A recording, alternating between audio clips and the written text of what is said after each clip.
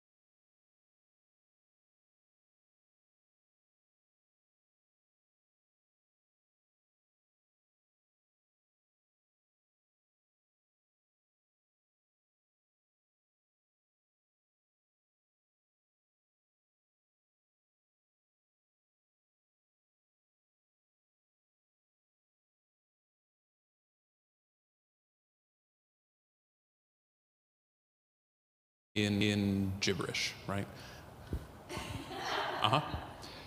So we can say things with our gestures, we say things with our faces, we say things with our body language, whether we understand that language coming back to us or not. And my experience, not being fluent in really any of the languages I sing in other than English, I need to work really hard at understanding the text that someone's going to say to me so I can respond naturally like I do understand what's going on.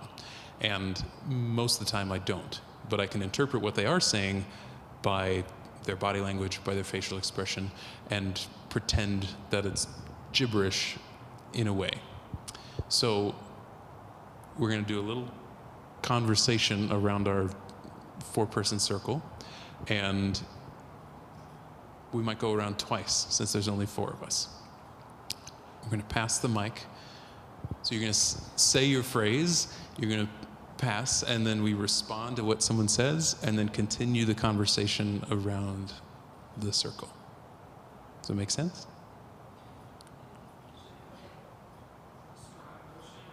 Totally up to you.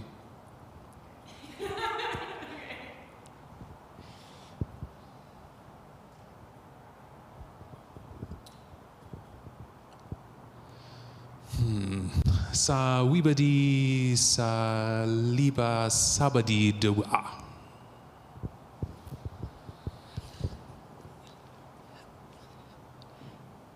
Busaba tapa tapa tapa ta.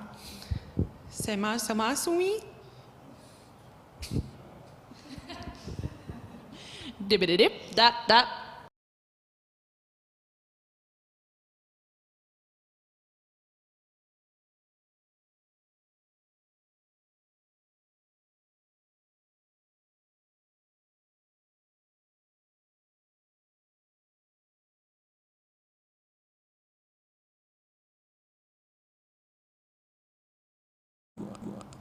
Sinake? Sadabada. Da? Masumama ni manamano no. Mama na sabasa pasipi.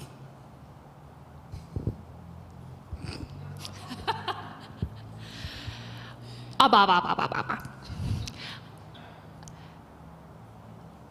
Widi guarabana. Sima de grawa.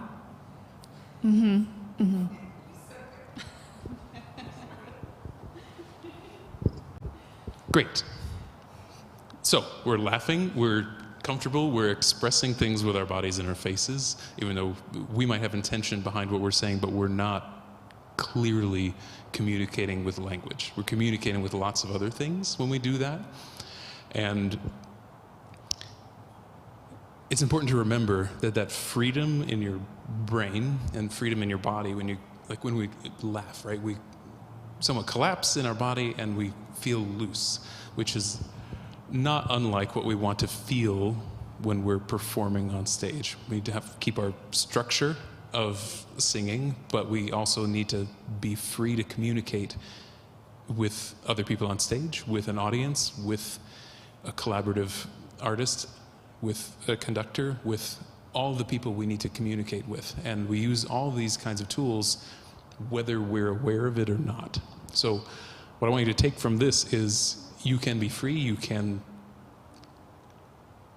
communicate with others without that tool of language, which is special about what we do as singers. Right? If we played violin, we can't use words unless we use words to address the audience first and then play with that understanding, which is a great tool, but it's not the same as communicating through text, which is unique to what we do as singers. Does it make sense? Does it feel silly? Does it feel freeing? Does it feel ridiculous? Does it feel like information that's helpful? How?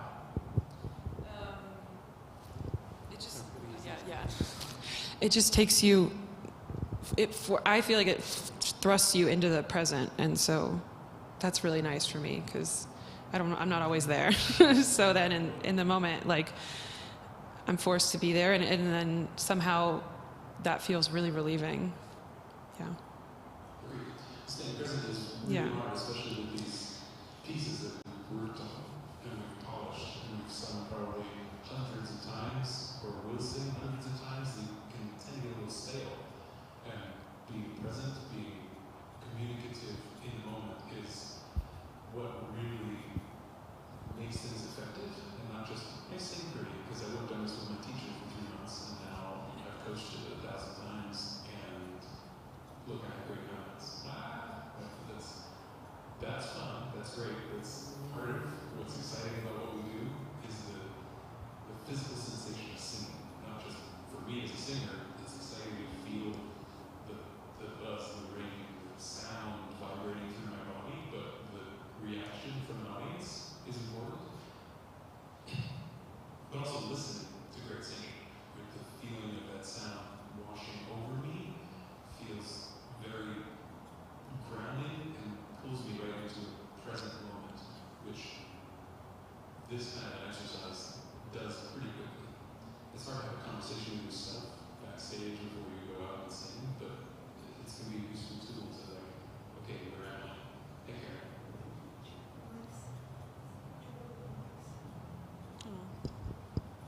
So, I think we're both on. I think we can hear us in the room. Bill, we have trouble on the stream or in the space? Is that one?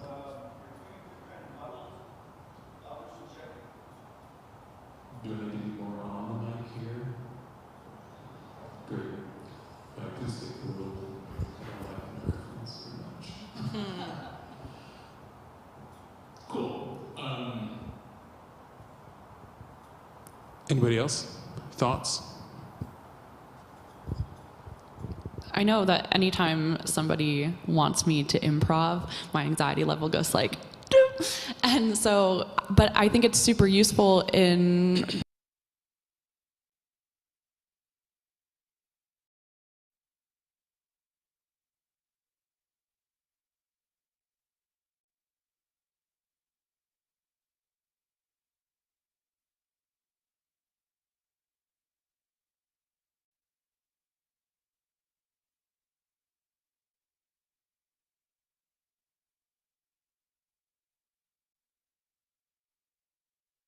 gets passed to you and you go, what do I do?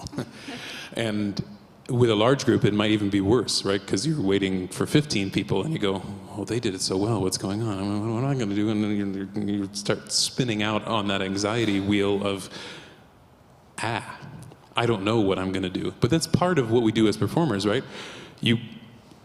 This stage is different from your studio, your practice studio, your rehearsal space, it's different from most other stages, right?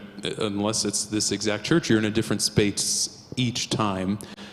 And being aware of that space, both acoustically, visually, knowing where is that audience is a part of what we do. And I think if you can check in with all those skills that you have as an improv person, just from the skills you have as a performer, having performed on stage more than twice, right? Those skills build the more and more we do it. So the more practice you have and realization that you are comfortable in an improv situation, whether it's with words or with your presentational material, you're still improving, you're still adjusting in the moment and staying present really any time we're on stage. Ingrid, anything to add? No. Improv is one of my greatest fears. So it's really interesting as a performer, like you were saying, you learn it, you practice it, you coach it, you practice it more. It's memorized, you do it multiple times, and it becomes this second nature thing, so you don't have to worry about not knowing what you're doing. But this exercise it's so interesting because you need that freshness, that in the moment clarity and different personality and characterization to make a role interesting or any piece interesting. If you just sing it the same way over and over and over, it's going to get stale. So it just reminds you that it's okay to play around. And I think that's such a big thing that people forget about singing, is that it should be play. It's work, yes, and hopefully we get work from it, but at the end of the day, if you're not having fun, if you're not playing around, people aren't going to enjoy watching it. Indeed. And even in sad, slow, tragic opera land, right, we still need to enjoy that play space as the performer. And we don't always, right? We don't always enjoy the play space. We don't always enjoy the colleagues that we're singing with on stage. And sometimes it can get weird in rehearsal. It can get weird in performance. And sometimes you have to adjust even more. But that presence of mind and that presence of space has to be top of mind, and what we have to do to prepare to go on stage, not just warm up our voice, but warm up that presence. And like you said, we rehearse and we rehearse and we rehearse and we do, and it becomes somewhat second nature, right? Of here's where I raise my hand and reach towards the thing that I'm talking about in French that no one understands, or here's where I point at the person I'm talking to because I'm angry at them. And when we get into that stale routine of we add our gestures into our memorized performance, everybody can feel that and read that, and it doesn't feel tangible, present, or as effective as it can be to communicate what you're saying to the audience. I wonder if I don't remember the pieces that you all will sing first or at all today. Can you remind me what they are? Okay. Okay. Okay. Great. Great. So taking our gibberish level to another level, French, Italian. If we have a conversation with our text, right? Since you have the same aria, that could be really interesting. If you go like line to line, even though it's soliloquy because it's aria, what if we try and communicate something through those foreign languages? So take the gibberish out and move into some kind of language, but have a conversation with each other with a line or two from your piece. Does that make some sense?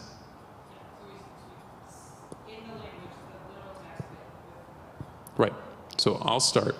We'll work in Italian, and you guys work in French.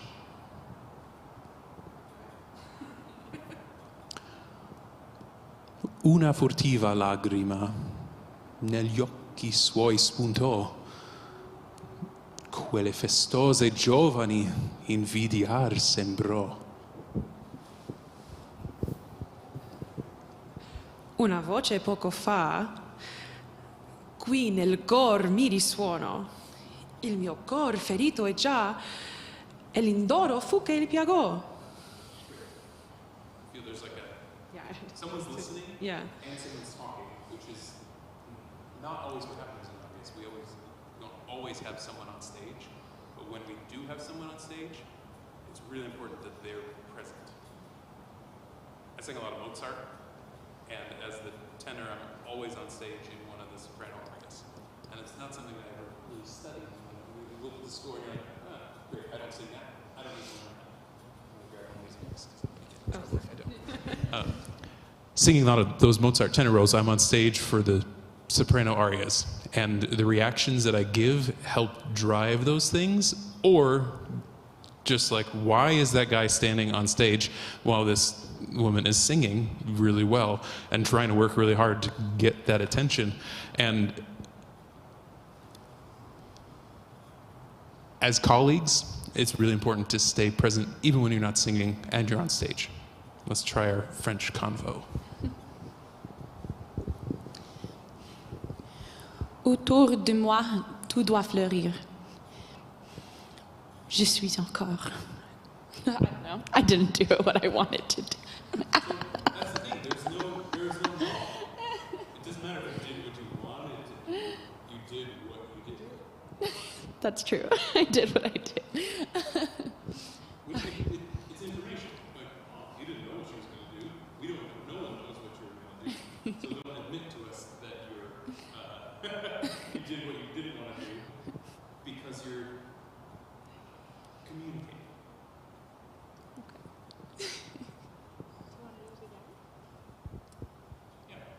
Okay.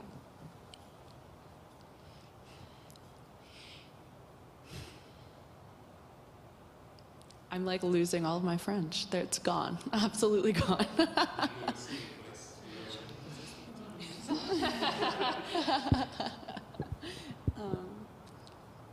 Je suis encore tout étourdie. Enfin, je suis ici. La maison est déserte. À revenir, je réussis sans être découverte. Je suis encore tout étourdie. Mais que de peine et de soucis. Le corps s'éloignait à peine que j'admirais de tous mes yeux. Fuyant dans la nuit solitaire.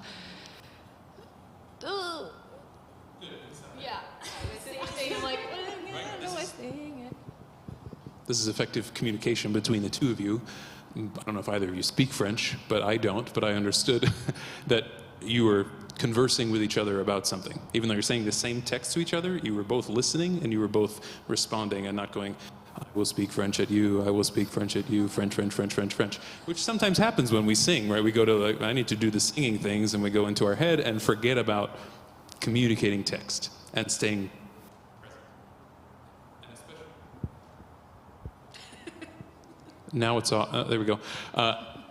Especially when we are, what was I going to say?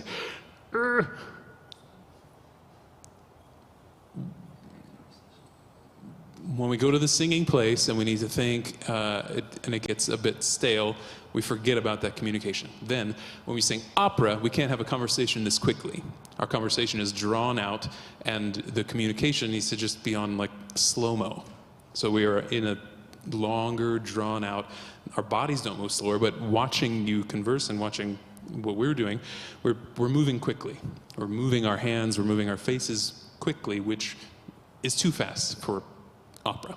It's too fast for singing with music in general. So if you can remember this feeling when we get up to do our singing work, and we're going to slow it down and stretch all of those things out into a more deliberate, which is going to feel less present, deliberate space. But if you keep presence of mind, we will feel your connectedness, whether you really feel it or not. Does that make sense? Cool. Let's do a little body things, body walking. We're just gonna like get up and move, so we're not just sitting before we sing.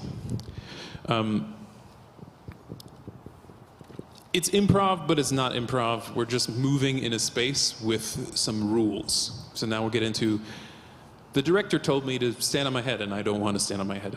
But I still have to stand on my head because that's what someone wants. And that's a bit much, but what I want us to feel, this is a bit of like moving meditation. We're gonna go to a grid pattern.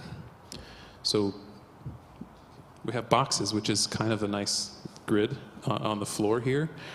We're gonna walk in straight lines, we're gonna walk in diagonal lines, and we're gonna change speed, we're gonna change balance, we're gonna play with a couple different axes of how we move in this space. So we're gonna find a neutral, where you're just walking on straight lines, whatever line you want, but whenever you turn or need to turn because we're out of space, make it a 90-degree turn and continue to walk in the space. Okay, so listen to me, be aware of who's around you in this space. You're gonna stay present, and listen to, we're gonna go fast. We're gonna go really fast, we're gonna go back to neutral, we're gonna go to slow and really slow. So we have 5 levels of speed.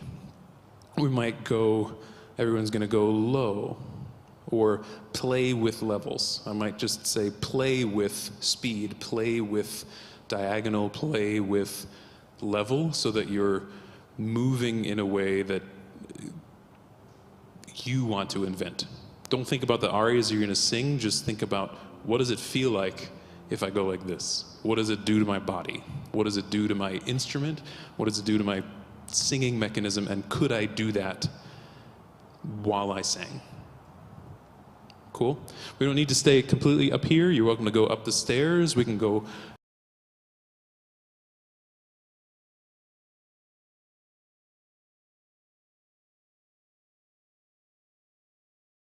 So let's just find our neutral, walking in straight lines.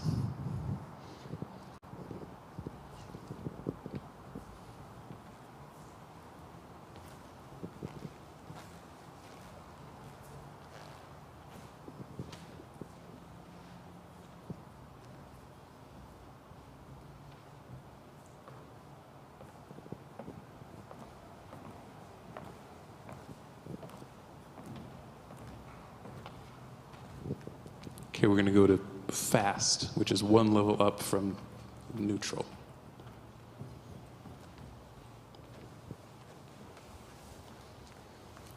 Back to neutral.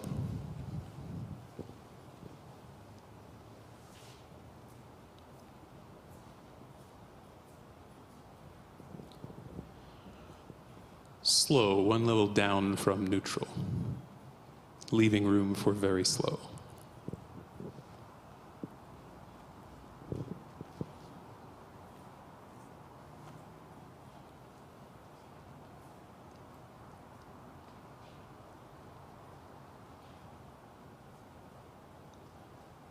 Back to neutral.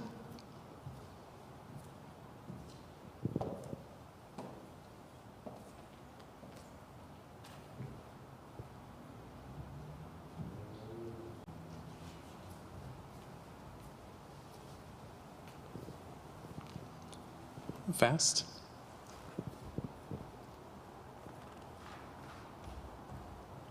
Faster.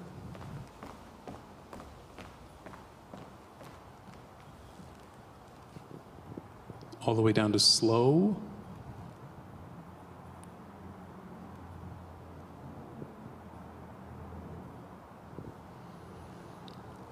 At whatever speed you want, find your way to this black square on the stage.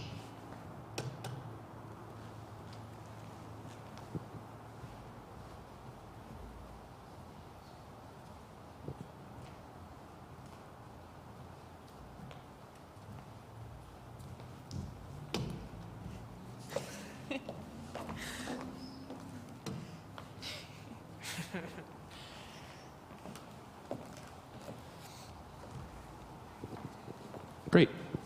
What do you notice? Did you go too fast when I said fast? Did you go too slow when I said slow? Did you like neutral that you picked? Did you like the rules of walking in straight lines only? Yes.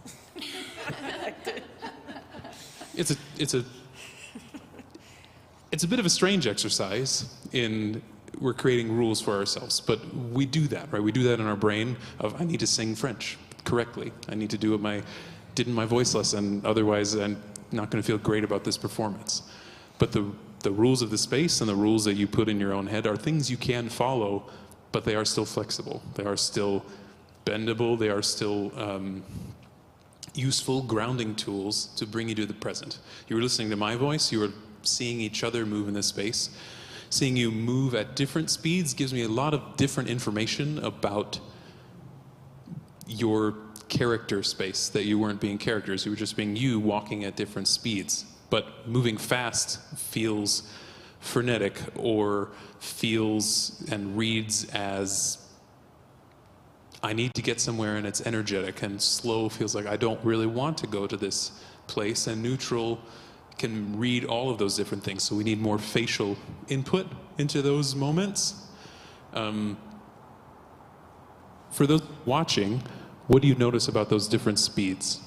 Does it tell you things about, you didn't know anything about what they're thinking, no one did but you, but do you see differences with just different speeds in the feet? Yes, maybe? Cool.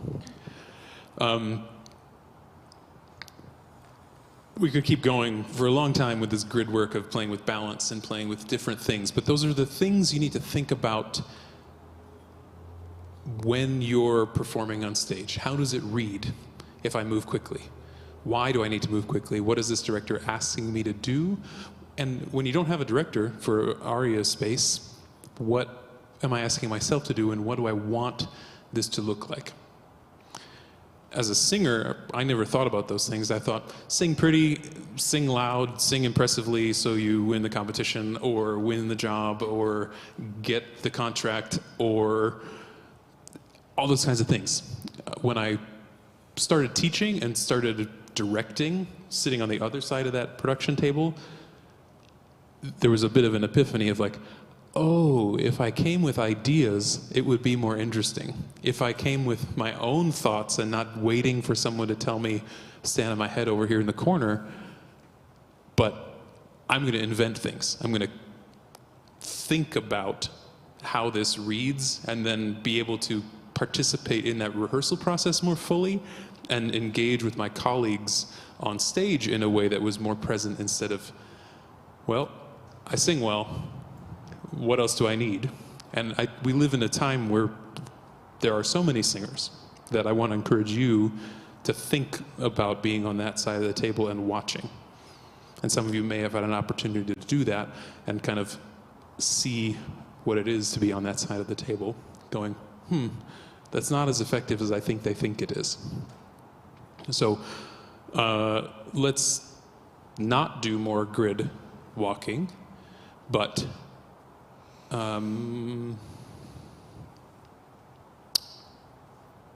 one more physical improv thing.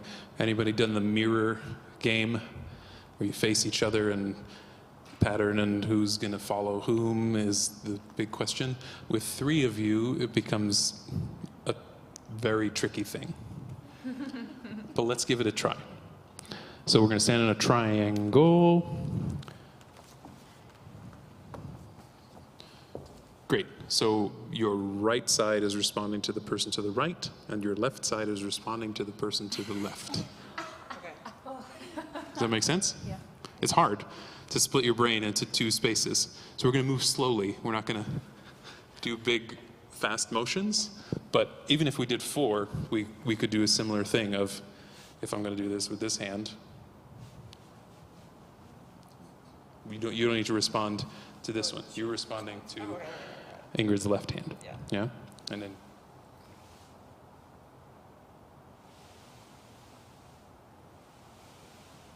good. Yeah, if you can incorporate your right hand. and left hand.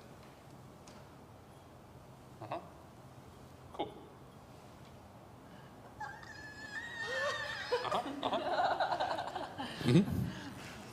Give it a try. Just the three of you. We won't do it very long. It again pulls us into present of having to respond physically to what someone's doing.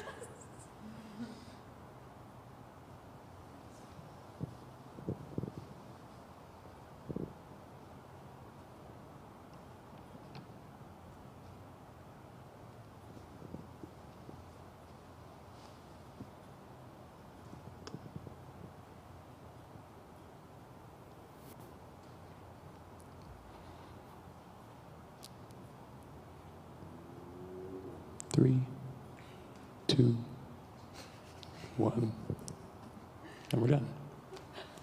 Great job. I mean, you're splitting your brain into lots of different places, right? Of who am I watching, and you're aware of what's around you, or you're aware of what you're doing, and it's a tricky thing with even just two people. Who's leading this? Who's going to move first? As singers, as soloists, I'd encourage you to feel like the person who's going to move first. And in the collaborative nature of what we do, there's a lot of time for you to lead, and there's a lot of time for us to follow when there's a pit, or when there's an entrance that we need to think about musically.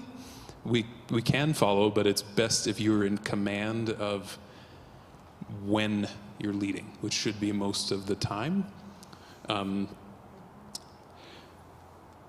multitasking you were just doing is a little microcosm of all the multitasking you are used to doing, right? As a singer, we're singing in a foreign language, we're singing, we are communicating with a conductor, we're trying not to let the thing flying in crash on our heads, we're acting with our colleague, like we're doing at least 8 or 9 different things simultaneously. And acknowledging the useful skill that is, just like all the improv that you're used to doing that you don't acknowledge as improv maybe, same with the multitasking, you're doing a lot. And if one of those pieces gets out of whack, you still did a lot of things right. And remembering, it didn't go so well because this part of my thing didn't do what I wanted it to do, or didn't find that space for that high note. You did a lot of things right, hopefully. And hopefully you can find those good things that did go well and dwell in them and enjoy the success of the majority of what we do, and not forget about what went wrong, but go and work on that in a way that doesn't negatively impact the things that did go well. So remember to acknowledge your good work in whatever you do, in whatever we're going to do today. Cool? Do we feel physically present and mentally somewhat present? Great. Let's take 5, and we'll start with, who's supposed to be first? Gloria, I think. Sure. That's great. Yeah. Okay. Gloria's supposed to be first. So we'll start with you. Take a walk, take a break, get some coffee, get some whatever, and we'll start in 5. Okay. Thanks. Yeah.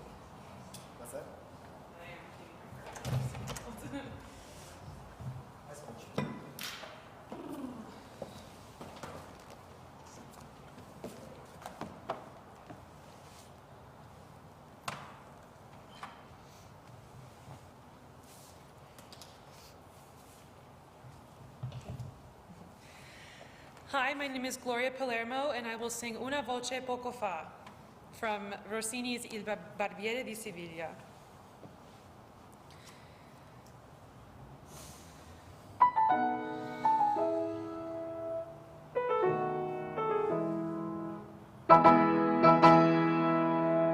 Una voce poco fa qui nel cor mi disuonò, il mio cor ferito è già e l'indor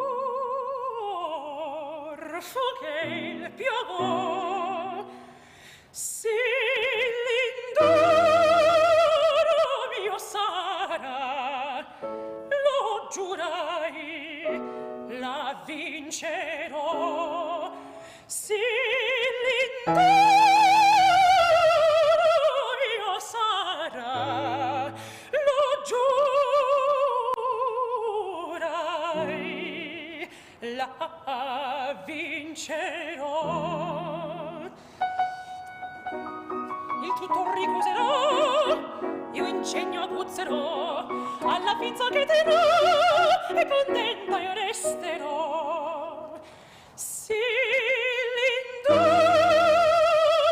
mio sarà, lo giurai, la vincerò. Sì, l'indoro mio sarà, lo giurai,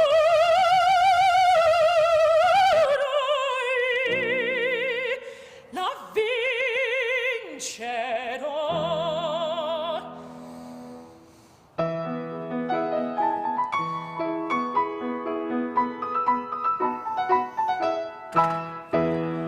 Io sono docile, son rispettosa, sono ubbidiente, dolce e amorosa, mi lascio reggere, mi fo guidar, mi fo guidar. Ma se mi toccano dove il mio debole, sarò una vipera, sarò, e 100 trappole prima di cedere, farò giocar,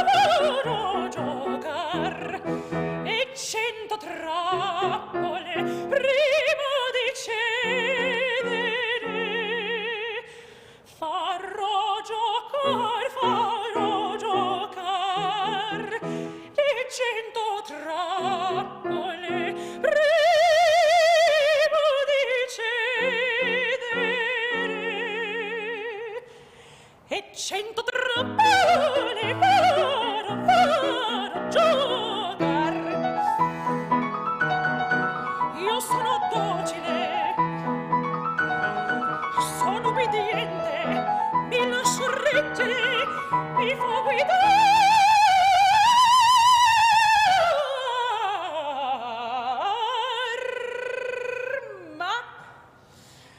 Ma se mi toccano dove il mio debole, sarò una vipera, sarò, e 100 trappole prima di cedere, farò giocar, e 100 trappole prima di cedere, farò giocar,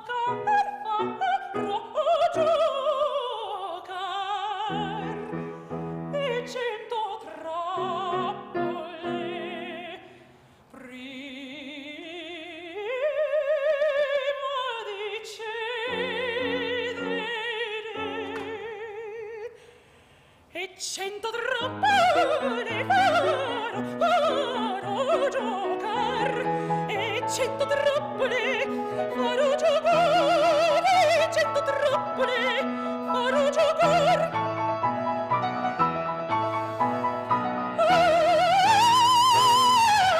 Sì,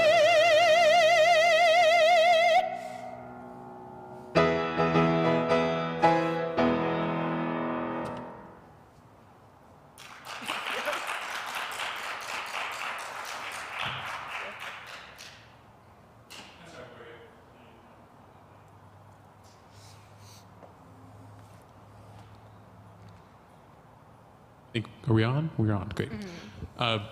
Great to hear you. Thank you. Great sound. Nice warm color in what you bring. You seem like you get this character, like you know the space that you're in. Some of your gestures feel a little planned. Yeah, I think we can address that. I want to talk about a couple other things as well.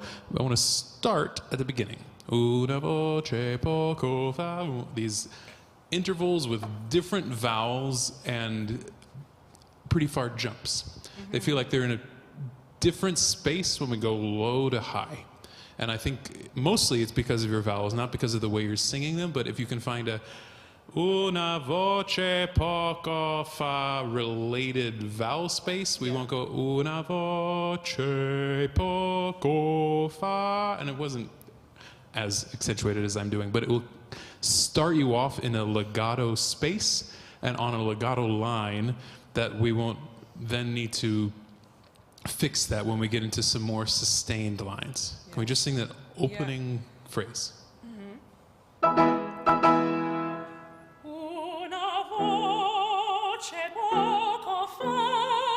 Good. Can you sing the lower notes a little more? Okay. They're in a really good space, but they're the resonance changes a little bit, so we lose a little bit of the presence. Yeah, okay.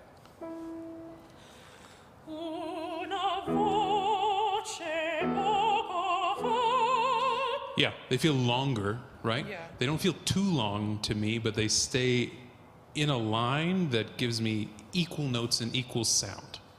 Okay. Does it feel too long to you? I feel like it needed that time for now. Agreed. Yeah. Also, with those Italian words, there's no double consonants, so you get to use all that vowel time that you want to. And sometimes when we drop off on those spaces, the Italian feels weird, and it feels una voce poco fa instead of una voce poco fa. No, not lazy, but more vowel than consonant. Try one more time, just to solidify.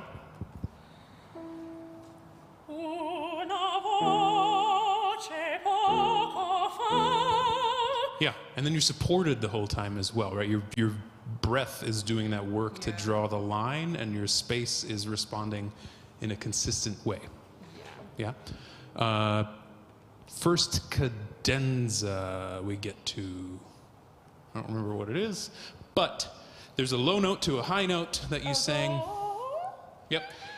And I want you to take your time and show us how well you negotiate low to high. You kind of rush through the connective tissue from the bottom into up here. Yeah. Can you sing it once?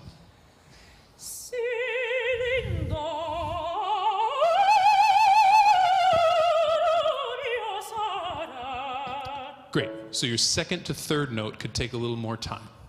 That's the one that's important. Yada ba. That one. Take a little more time for yourself to. We're going through passaggio, right? And that's what bel canto shows us out here as judges or an audience, whether we know or not. It's about how well you manage your passaggio.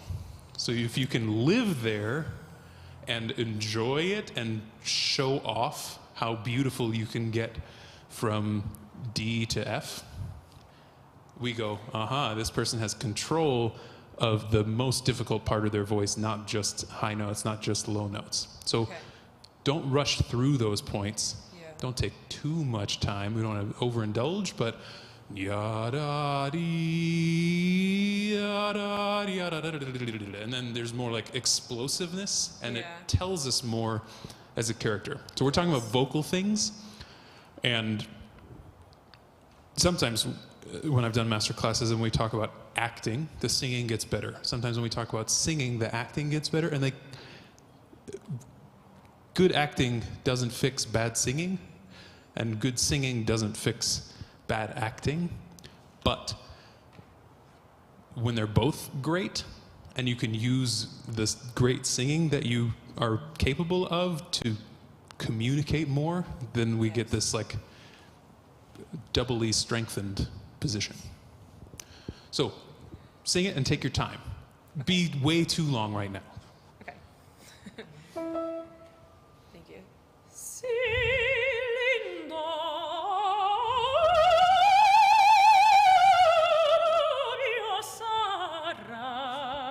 Did you have enough air to make it to the end? Yeah. Great. And actually, I ran out when I did it earlier. So yeah.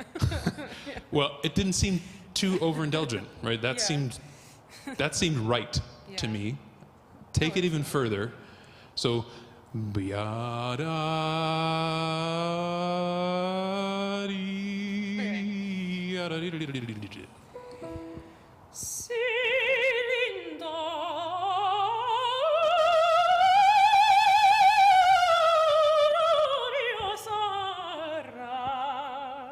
plenty of air, and Yeah. honestly, that's not too long, Okay, I can try to make it. right? That's effective, especially when we're Lindoro. Even in the, so you think in performance that's not even? I could literally do that. I think so. Okay. No way. That makes me happy. I'm not a conductor, Yeah. but there's not much going on, right? Yeah, You're free to do what you want. Maybe some Rossini sticklers might say it's a little bit too Puccini, a little bit too like bigger singing, but Yeah. I'm not a Rossini aficionado or a Rossini singer, and I mean, it feels I still better. think anybody who sings Rossini should sing with their sound, Yeah. whether that's big, small, whatever size voice you've got. You should use your full instrument the whole time and not Yeah. diminish just to sing fast notes. Yeah. Does that make sense? Yes. Does it seem too long to you to hear that amount of time in the cadenza? It's also the first time you're singing a cadenza. Yeah. And if you go running right through it to get to the next phrase, we don't feel like you're in command of what you want to do. Right? It translates to is this a vocal issue? Are they trying to rush through this phrase because they're going to run out of air, or because they don't trust the space or the placement that they have been using to sing these notes? Yeah. So go from the beginning up to this point. Okay. Legato. Una voce poco fa, qui nel cor mi suonò, il mio cor ferito è già, e l'indor fu che il piagò, sì l'indor mio sarà, lo giurai, la vincerò, sì l'indor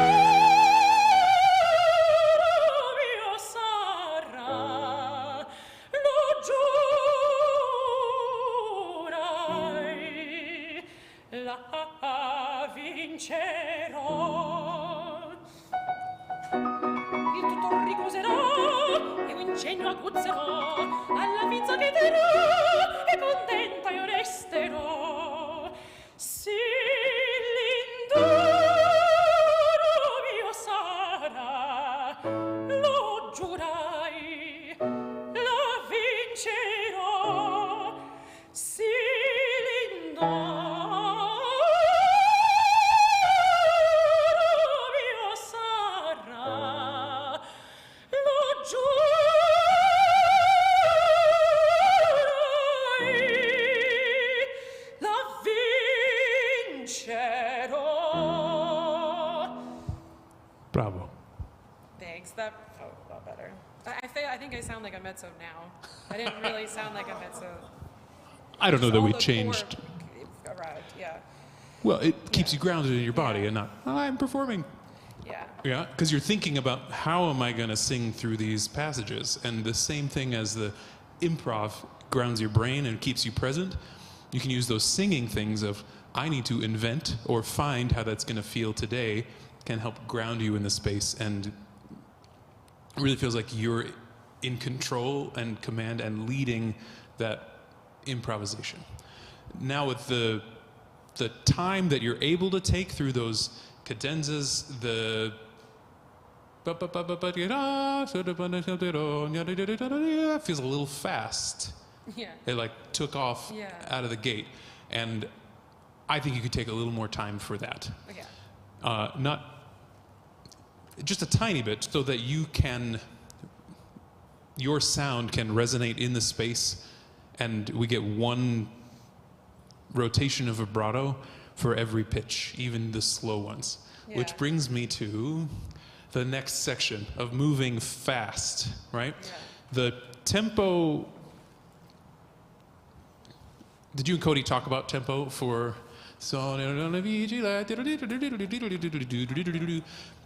Cody and I work together at DU, and Cody's very flexible. We've done concerts together, and he's very willing to follow whatever you want, which means you get to take command of what tempo you want, no matter what you get from those 4-8 bars of intro.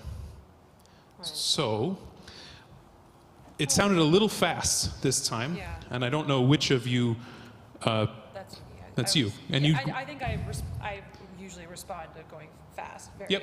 I'm like, okay, faster, let's go. If we're going fast, we're going fast. Yeah. And Yeah.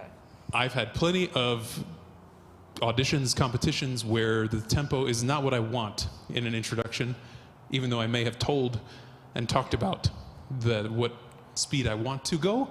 But then the first phrase you sing, you get to slow it down. And as an audience if I'm sitting in the audience and it's a performance of whatever show you've been rehearsing, I would expect that the tempo is gelled. If I'm sitting in an audition watching you sing for the first time and the collaboration between the two of you for the first time, I don't expect that to be perfection. And it shows me a lot about you as a performer if you can go, that's not my tempo, I'm going to sing at this tempo. And a bar in, half a bar in, we're together. And if we're not, that's okay too. Eventually it will come together. So I think you're singing a little too fast for your voice. Yeah. It doesn't vibrate on all the little notes once we get into this like moving tempo section. Have you ever heard the concept of acoustic stride? No. No.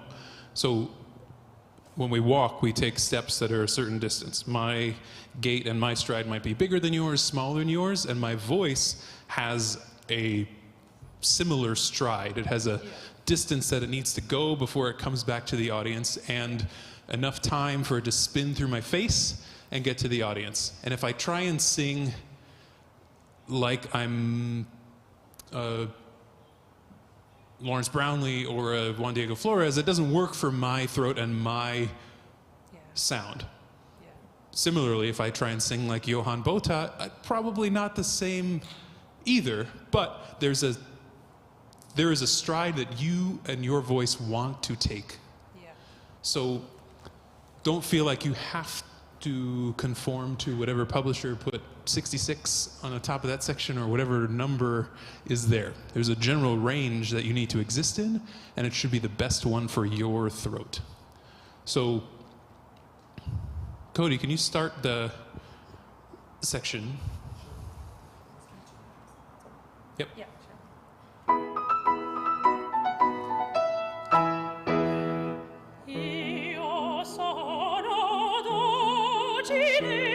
Good, the sono dolce. That speed feels more comfortable to your throat. Yeah. No, it's so consistent with feedback I've been getting, and I'm just thinking, I'm like, oh yes, because I don't know if, I think this has recently changed, and I think I'm used to doing, my rep is, until now, has been all fast, all really crazy coloratura, and Sure. I think it's not quite the right fit anymore. I don't know, it just feels this, so much... This doesn't seem like it's a wrong slow. fit for your throat. Yeah, it's not even like it's slow, it's just... Nope. just It still feels fast. Yeah, it still feels like Rossini Yeah. and like way too many notes for a throat to have to do at exactly. 9 or at now 10:15 in the morning.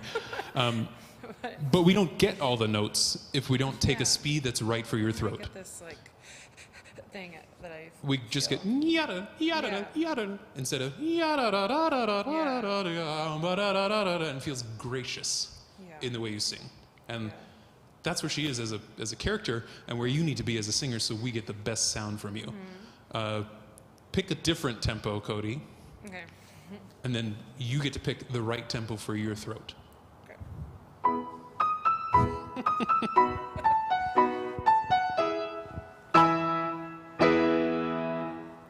Io sono docile, son rispettosa, sono obbediente, dolce amorosa, mi Good. lascerei. How'd that feel?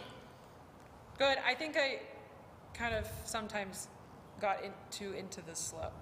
I fell into the I was slow worried part. on the EO. Yeah. And then, no, you took off with whatever speed you wanted. The first indication of your tempo is the diphthong. EO, so, right? If we split it in half, that's our first sense of tempo. So if it's EO, so, na, or EO, so, na, that's your tempo.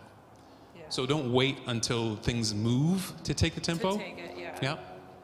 Same thing. Pick a different speed, whatever you want. Cody.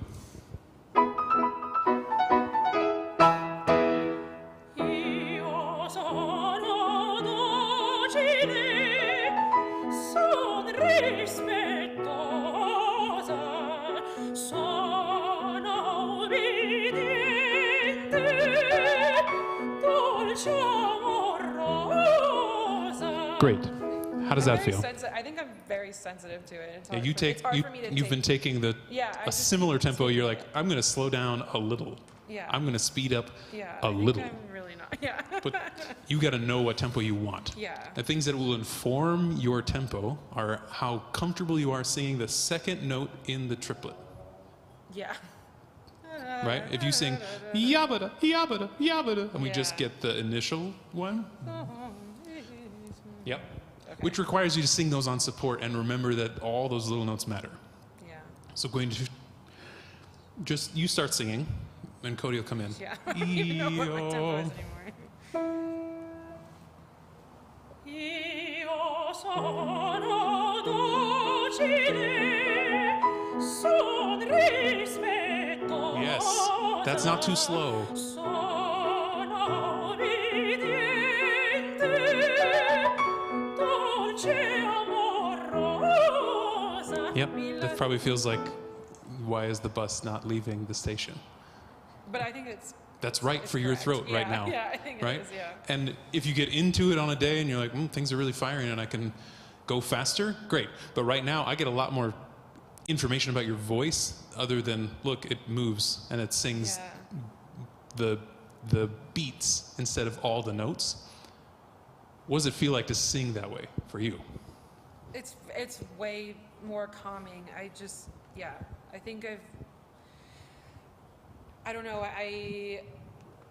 I'm just so used to I don't know, even like when we were doing this walking thing, like I chose I was thinking, because I chose the fast walk to get back up here, and you were like, oh, it really says something about what, and I was like, why did I choose the really fast walk to like run up here? And I think I just live kind of in that like I have like one gear sometimes, and Sure.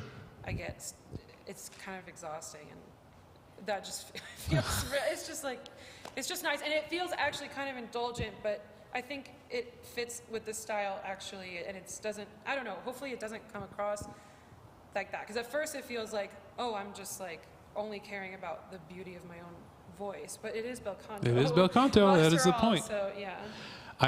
I don't think it feels right. out of style. It feels slower than like Joyce DiDonato's version. Yeah. It doesn't really feel slower than Marilyn Horne's version. Yeah. Again, with my ears and to the audience, I think we get a lot more information from a slower tempo and always hearing you sing than you trying to do your version of somebody else's. Yeah. With all those fast notes, we do tend to run out of air. We tend to run out of breath because we're not fully supporting all the little notes. And in this speed, you're able to stay grounded and on your breath in a way that will allow phrases to be longer and for you to have more command of your sound all the time. It's not overindulgent. It's not too slow. Yeah. Thank you. Fast forward to the end, the big final cadenza section. Like the that's where I ran out. Very, Io sono dolce, sono obbediente. Mi lascio reggere, mi può guidare. Or the very, That one. The very, yeah. Start there. That's the But one take your there. time in the phrases that lead up to it. So you can breathe and you can settle into your air and settle into your support. And your sound can ring each time. And then as you travel up, what we did at the beginning of low to high, not indulge in your passaggio, but show us how much control you've got of it, is what I want to hear in these final cadenzas. Yeah.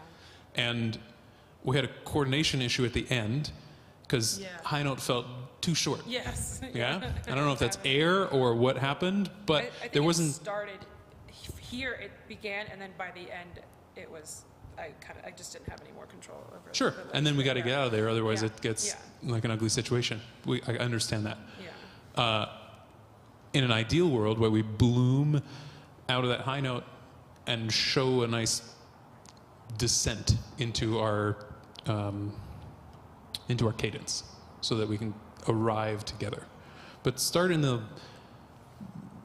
this last section and show me how much control you've got of your air, of your breath, of your voice from top to bottom to middle. Okay. Io sono dolce. Io sono dolce. Sono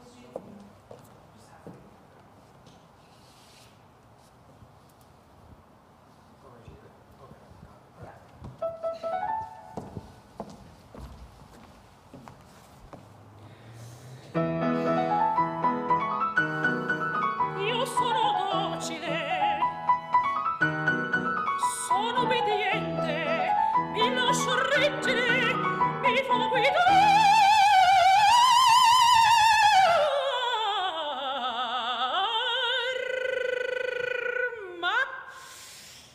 Ma se mi tocco dove il mio debole sarò una vipera, sarò e 100 trappole mi può decidere, farò giocare. I feel like I want it to be faster, but I don't know if I should. Yeah. Well, you Yeah. raced through the descending interval, Yeah. and back at the beginning before the ma, if you put one more note in the middle of your ascent, you'll have a grounding moment. It feels a little bit too fast up to the top for me. Da da da da da. Where do we start? Io sono dolce.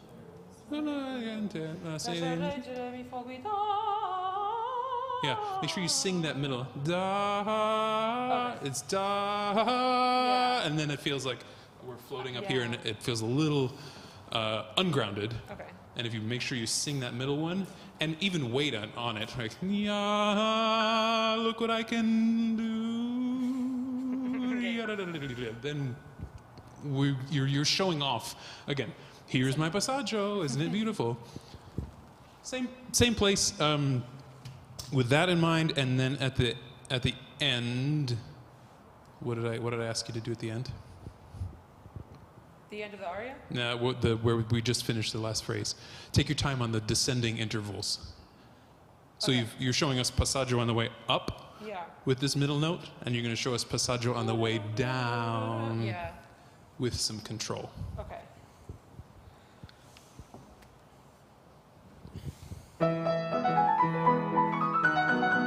Io sono docile, sono obbediente, mi lascio reggere, mi fa guidare.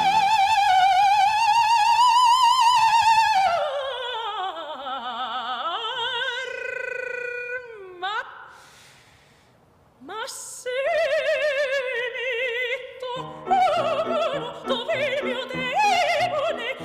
una vipera sarà, e 100 trappole mi vodice farò giocar,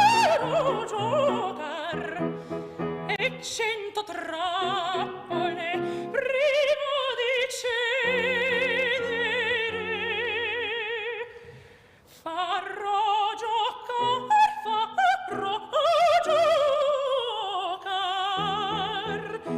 e 100 trappole prima di cedere, e 100 trappole farò giocar, e 100 trappole farò giocar, e 100 trappole farò giocar.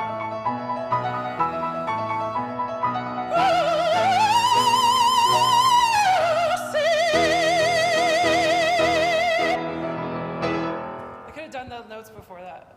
I think I could have done the same thing. Really sad on those notes. Yeah. Indeed. And I think you arrive at the top note at probably 85% of space. If you arrived at like a 60%, you'd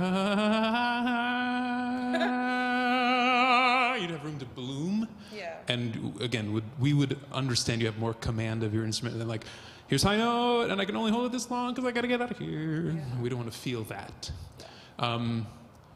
Yeah. Do you ever sing the tacit part? No. No. I mean, I could do it. I think. Oh. Yeah. So, for me, I try it both ways every time to know what's going to feel better, right? Sometimes sitting and waiting, going, there's a high note coming, feels really anxiety-inducing, and like, this better be good because I'm taking these 3 bars of singing out, and then here it goes, bah, high note, and we're out. So sometimes staying on that breath, on the voice, even through a fairly long aria, I don't think you're out of stamina. I don't think you're out of voice by the time we get here. So leaving it out would be like, I need to readjust my laryngeal position because it went wrong somewhere in the thing I've just done. Like, leave yourself out of being able to do that. But what happens if you try and sing, just continuously sing,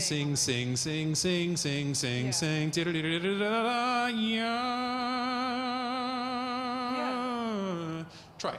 Okay.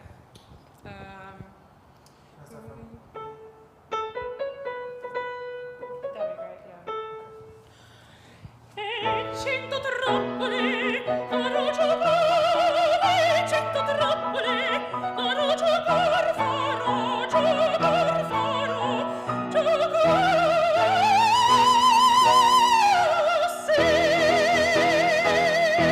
Maybe something in. Meh, it's information. I don't know if you like that or not, but you would have to plan breaths a little differently, maybe.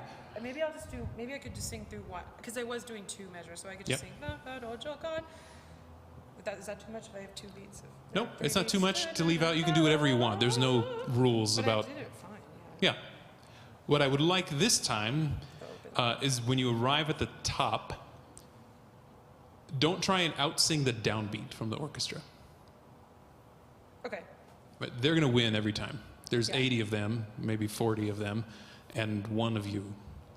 And you're not making a little sound, but you don't stand a chance when they arrive, or even when Cody on the piano goes, bah, then it's clear. So you might as well wait, let the sound clear a little bit, and then bring on your sound so that we're more overwhelmed by it.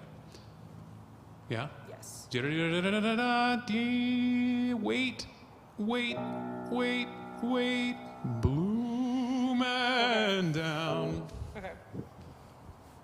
Okay, I'm gonna try it. Just from there. E 100 trappole farò giocare, e 100 trappole farò giocare, farò giocare.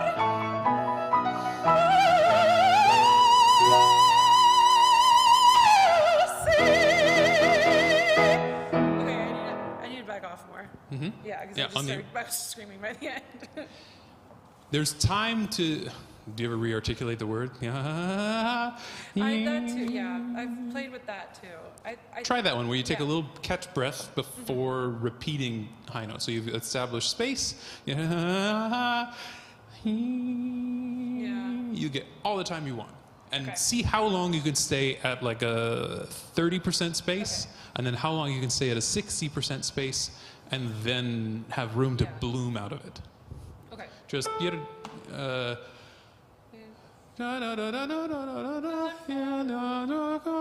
just we can go right from there.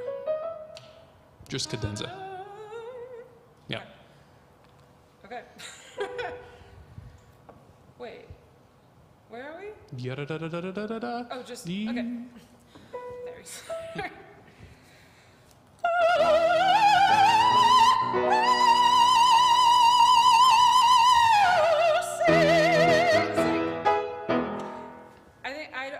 I need to not over open, but yeah, I can just feel it like shaking around.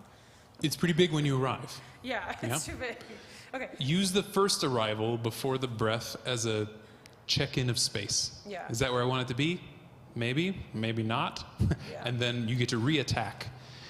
And don't over below that note when you restart it. Yeah. Think just about position. Yeah. Like, A little baby. yep, tiny. And then bloom into that resonance. Okay. One more time.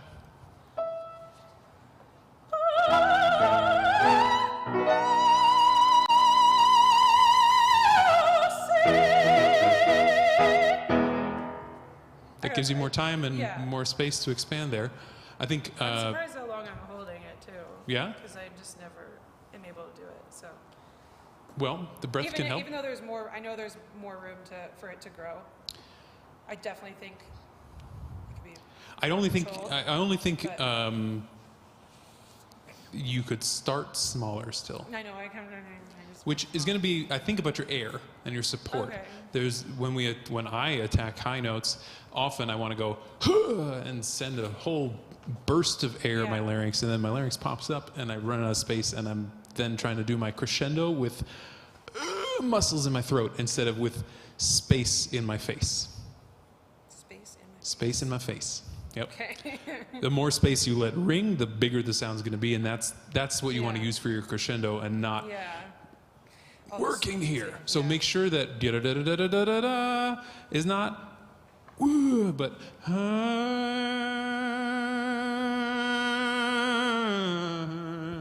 yeah. One more try. No promises. Okay. Maybe try really small. I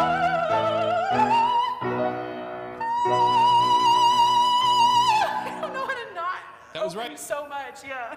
And I know it's too open, even though I'm trying to be quiet. Sorry. What if you add a sense of E or A, like or A? Yeah. Make it a little bit nasal.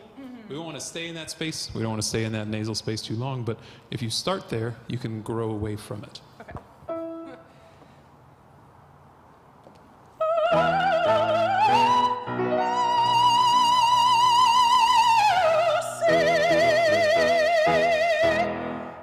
Yep. I know there's more room for it, but I think I think you just need to be comfortable hanging out there. Yeah. Because you got plenty of air, and you got plenty of space. You kind of run from 30 to 70, and same thing as the beginning. It's a consistent theme, right? Trust that you've got the space and the time to do what you want artistically, and trust that you can manage your instrument how it needs to be managed to have the biggest impact. Yeah. Thank you. Great. Yeah. Thanks. Thanks so much. Thank you.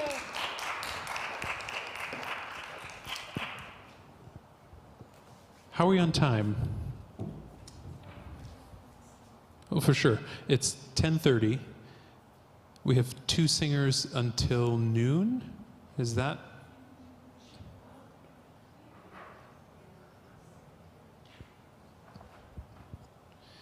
We expect Madison. Okay.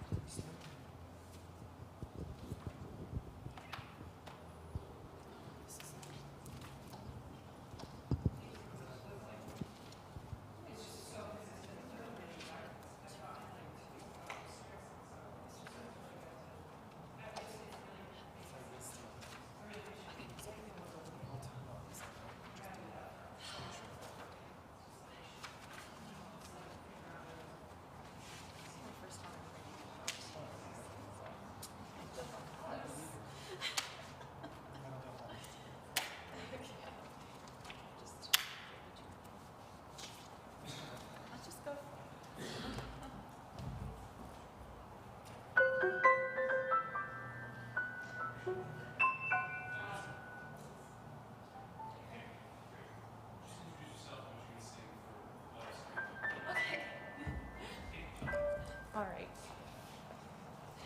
Hi. My name is Sabina Balsamo, and we will be performing the Gavotte from Manon by Massenet.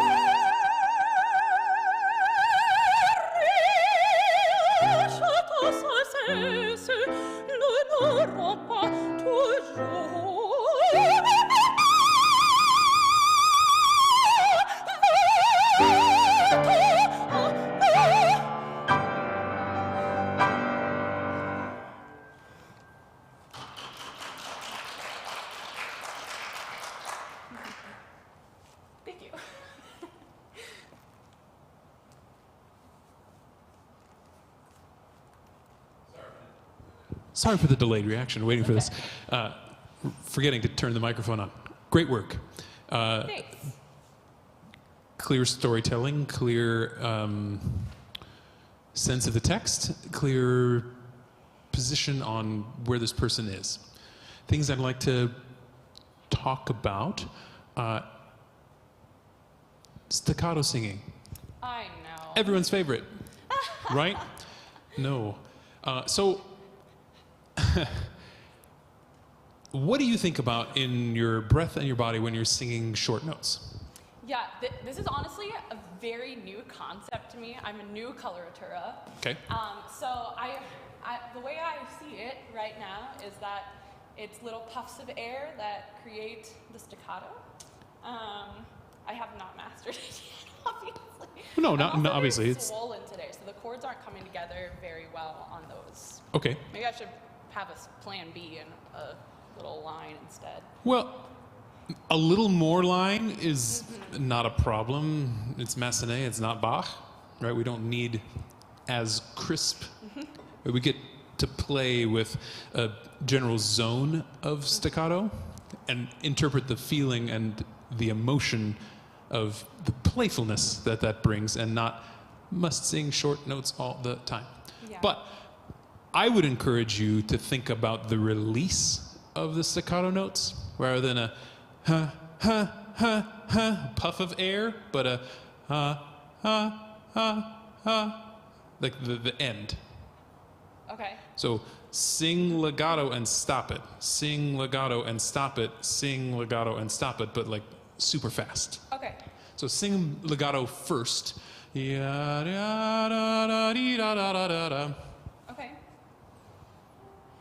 There, that key.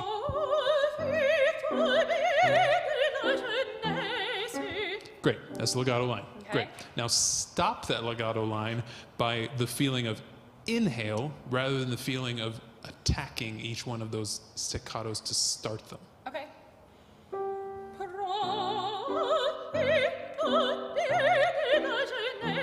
What does that feel like to you? Better. That's an interesting way to think about it.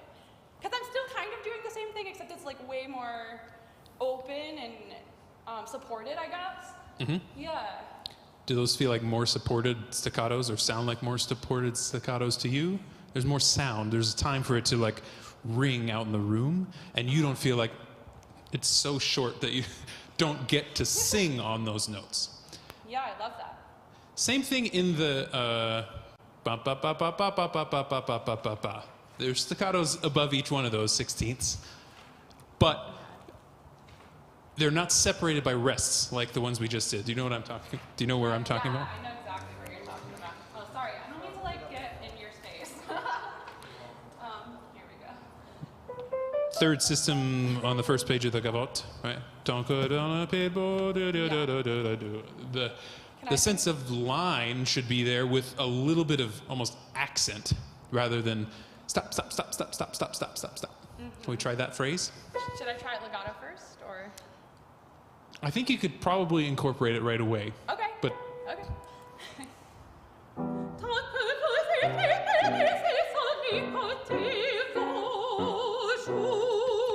so that still feels like a bunch of little dots that are kind of connected by sound. So yes, try legato first. Just nice and smooth.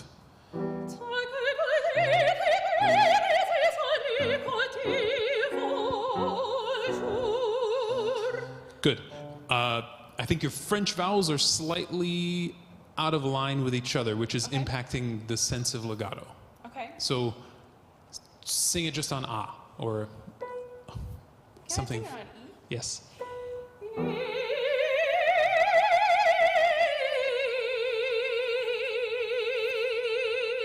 Great.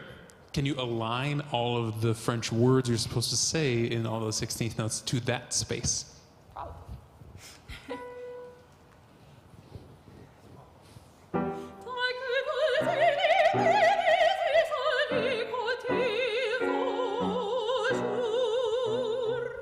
Great. That's nice and legato. Okay. Now, take that legato and just add a little bit of almost tenuto or accent to each one of those, where they're not going to feel separated. We're still going to have that same legato line you just sang with as much connective tissue, just why do you think the staccatos are there? Either emotionally I or... think she's just very playful in this. So show me playful through a legato line rather than must sing short staccato notes. Okay.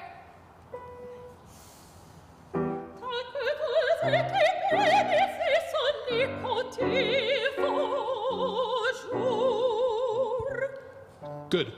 So we kind of came full circle, right? That seems very similar orally to the first version. But in your body, I don't see pulsing of your air, which means that your larynx can stay nice and relaxed and dangly instead of feeling like it gets punched with air each time you go ha ha ha ha ha and send air at it. Yeah, I feel so much more connected to my rib cage, thinking that outward instead of inward Great. motion. And thinking that legato line, right? Yeah. Cool. Similar vowel structure. The first thing you say, what are the first few words? In that line. No, in the, Je yeah. marche sur tous les chemins. Good. Je marche. The je and the ma are pretty far apart in the spaces that you chose or used when you sang. So Yeah. that French schwa for je shouldn't be so schwa-y, and it should be more ah-y. Right? It should align with the marche. Je marche instead of je marche. Okay. Right? Less change is going to allow that legato line in your space and in your breath to come out to us. So just say it for me once. Je marche. Yes, that's the legato space because you're using that same resonance, not je marche. Sing that. Yeah, that was je marche. Je marche. Yes. Yep. See how close they are? Yeah. Keep them that close. Okay. No one's going to judge your French schwa if it's not too je, but if it's in line, we go, oh, that's a beautiful sound, especially when it's the first thing we hear you sing, right? If this is the beginning of aria you're presenting, I don't want to go, oh, this person loves their French vowels. I want to go, ah, that's a beautiful sound. Yeah. Give me more of that. I want to pay attention for the rest of the aria then, instead of I'm going to start picking apart French vowels or the singing that will feel slightly disconnected right at the beginning will not give me that sense of super legato that I'm looking forward to hearing for the next 3.5 minutes. Okay. It'll go to like, okay, when's the legato going to kick in? Well, there it was a little bit. And then when the staccatos are slightly too separated, we go, they're really too separated because we didn't start with legato line. Does that make some sense? Absolutely. So don't think too much French language and think more, give us that beautiful sound that you have. Okay. One more time to start.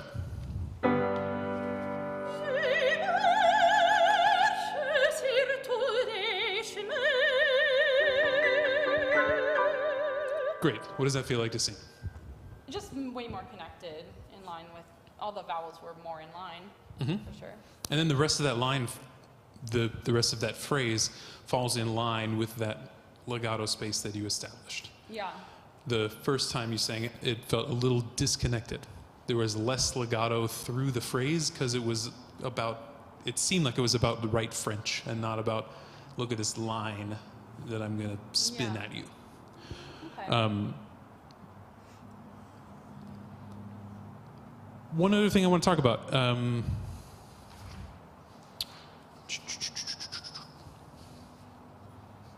So, a lot of cadenzas, a lot of like free time to do what you want and show off how much control you've got of your passaggio. Theme for the day. Control your passaggio. Good luck. The things I want you to find are direction and connectedness to your breath, which you've just shown me you can do both in staccato singing and in long legato singing, aligning your vowels. So it shouldn't be, oh, can't do that, right? I want you to find more time to push and pull through the cadenzi Yeah. that doesn't feel like I've got to rush through these 30-second notes to get to the high note and then wait. Yeah. Yeah?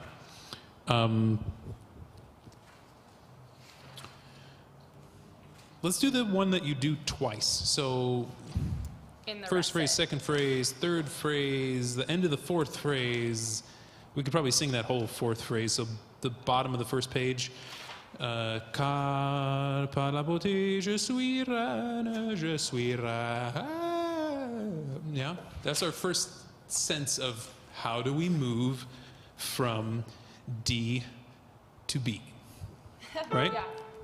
Show us how well you do that and not just like bop, beep, ba, ba, ba, ba, ba. It's Massenet. It's not Bach again. So you get to overindulge in that scoopy, slidey feeling from D up to B, and then her playfulness should come out in the movement that you do after that. Okay. Is that okay?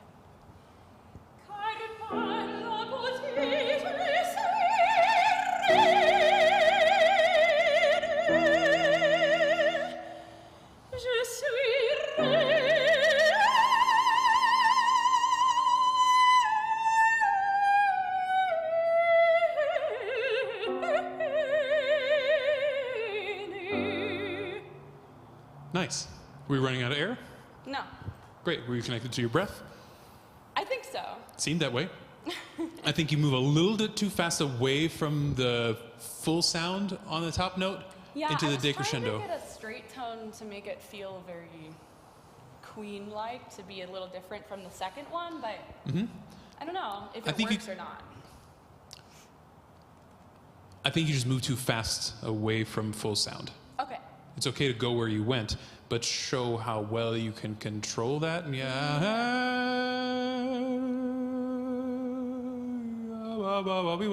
Instead of like, let us relish in the first high note we hear. Okay. We go, we've established this space.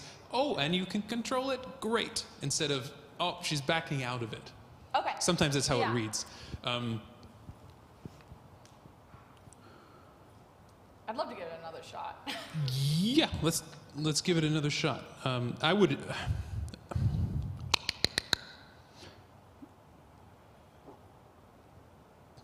See how long you can stay full voice and maybe save the decrescendo for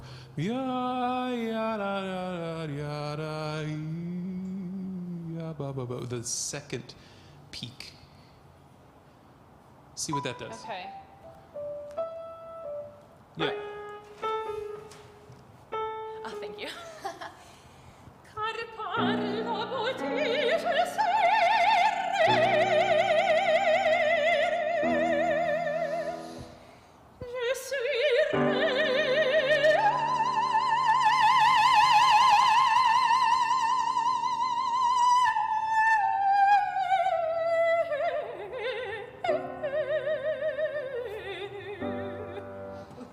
I'd buy that. Okay. Yeah. Cool. More effective? Less effective? Great. I think the high note's good, the approach is good, the cadenza moving through it is great.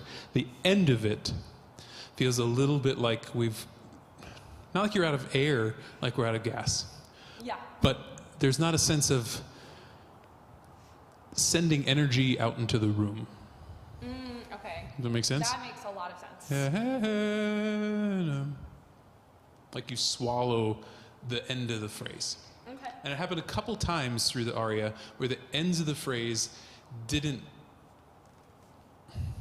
I like the image of sending the sound out into the room, and then you have to catch it by the beginning of the next phrase before it hits the ground, like a balloon, right? You give it a big pop out in the air, and then the next phrase goes pop instead of Yeah. and then you have to like start over to get the energy back in the room, and it leaves the audience with a sense of anticipation, and the room vibrates more, not just with the woo-woo energy that we send into the space, but the singing sound that goes instead of right? If we Yeah. decrescendo all the way to the end of the phrase, which feels very musical and feels very proper, it doesn't go, hey, wait for the next one, here it comes. It goes, okay, you can go to sleep. I'll wake you up with the next phrase. Okay. And we don't want that feeling. No. Memento. Yep, and there's a lot of little breaks in these first 2 pages that you sing, right? It's phrase, cha-chung, phrase, cha-chung, high notes, new phrase, cha-chung, like there's a lot of not connectedness to the sound. So you need to work extra hard at the ends of these to go, I have more to say. Okay. And you were doing stage business, which kept us interested in what you were doing, but I think sonically you can do the same thing. Okay. So let's go forward from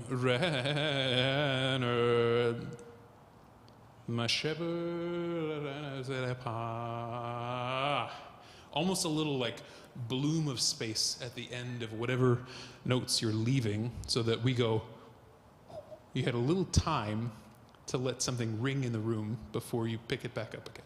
Okay.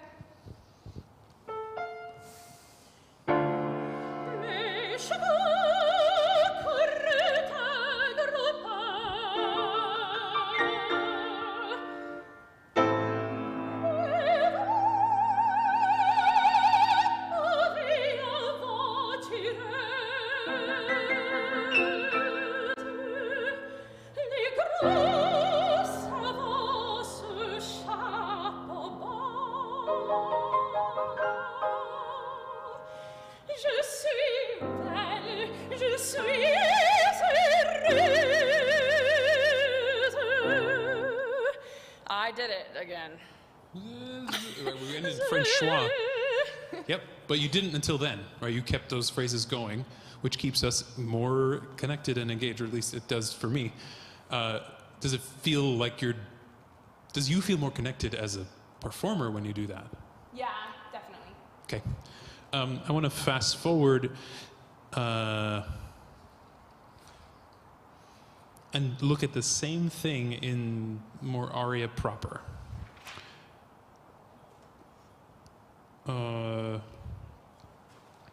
Cody, I'm on page bottom of 212. Bianco ella c'est le printemps. We have a lot of these stops and starts, so I want you to incorporate a lot of the things we just talked about, right? So sending the energy out at the end of these phrases and in between each note, stopping your staccato notes with the sense of inhale so that they're not hammering your chords with each one, but going float away, and those two things go hand in hand, right? When the sound it floats out into the space, right? Right, with the feeling of re-articulating stops that flow of energy. Okay. Yeah. The image of a wheel. There's a wheel that's always moving. It's a little woo-woo kumbaya situation of it. But we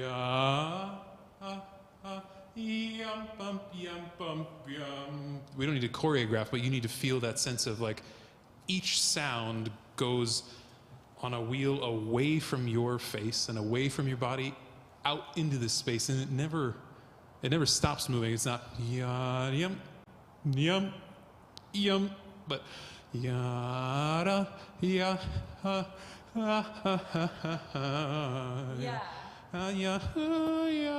and when you finish a phrase, you're gonna send that energy on the wheel out into the room. Okay. Give it a try. Des jours. No, bianco. Okay, got it. Ha. Bianco, il c'est le printemps. Les château sans cesse, nous n'avons encore que 20 ans.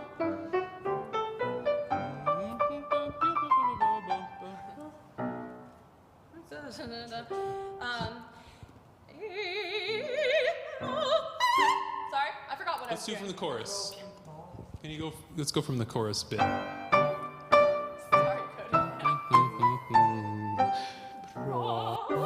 Cody.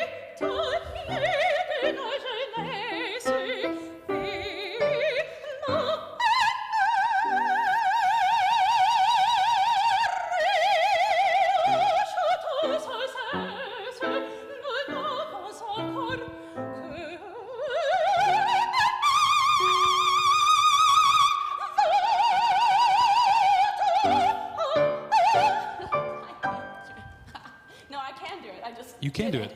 You did it. I want to. You have a little more control on the. Show me more sense of spin and not. Here's the notes that I'm going to sing. Right. Okay. Why do we sing that?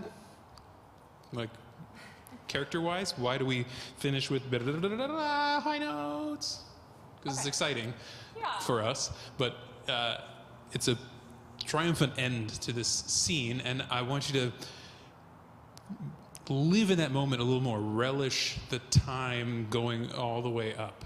So, no, the 2 or 3 notes before feel like punched. Yeah. Yeah? Definitely. So, breath, grounding in your body, you have all the time you want. It's cadenza time. Take an hour. Take a good breath. Make sure you're grounded. Make sure that the ribs are working underneath you, that the abdominals are being used to control how you start each of those notes and not it's higher, it's higher, it's higher, it's higher, my breath is higher and I can't control anything, because then we feel stressed. Well, you feel stressed as a singer, and as an audience we go, are we going to make it? Not in the good way that we want to, of like, oh, how long are we going to, oh, that was satisfying, right? We want that feeling, and you want to feel more grounded, so take your time. Okay. Profitons bien de la jeunesse. Okay.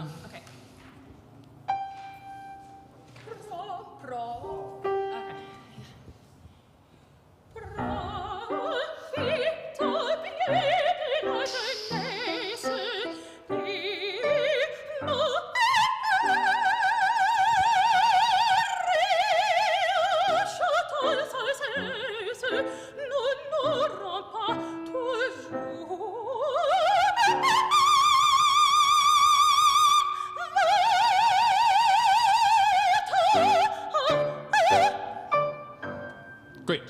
I don't know. Feel different? A little more grounded, I guess. A little bit. I'm gonna. How much? We got time. I'm gonna put the mic down. I need 2 hands for this.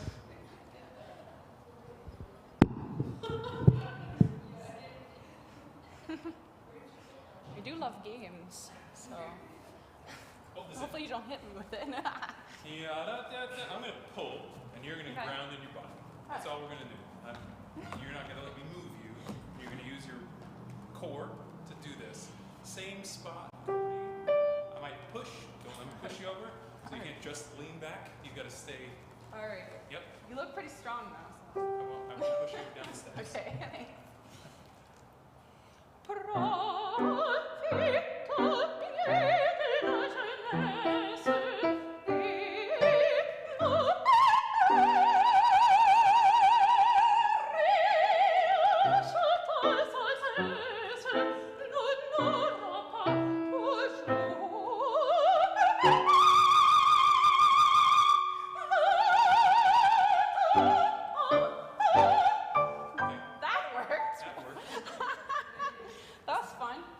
Why does it work? Probably because I'm engaging everything that needs to be engaged. Yep. We're doing the singing thing of grounding in our body because we have to. If you don't want to fall over, you've got to use some core muscles, right? Yeah.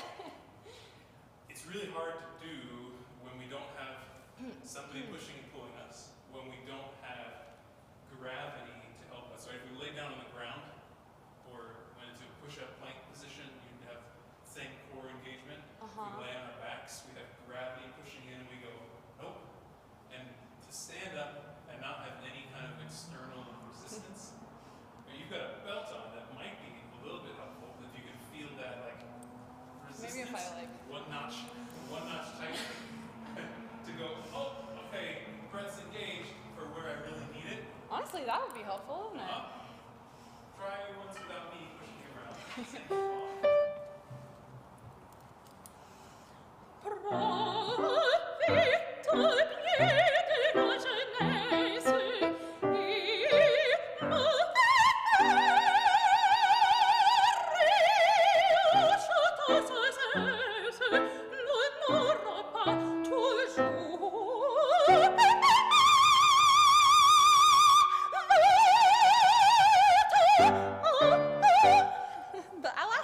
ahs are really hard for some randomly reason. I think you're overthinking it. Yeah. Just throw them send it out into space.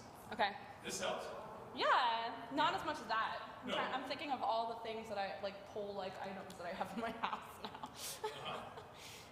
Whole items are good. A little pulling, the sense of lift, the sense of just like leaning back from the wall is good for that. When you're on stage, right? The acts of going to kneel, lay down, sit on a chair, all those things engage core muscles in a way that they look like, oh, they're about to sing a high note, and look, they laid down at the same time. Isn't that fantastic and amazing? Most likely, it's to try and get some support going on the high notes that are hard, and you just sustain them, and you're like, look, if I go like this, my core is engaged, or I'm going to lay on the ground or kneel, I'm already engaging my body in a way that's helpful to singing and not just impressive, right? Standing and singing high notes are impressive.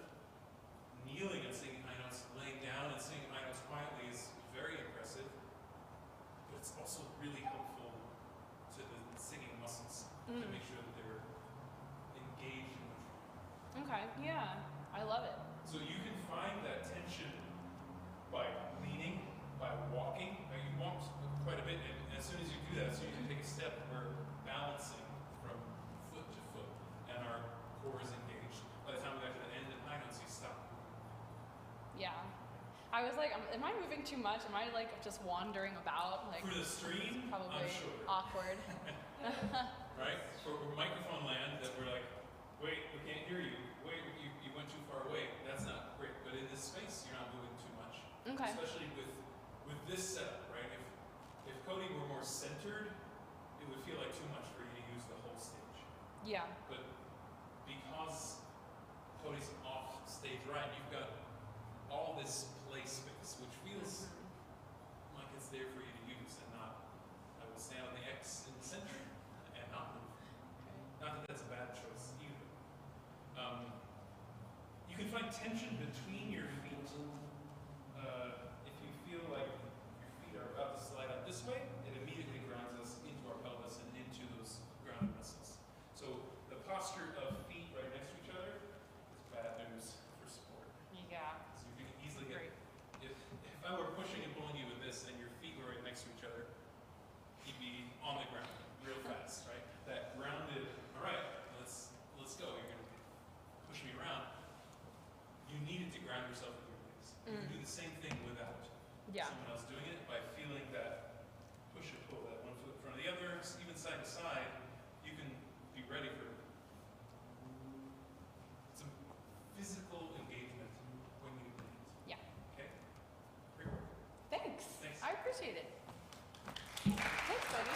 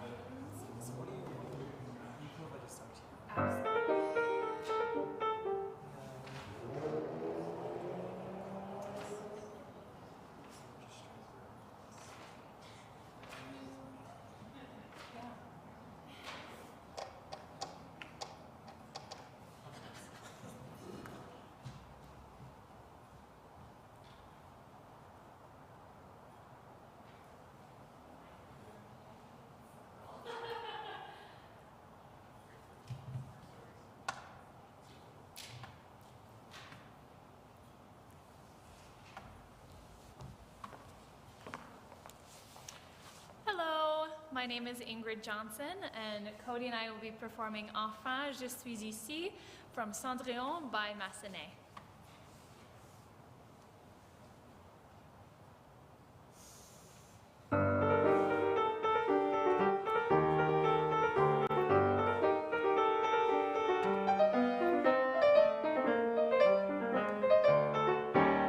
Enfin, je suis ici, la maison est déserte.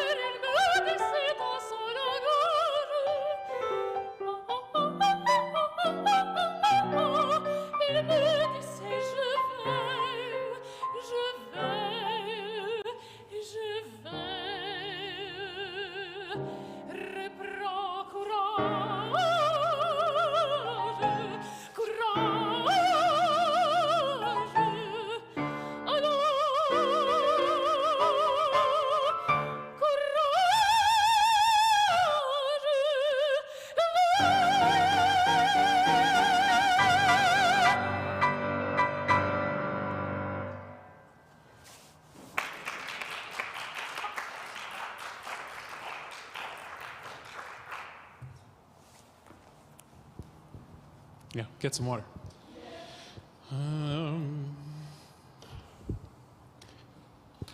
Great work. Really engaged with the text, really connected as a performance. I think you sing it really, really well. You're in a great similar space from top to bottom. It doesn't feel like we're dealing with multiple voices. What I want you to try is this is a scena, right? We're not in bel canto land of let's do a little strophic thing with some fast notes. It's a whole thing, and it seems like. Well, have you performed the role? No. No. Have you? So you haven't done it on stage. There's a sense of plan that I want to get you out of. Sure.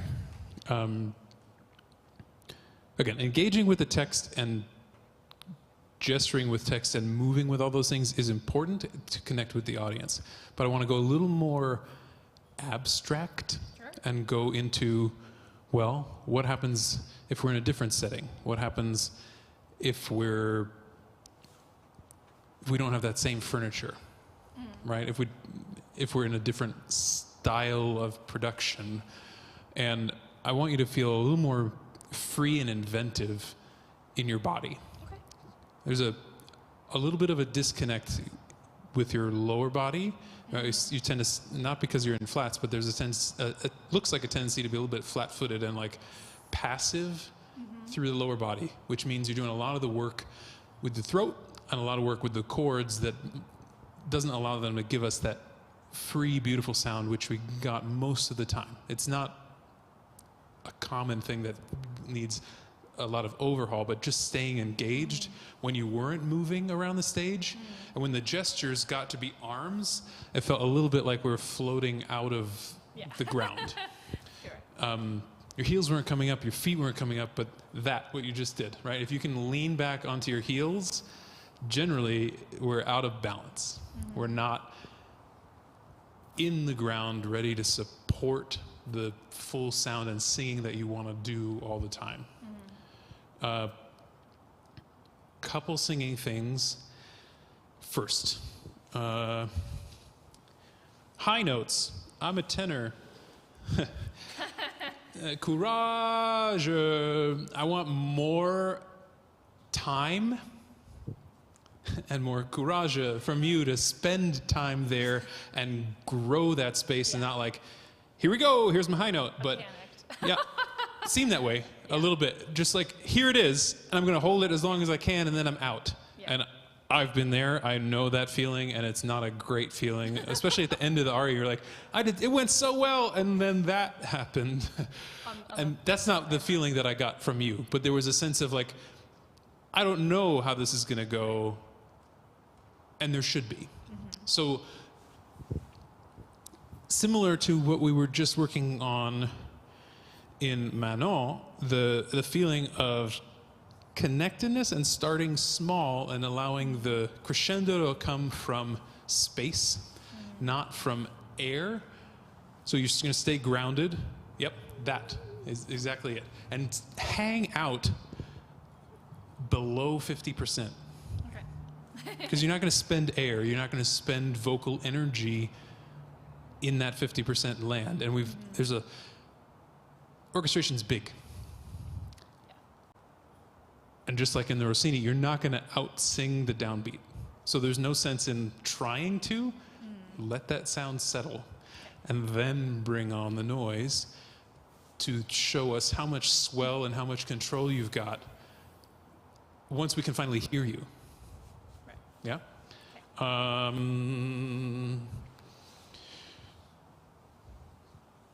The last three-ish systems, Cody, Reprends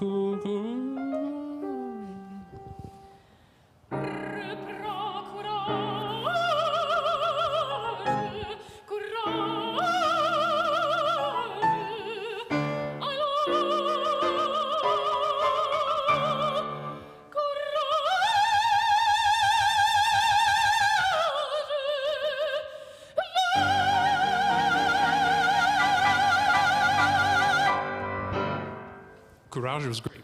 Yeah. It's not too long. Okay. We could go longer. We could probably have another 30% of time there. Yeah? To show us exactly how much control and build you've got through that note. Okay. So it doesn't mean hold it at full tilt longer. It means hang out. Courage,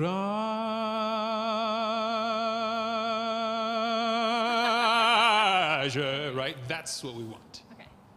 And then wait. The same thing at the end.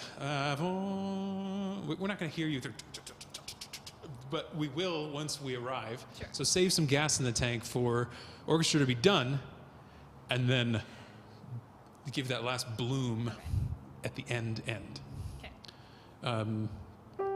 I had a conductor tell me once, you need to tell the audience when it's over and when they need to get out of their seats to clap for you. Okay. And that burst of energy, yeah, instead of, are we done? Right? We don't want that suspended feeling, but, and you're, right now you just spent a little too much energy, like on the arrival. Yeah? Same spot? Okay.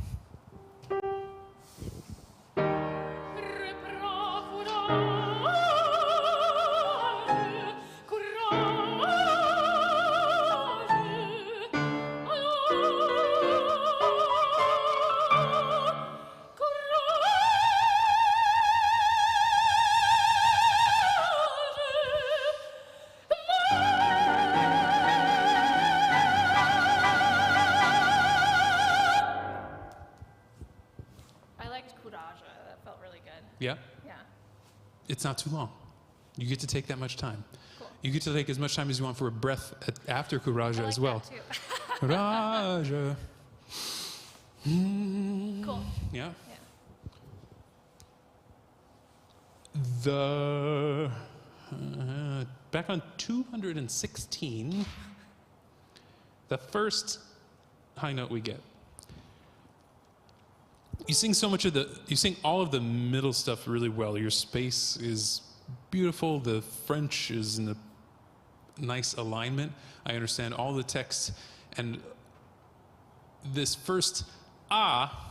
Is it A flat, A natural? A natural popped out a line for me. So a couple phrases before that, or the phrase before that, it's in this like comfortable, easy spot. And just like you did for courage, we don't have as much time of fermata to like wait for this big bloom. But you can do that at an accelerated scale, right? Make sure it's in the right spot and give us space right away. It says sforzando, which gives us the sense that it has to be right away into some kind of different space. But that still gives you time to check that it's in the right space for you to crescendo without going air. Right? It wasn't breathy, but it didn't have the power. Didn't click in there. Because it was a little bit out of position. From Modena. Modena, yeah.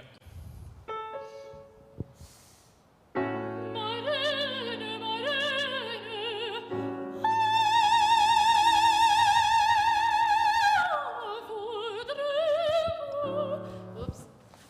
Pretty good. Marana. Can you use those to establish the space, especially Okay. the second one, Yeah. that you want? It's falling back. That you want for the ah? Yeah. Marana. That's very schwa-y in the throat. Marana.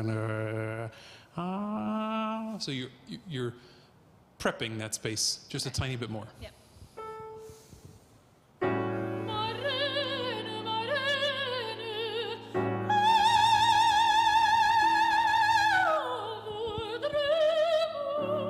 Yep. Oh gosh. Great. More comfortable? Yeah, more comfortable. It's definitely longer and it's requiring more of me than I'm used to. So I'm like, how do I get through that? That's good. I mean, it's requiring more support, Yeah. which is only going to pay off later in the piece. I want to try one more time with the sense of showing off how much control you have for that decrescendo. Okay. So you do get to take time, not for the attack.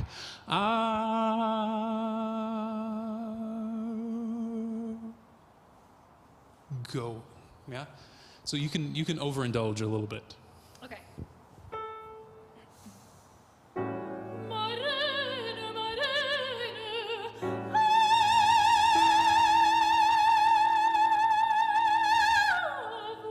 Oh gosh.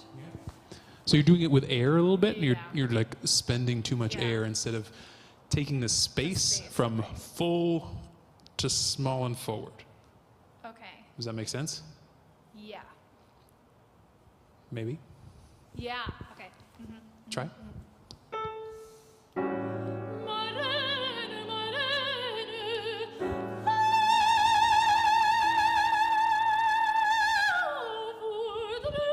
Oh my gosh. It was a good decrescendo, Okay. and then the breath ran away from you. Yes. Yeah. I'm gonna get the pole here, and we're gonna Yay. push you around. Give me some help. We can do it with one hand. Ready? Ah. Yeah, it's a lot, right? I might push, I might pull. You need to just stay ready, boxing ready. Yeah.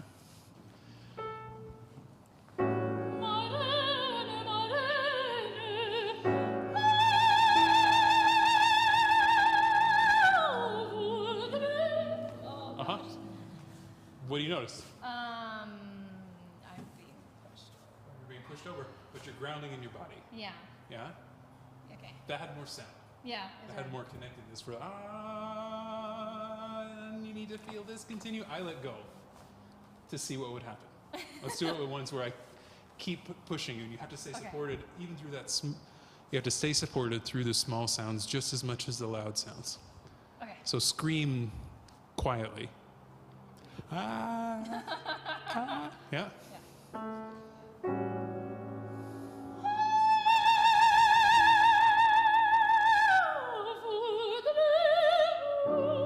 Yep. Oh my gosh.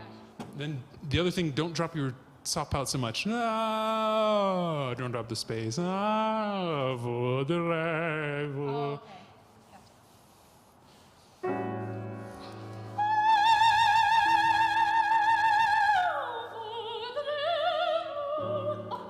I might pull, I might push. Just stay.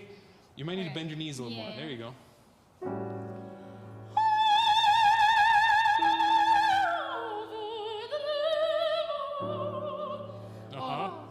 What are you finding? I'm like,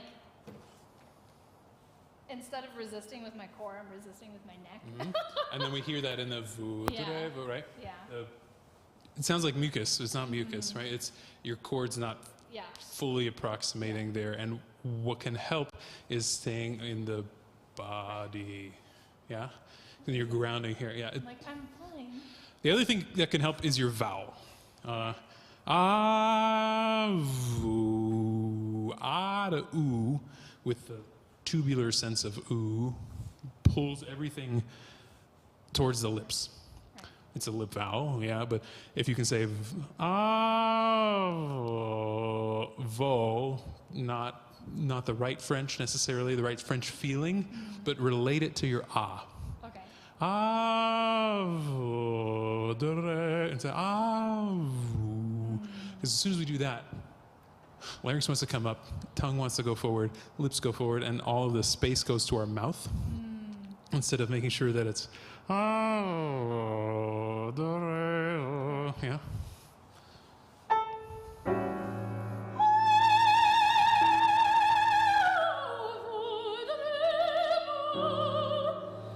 my god, that was so much easier. Good. Yeah. Still holding. Just a little bit with the neck. But, yeah. Work more with the. When you think about breath, you can let go of this. What do you think? What do you think about what muscles are you hoping to engage? Hoping to engage the abdominals, and I try to focus on my lower back as well, and that's not really working. So when your legs are more engaged, that flat-footedness, right? If your legs are more engaged and there's more like just activity in your body, and especially in the lower body, then our abdominal muscles are free to do the singing things. When our legs aren't engaged, this is busy holding us up. And then we have to move to this to do the singing supporting. I don't hear this too much. I see a tiny bit of jaw tension once in a while, but it's mostly about vowel, like making sure that they're right. And if you can let go of that a little bit and move any of that jaw tension, which is really misplaced support, right, to your abdominals, and feel this like release into those abdominals so they control the diaphragm, that feeling while you're singing is great. Yeah. So keep looking for that. Keep looking for groundedness through the body, and relate those vowels to each other so there's less change. I loved that. Great. Ooh, that I moved. Great. Still sounding like ooh. Great. Thanks. Thanks very much. Thank you. Are we doing it again? Or are we moving on? I think we're done. I think we're done. Yay!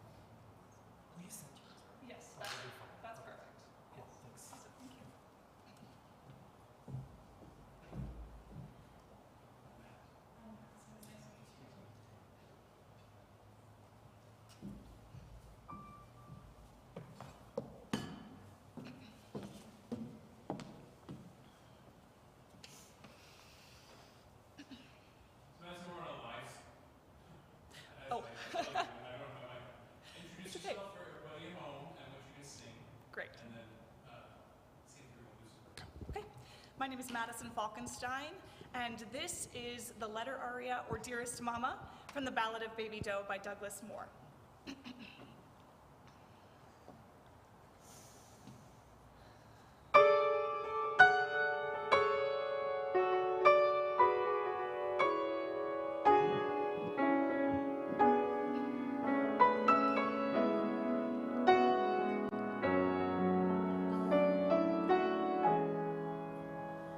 Dearest Mama, I am writing, for I'm lonely and distressed. I am staying here in Leadville without hurry by myself. Everything is over now between us. He has left me, and it's better that way too. I never loved him. We weren't suited. When two people feel that way, they shouldn't stay together. Mama dear, you often told me that I was beautiful, and that my beauty deserved to find a man so rich, a man so powerful that he could give me anything and make me like a princess. In olden days,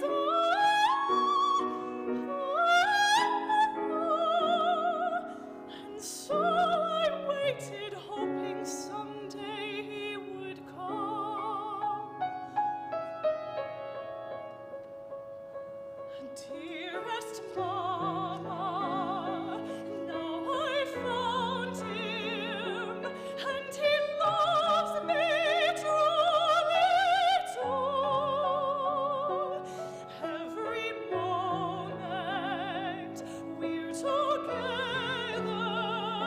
we both know it had to be. But dear Mama, he's not free to marry. It is wrong for us to feel the way we do.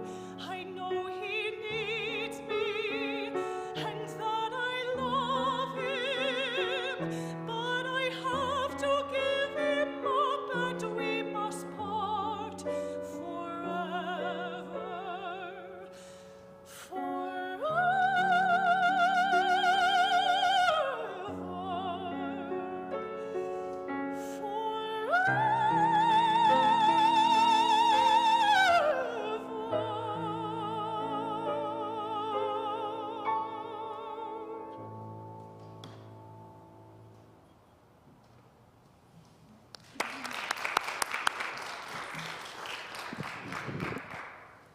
Nice job, Madison. Thank you. So this morning we've been talking about lots of different things, lots of breath things, lots of body things, lots of staying present and being improvisational in what we do. And I got a real sense of story from you and a real sense of presence through the aria. I want a little bit more, not freedom to move, but I know there's a pink X there and a microphone right in front of you, which feels like if I don't stand here, no one will do anything. But the sense of movement through your lower body and feeling like you can get away from the X will give us even more sense of grounding and more ease of legato in your air. Okay. It's mostly there. There's a couple vowels that dropped out of space and I dropped out of some legato line, but I think that would be easily solved by making sure that you're grounded through the floor. And just that one half little step you take goes, oh, I have a body that's not just my throat and my face. Yeah. first thing you say is, Dearest Mama. yeah, dearest mama, right? Mama. Yeah. Both mama, not Italian mama, but something closer to that so that it lines up with the dearest. Sure. Dearest mama. And so it dropped so far away from the dearest that it went to a different space, and you cut the line and changed the direction on me, which your air was still moving and the sound was still flowing, but the sense of legato is interrupted. And if that happens in that first phrase, I don't know if you were here for the Manon, where we had the same thing, right? The first phrase, as soon as that's interrupted, we go, okay, where else are we going to interrupt things? Sure. Here? And like we start looking for the thing that goes not 100% right away, later in the aria. And do you fix it? Do you keep going with that? Like, what is it a thing you do, or is it just a mistake you made? So, with the sense of freedom in your body, in your lower body specifically, try and find that similar space. Just sing the first phrase for me. Sure. Dearest Mama. Good. If you can flow the st, right? Don't stop it. Okay. Dearest, flow it into M. Sure. Dearest Mama. Yes. It's this tiny thing, right? It's not that big of a deal Yeah. out here, but the sense of line that it brings inside your instrument and your voice, you're like, oh, look, I'm continuing this and not going into a choral, dearest mama, where we feel very diction-y. And I'm not a fan of diction-y singing. I don't think anybody is, right? It interrupts our line in a way that sometimes when we sing in German, right, and there's all these consonants, we can eliminate so many of them by hooking them together. The way we say the word hot dog. I don't know if any of you say the word hot dog like that, but I certainly never do. But I would imagine if it was set in a choral piece, it would be the hot dog went to the market. Like you would, I ate the hot dog, and we would have that separation instead of hot dog, which is much more understandable and keeps the line going. Something else in that same vein, the word with.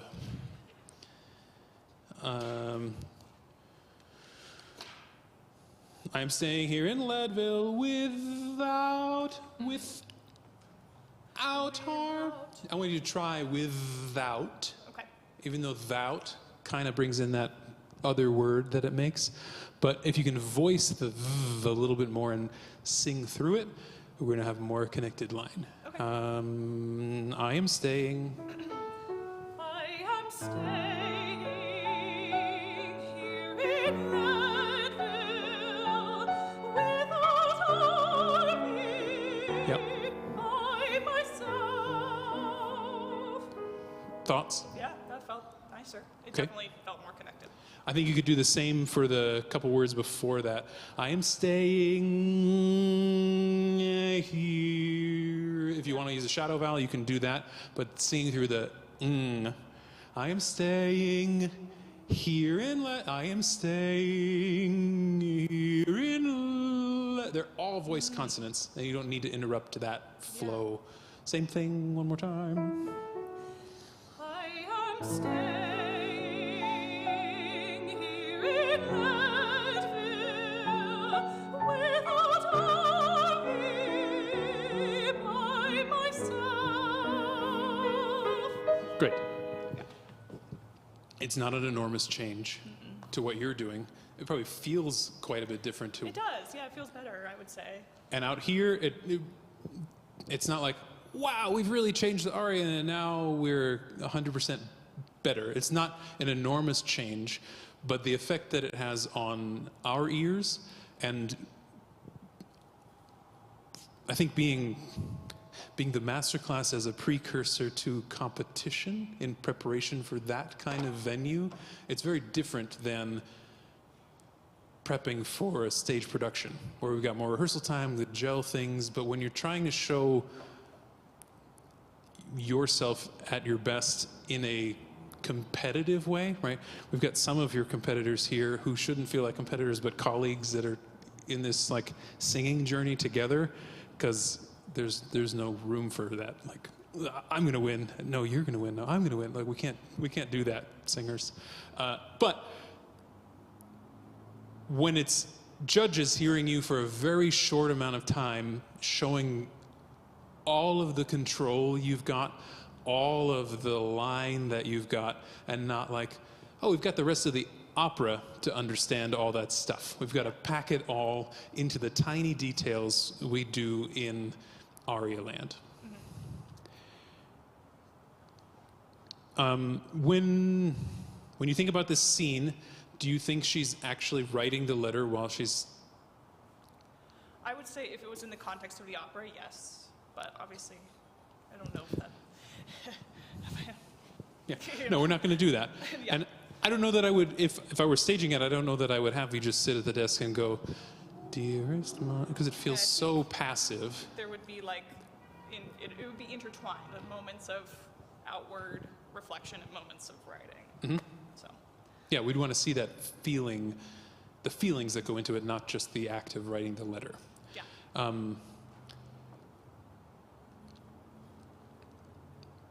I want to give you a few physical things to do in this space that hopefully keep you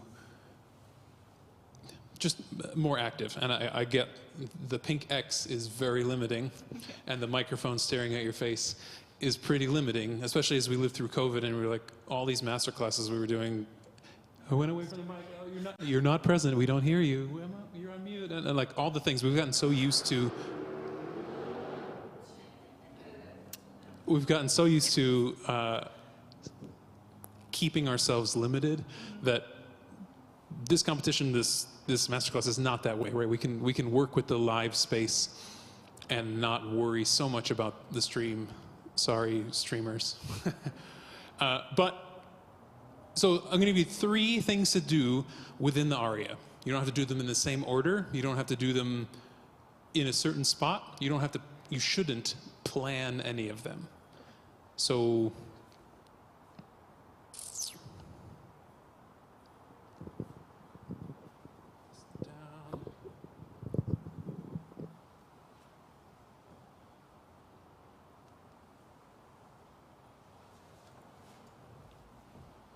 it's more experience for you to like feel if I move around, how does that inform what I do?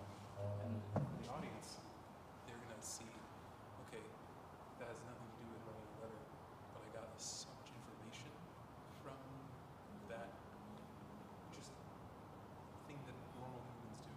Yeah. Right? Singing arias is not what normal humans do.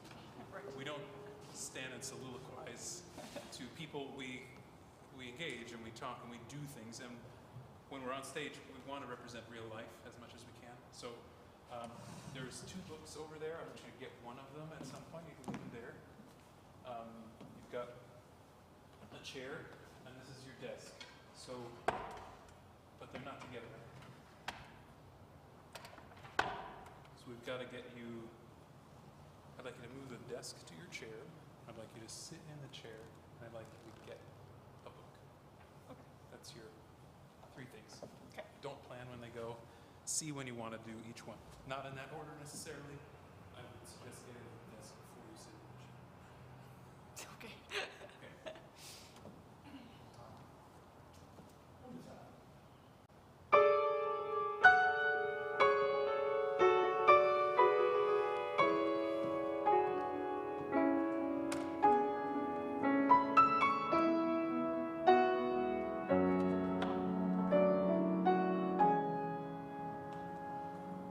Dearest mother,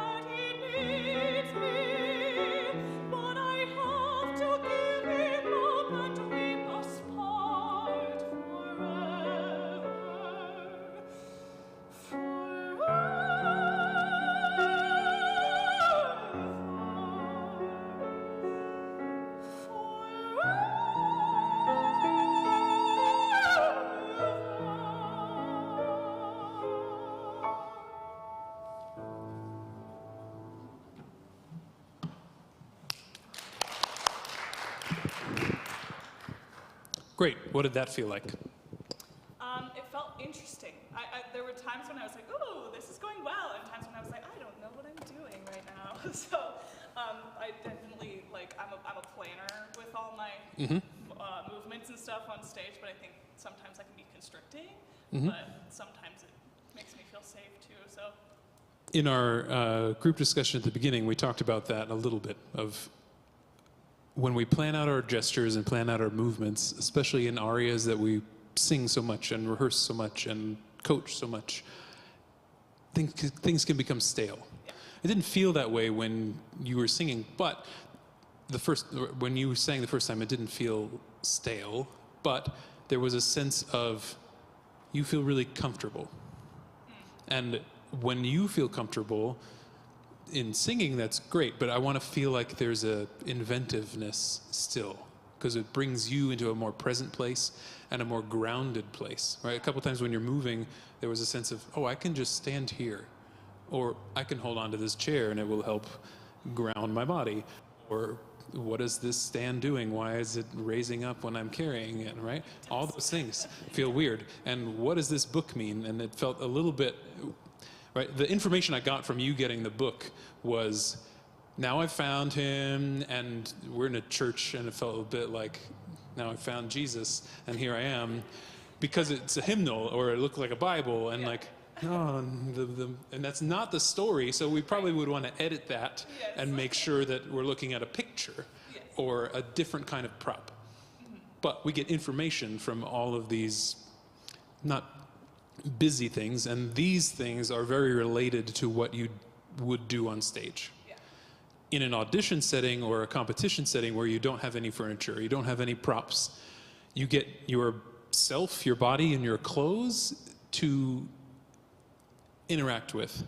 And if you can find 3 or 4 things, we had 3 physical things to do here. If you have 3 things that you just plan to do within whatever aria, like touch your ear, touch your hands together,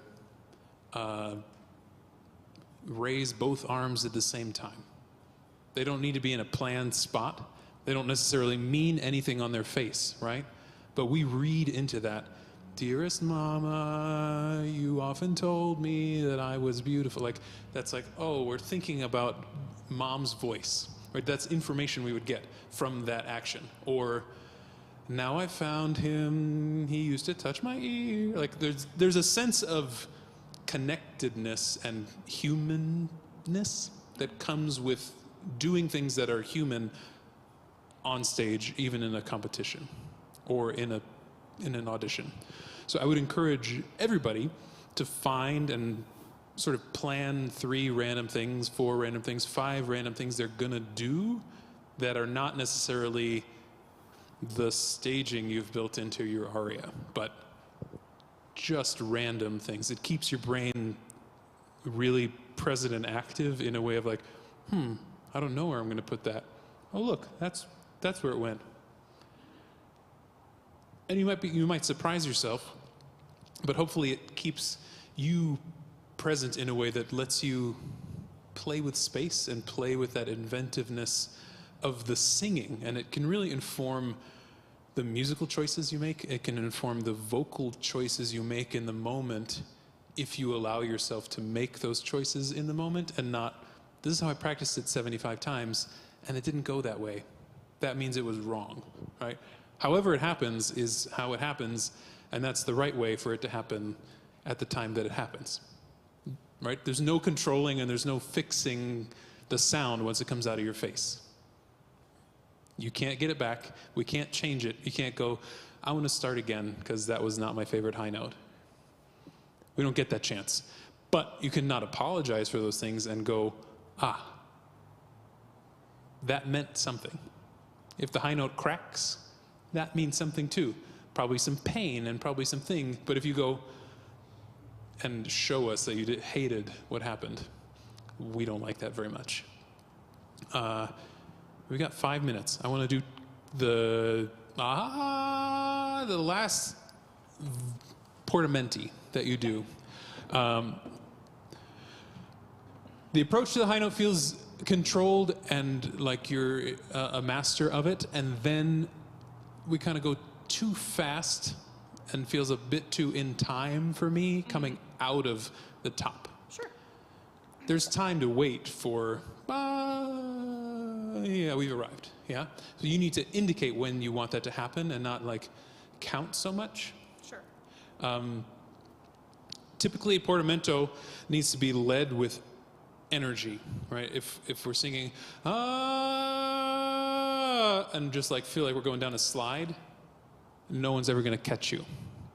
But if we're jumping off the building with a parachute on and floating down carefully, there's a sense of like energy builds, and then we go, and then we meet at the ground. Does that image make sense to you? Yes.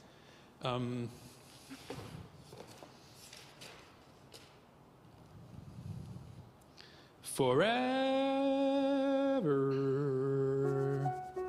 Let's go to the phrase before that. But I have given him up, and we must part forever. And take your time for the first octave. Forever.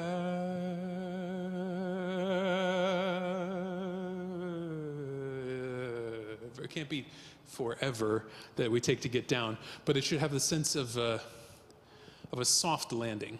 And what you gave me this time, or both times, was forever,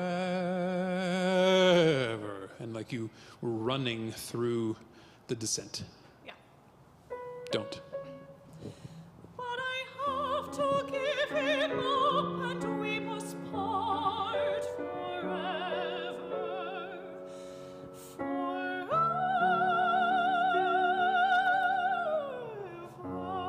Can you take more time? Huh? Can you take more time? Yes, I can. Okay, From the same spot. just from forever.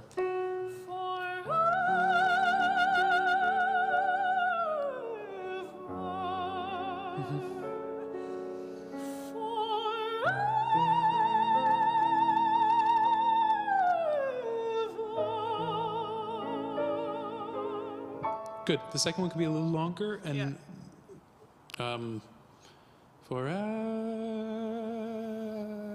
forever. So the first three notes that aren't notes, but the first, I don't know, third needs to be the part.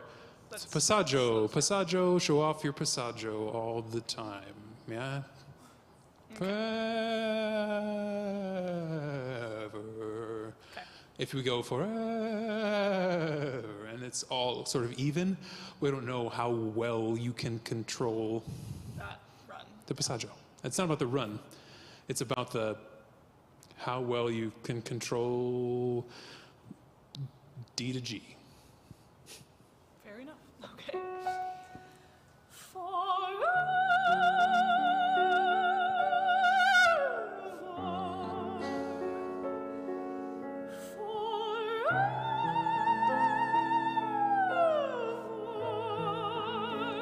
Turn into a slide. It did turn into a slide. Yeah. So musically, it feels like you want to decrescendo and then come down. Yeah. Yeah? Is that not? Could we try starting wherever you start and have a little bit of bloom of energy Sure. and then come down? I think Yes. it's going to be, That might make it might make me more effective. Okay. So,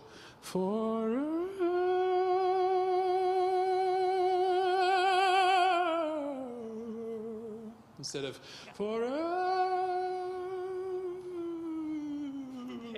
because if it's like, I don't know where you're going to start to go down Yeah. or where you're going to land. But if it's that wheel feeling, right? Of you're at the top of the wheel before we come down, and not sort of like slowing down to a no tempo and then falling into falling into space, into some kind of abyss. Sure.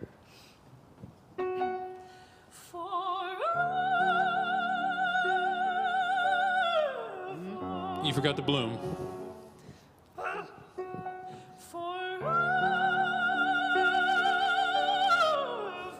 Good, you can delay the bloom. Watch, follow me. I'll show you where to go. All right.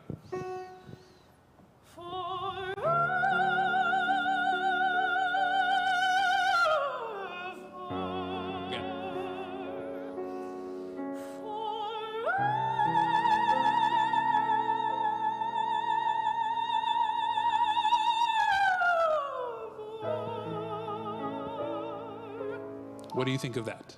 That sounds nice. Does it feels feel nice? Okay. Too, so, yeah. What do you think of that?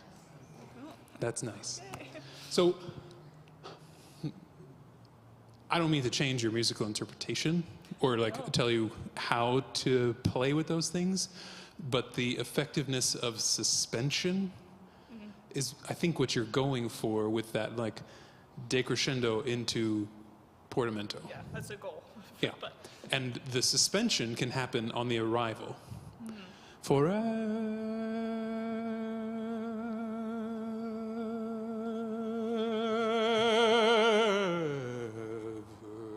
You get a lot more play when you've got some kind of energy bloom in the middle, rather than like, I'm here and then all I can do is get quiet.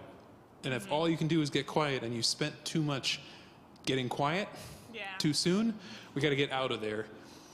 And that's when we start to feel like it was great, but it didn't, like, beautifully sung both times through.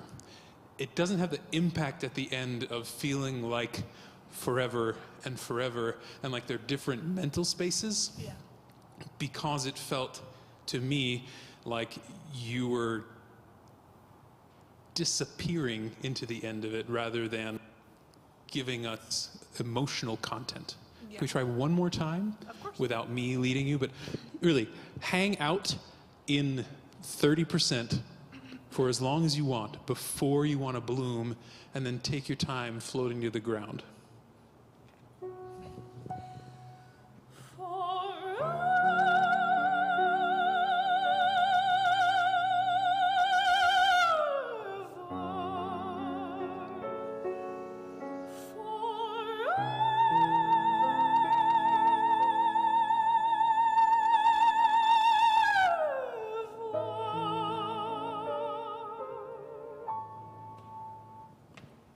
Those are so much longer and so much more satisfying to me that I prefer that very much more than the other two times, because it, again, just has a more emotional impact. Yeah. And it gives you the artistic freedom to decide when those things happen and not like, uh-oh, I got to get out of here. Yeah. Yeah? Great. Awesome. Thank you very much. Thank you. Lunchtime.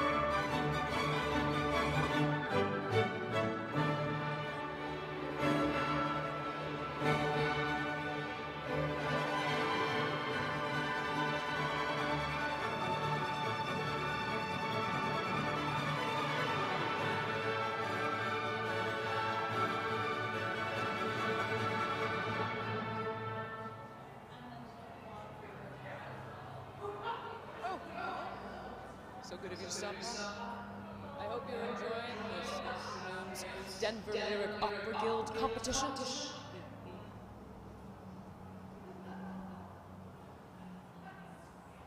I'm Mezzo Soprano Claire, and I was the 2020 DLOG winner. I was approached recently by one of your dedicated members to investigate what some seem to think is a mystery. Why do you support opera?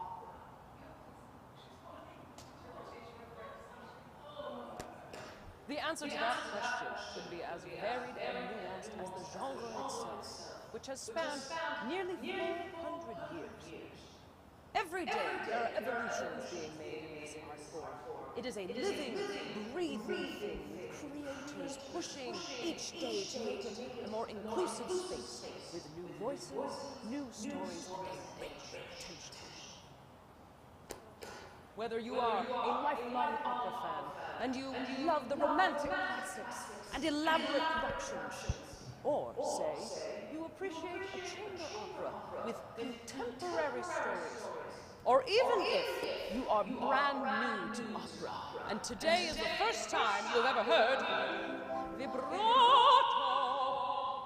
there is something for everyone. DLOG members support the voices of today and tomorrow, and they support the range of talent in Colorado's Front Range and beyond.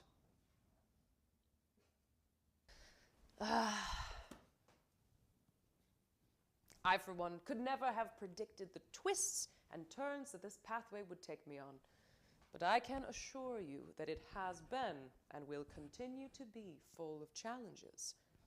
Some of these challenges are helpful, such as pursuing new repertoire, traveling and auditioning in different cities, finding exciting and new collaborations, digging more deeply into poetry and language, and overall, getting to know my voice and connecting with it as I grow and change.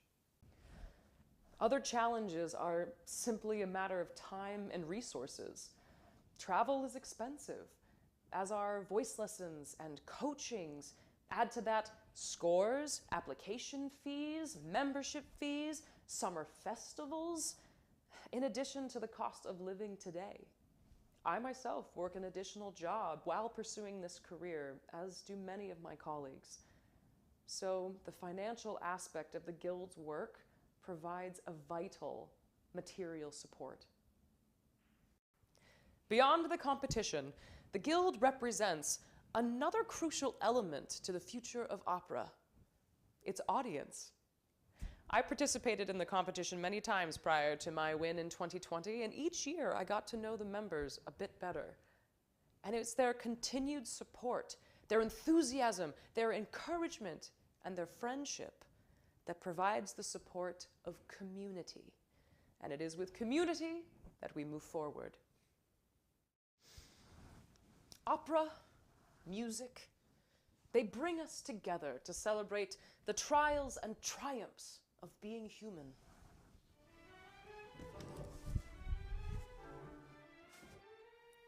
I love this art form.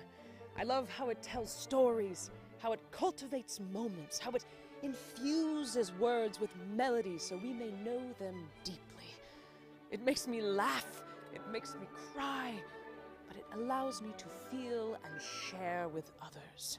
So, I want to thank the Denver Lyric Opera Guild for their continued support, and may we carry on. Bravo tutti!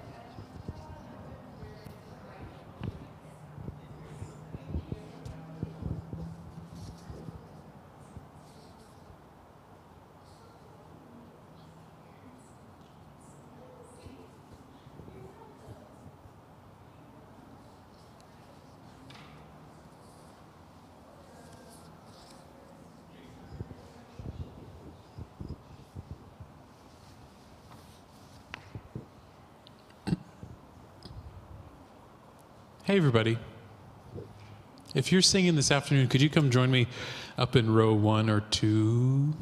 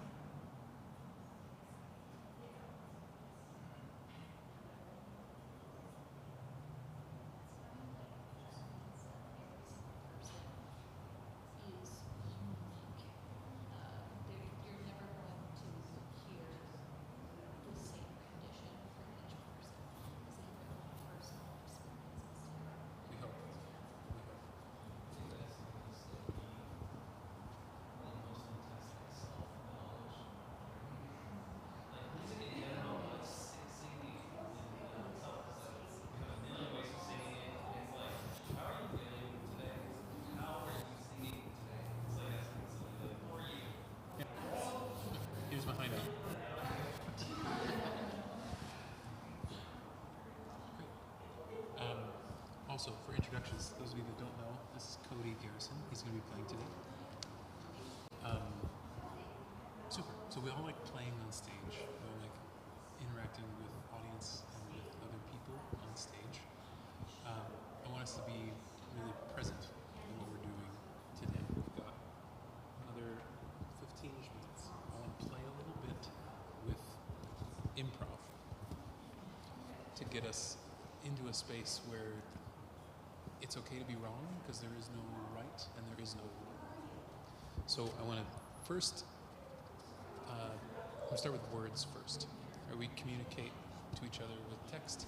We also sing in languages that I don't sing in only languages I understand. So someone's singing to me in Italian and I go, uh-huh. I think I learned what you're saying from Nico Castell. Thank you very much. And now I can respond with what Nico Castell told me I'm saying back to you. And somewhat like speaking in gibberish. So I'm going to start there. Okay? We're going to have a conversation around our little circle in gibberish with each other. I'm going to talk, I'm going to pass to somebody, you're going to talk and pass to someone else, and we're going to talk and pass around the circle. Yeah? Does it make sense?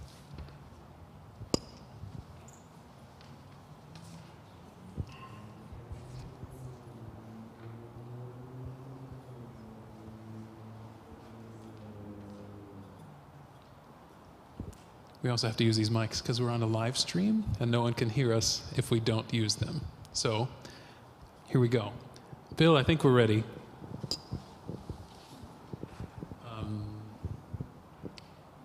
So, like, we don't know what we're saying to each other, and that's fine. React, respond, talk, pass it along. Hi, how you doing? I'm Matt. Miguel, good to meet you. So we went around and we introduced ourselves to each other, so we feel a little more comfortable. We're people first. We're singers, right?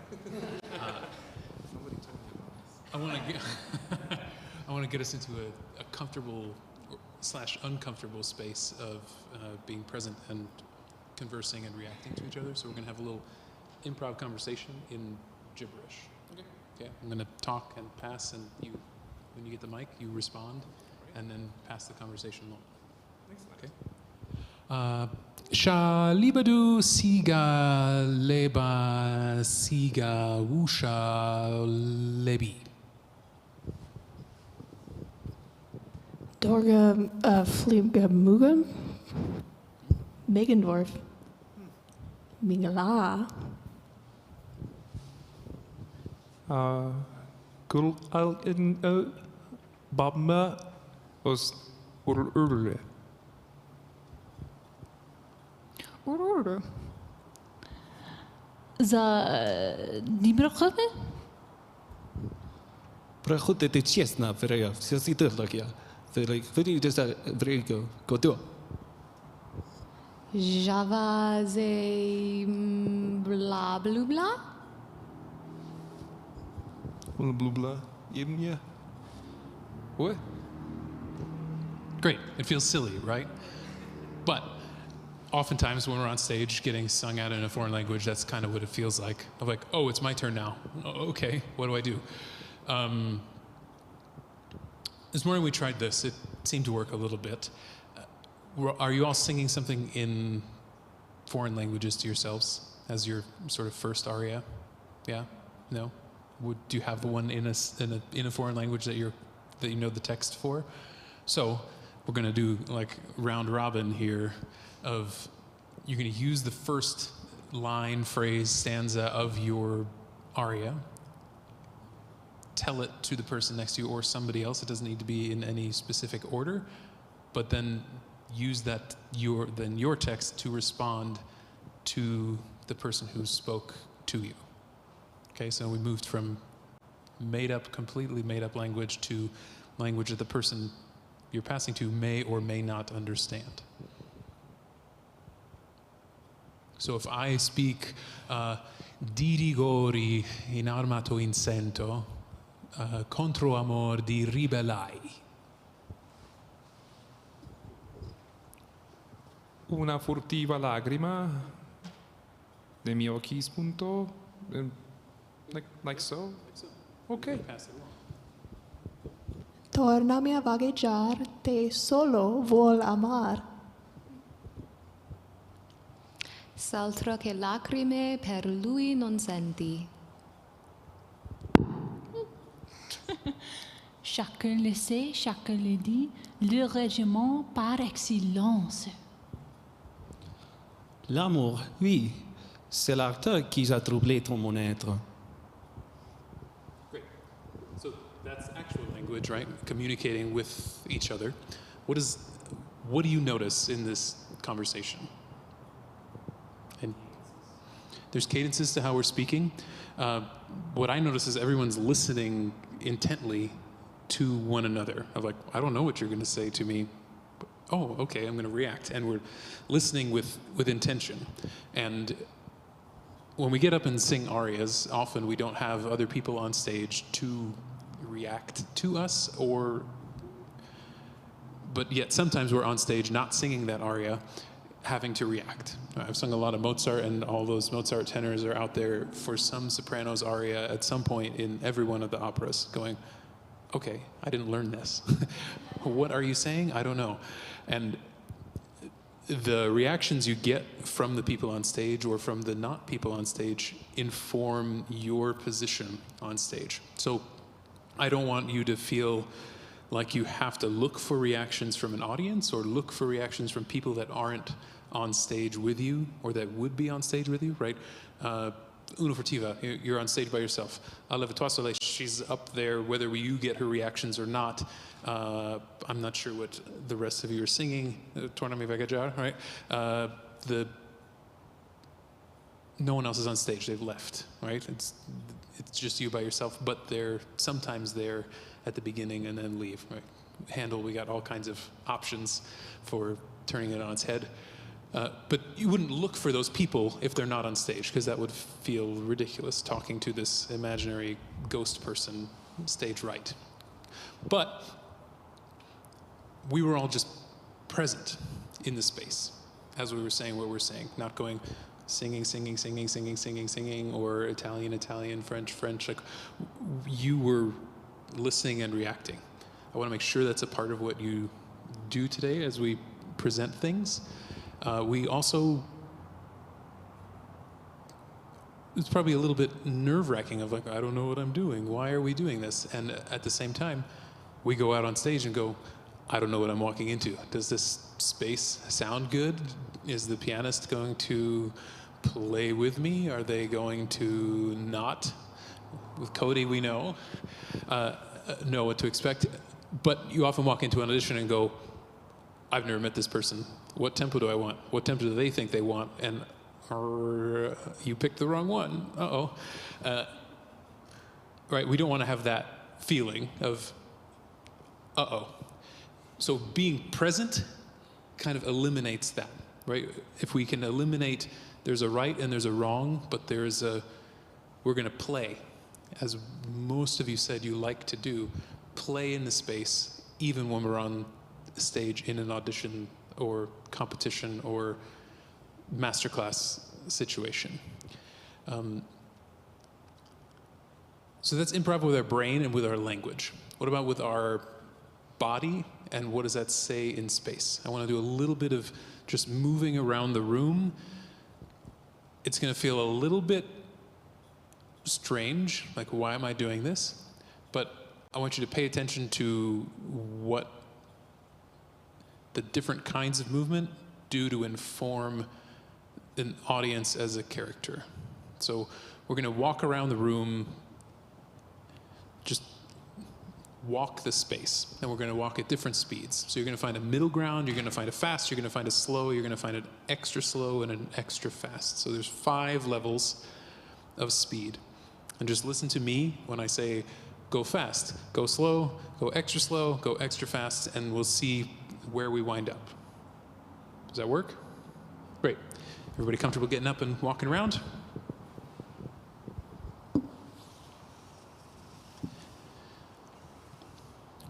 When you're ready, just find a regular speed.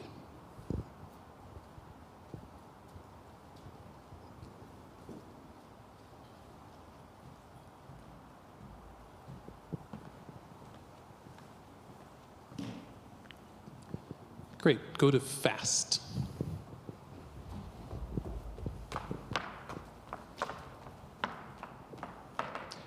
And go to super slow.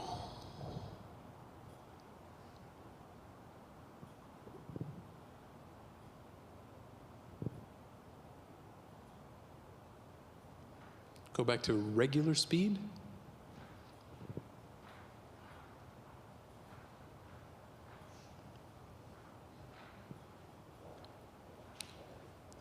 Super fast as your heels might allow. Don't fall, don't trip. Super slow.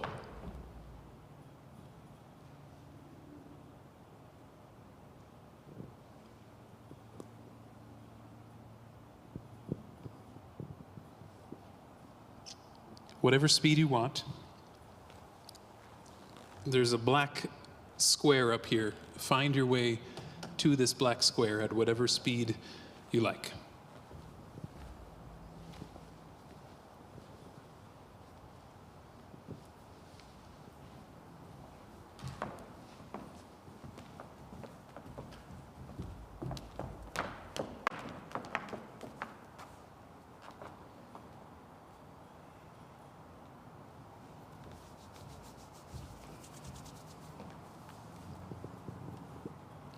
Great, we're all here. Feels a little bit strange to just walk around the room, right? But what you do and the speed you take gives us information about you as a person, about you as a character, and puts you in a present space already, right? You were looking around the room of, where are these other people? Oh, they're going that speed. Should I be going that speed? I don't know. Am I making the right choice? I bet you those thoughts went through your head. They go through my head when I do something like this, of, oh, he's walking faster than me. Uh-oh. My super fast was not as fast as this, his super fast, or my super slow was just in my feet and not through my whole musculature. And am I doing it right? Or am I doing it wrong? And all those things are valid and normal, but none of them are wrong and none of them are right? It's, as you said, Santiago, it's your self-discovery moment. Is it right for me right now? Yeah. Are my high notes going to be great every day? Maybe. Maybe not, but they are how they're going to be, however they're going to be at the time that we choose to present those things. We can do things in our body and things in our technique to help things that we notice are going wrong in a warm-up or in the beginning of the aria, and by the end you can sort of rejigger and find the space you wanted that beginning to be, if it's not there already. But I want you to be aware of that as we do work today, that there's not a right and a wrong. It's how do we make it better? How do we make it more effective to an audience and to you as a singer? How can you use these tools to have a bigger impact, a deeper impact, a more fulfilling impact on yourself at the same time? Any questions? Great. Are all of you comfortable or uncomfortable in this improv space? Uncomfortable. Comfortable. Great. Comfortable is great. We do improv all the time. When we're on stage, it's constant, right? We're constantly aware of what's around us. We have to be present to be good stage partners, to be good scene partners. So let's get going with our schedule. And I want you to just stay in this kind of present space as best we can. We have a small audience here. I don't know who's watching on our live stream, but that's why I have to use this fancy microphone, so there might be a little delay as I forget to turn it on every single time when somebody's singing. This one's hot all the time, so we'll hear you when you're on stage. Please come on up and introduce yourself and what you're going to sing. If you have a score that I can have, that's excellent. I'll be sitting at the table till it's time to work. If you don't have a score, totally fine. Great. Let's get going. Who is first? Milena is first.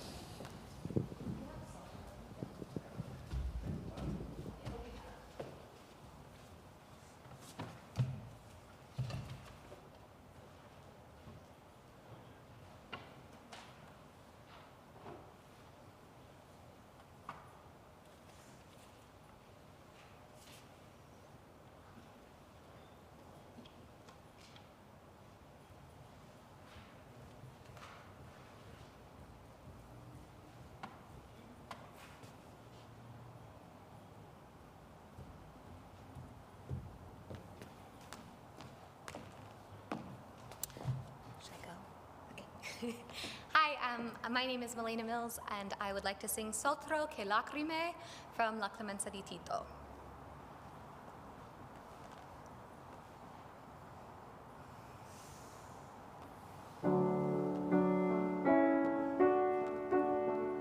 Soltro che lacrime per le contenti, tutto piangere non gioverà. Tutto il tuo piangere non gioverà. Non gioverà a questa inutile pietà che senti. Oh, quanto è simile la crudeltà, la crudeltà. S'altro che lacrime per le contenti, tutto piangere non gioverà.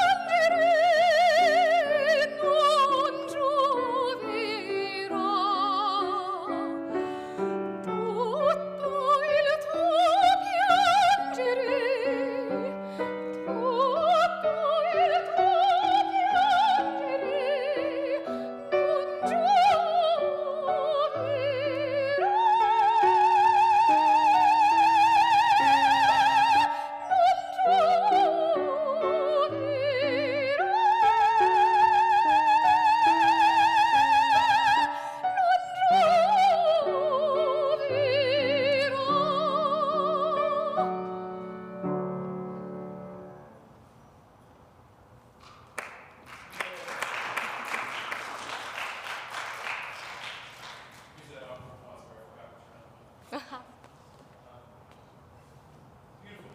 Thank you. Are we on? There we go. Mozart. We always want to hear the Mozart, please.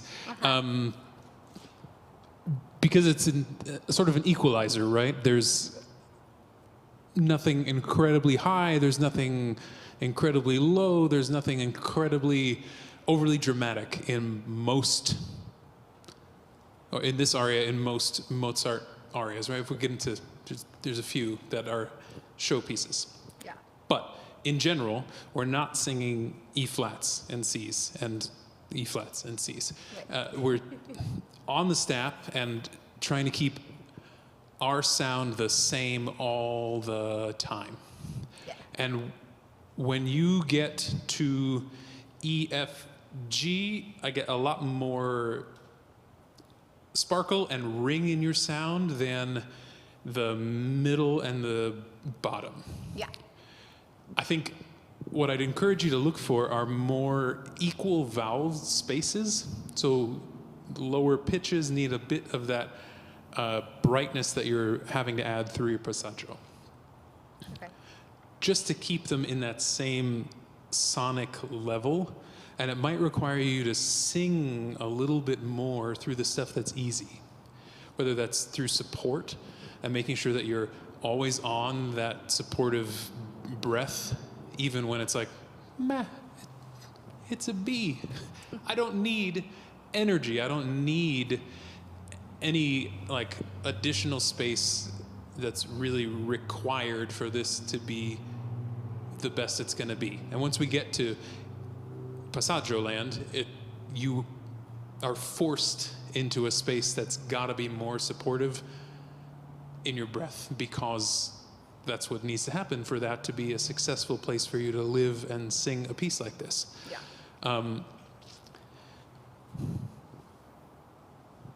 Right at the beginning, the first word you say is? Saltro. Good.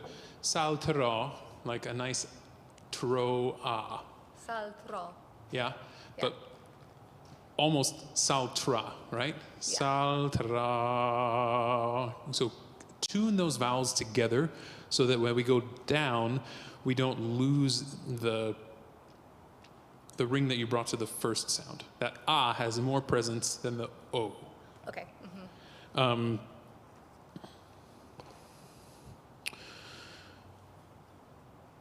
These sort of bouncy spaces, the higher side of them have more sound and more presence than the middle and the bottom. It's a sort of general comment. Let's sing the first couple phrases, and I want you to aim for the same ring through all the notes and all the vowels. Okay.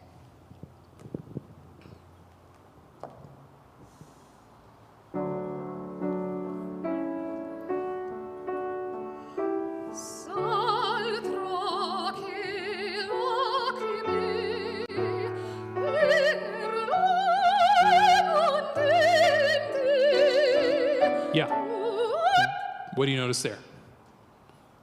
It's more even because I'm thinking about it more. Huh. Do you feel like you're over singing? No. Okay, I don't think so either. Watch the per lui, that the vowel will need to modify as you go per. The space is dropping and the vowel, you're trying to keep it the same shape and it sounds different. Okay. And it doesn't sound like a per, it doesn't sound like an R or like a diphthong that's happening, but per, it's gonna have to almost brighten for it to have that same presence. Okay. From the beginning.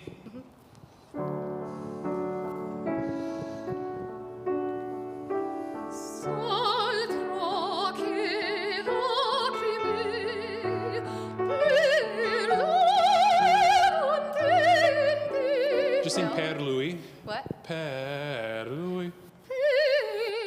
Do you feel how that space changes? Yeah. Per instead of per.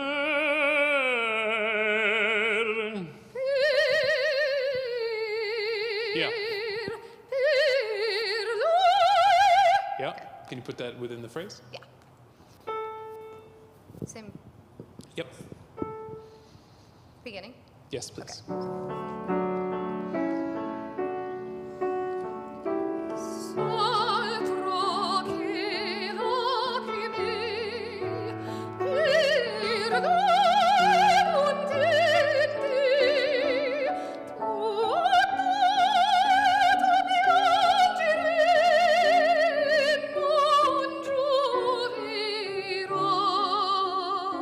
Great.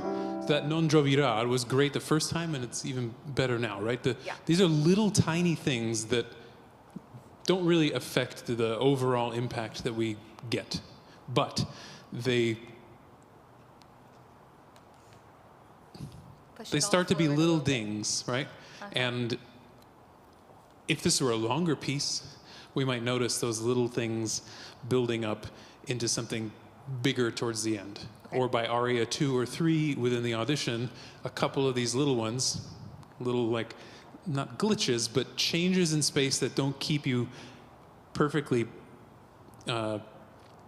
clear in your space and most efficient in your singing will start to add up. And they'll start to add up into a space that you might not even notice, and then like all of a sudden something catches up on you of, oh, why did that feel like that?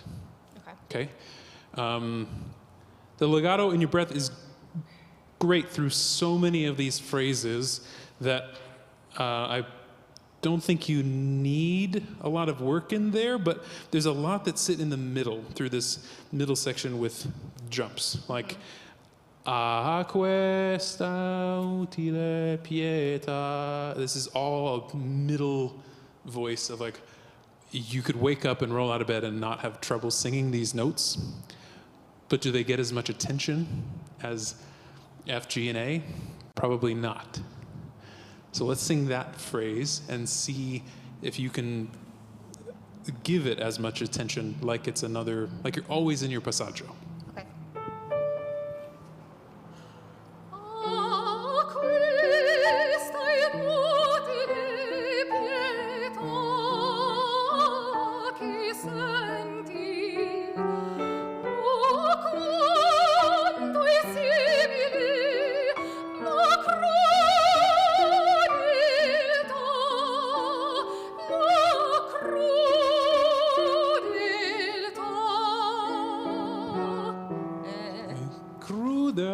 Crudelto, right?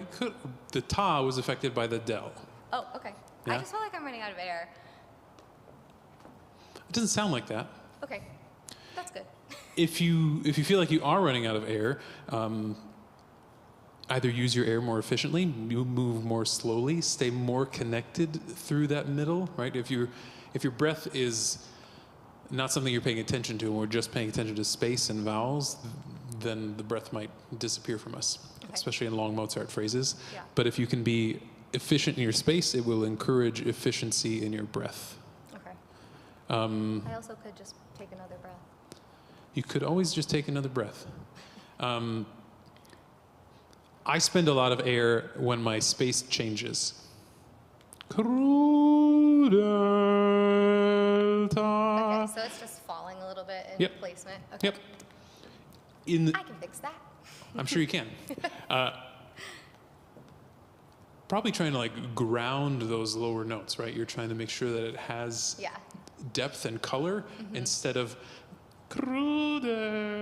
really well placed singery space, which is not great either, but some kind of middle ground. Okay. Sing the end of that phrase. La crudeltà. The two. Yeah. Oh, okay.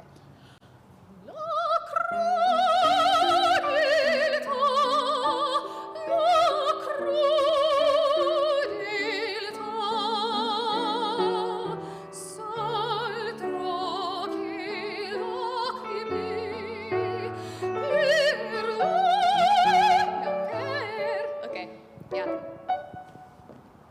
That was better though on crudel. Yep. Okay. And then just this other dip that we fixed the first. Yeah. The other dip we fixed on the first time through. First. Okay. Yeah.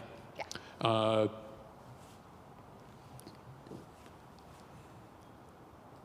I think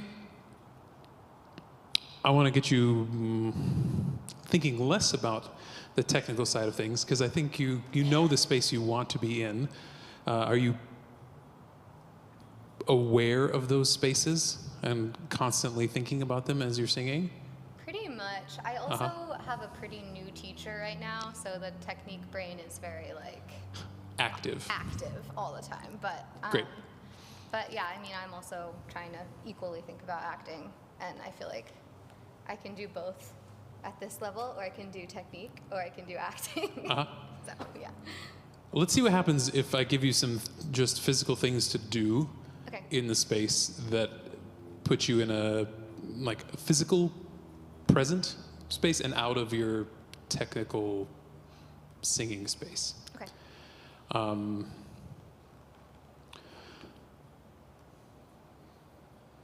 There's 2 books over there. Grab one of them at some point. Sit on the top step at some point, and how about touch your ear at some point? Okay. Yeah, we're going to start at the beginning. You don't need to plan where they're going to happen. Just know that those are 3 physical things you need to do, and what I want you to notice out here is what that tells you about the story that Milena is telling us.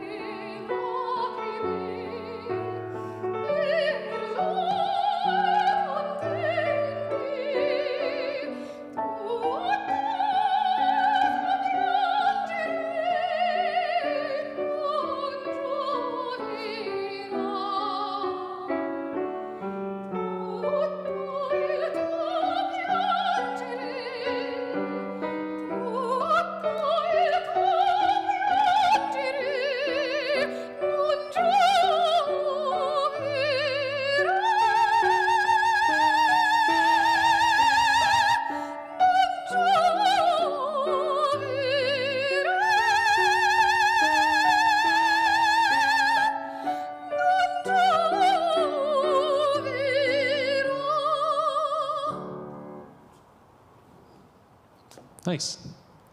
So that doesn't make you sing better, but it does free your brain from only thinking about singing. Yeah. Which immediately puts us into, oh, she's telling us a story about this. And in an audition, we don't get a book. We don't get to sit on the step. We have to put all that into what we do. But you can touch your ear. You can do this. You can touch arms. You can put your hands together. That body language tells us something about what you're thinking as a character, whether you want to tell us that story or not. I think that the freedom of space to do whatever is a really good space to be in, especially in an audition where it's A, stressful, B, like overly competitive, right? You want to show off the best parts of yourself so that you get the job and or win the money. Mm-hmm. And that's not what gets us there, right? The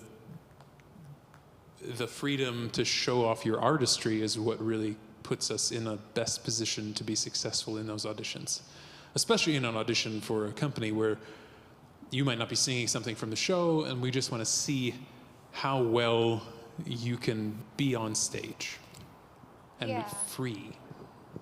I think something I struggle with this piece is that I think it doesn't sound like what it is, you know? Like it's actually a very like dramatic and intense moment, but the music is so pretty, and I just kind of want to like luxuriate in how pretty it is. Sure. Like if I just let myself do what I want to do, that's what I do. And then so I have to think about like being mad. Yeah, it is hard to put our brain space somewhere that the music doesn't seem to connect to. Yeah. I think you could probably zoom out a little bit, right? If you looked at the plot as a whole of here's what's happening, here's what's happening, here's what's happening, and get all those details of this person's trying to kill this person who's already sick with tuberculosis and is going to die pretty soon, and all the things that we do in opera where we are telling these circular overlapping stories. And we're like, what am I supposed to be doing right now? I don't know. And if you can zoom out to, I'm a person who's angry about a thing, or you've got a lot of different options that aren't Clemenza de Tito. They're now like Malena's existence and Malena's experiences, which are much easier to tap into if you go, oh, I'm a person who's angry they got a parking ticket. I'm a person who's mad that, I don't know, all the reasons why we could be mad are now an option instead of the specific situation that happened in that scene in the opera. Because we don't know what's behind the thoughts that come across your face. We just know, they're thinking about something, and they're telling us a story that they can relate to through this text and through the music. And you can keep those thoughts to yourself, but there has to be some thought, right? Not just, I sing beautifully. Right. Yeah? But that's what I was thinking of while I was doing the actions you had me do. It's just like, this is fun and it feels nice. Which, I mean, you're right. We read something different than maybe what the text says. Yeah. And within the context of the opera, even just you doing something busy doesn't necessarily mean anything, right? This book doesn't mean anything. Sitting on the step on its face doesn't mean anything, but we read something into it. Okay. And this move was the most expressive to me because I got information that was like, I'm thinking about something, I'm remembering something, whether it makes you mad or makes you happy or makes you sad or whatever it is, it tells us as an audience something about where you are. Okay. And full honesty, it doesn't so much matter what the story is that is in the plot. As long as you're telling us a story, we are engaged in what you're doing. Okay. Does that make sense?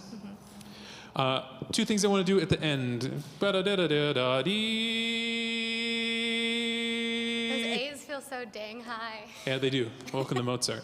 I think they always feel high. But what you can do to help yourself is give them somewhere to grow to.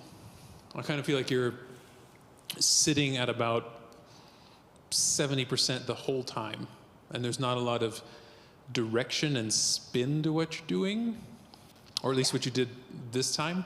Yeah, and better the first time. you can start a little smaller, let it expand in space and then bloom out of that space, and that will make them feel less high. Okay. Because they'll have more direction than like, wait, how many? Oh, I can go now. We don't want to feel like you're stuck. Yeah, it does There. feel like it gets stuck, and then if I try to get it to unstick, it will like push a little bit, which we don't. Yeah. Which we don't like either. Don't love. The why don't we sing from Tutto il tuo piangere non gioverà? The first going into the first A. Okay. And what I want you to do is try singing it on a V sound for me. Whole thing? Okay.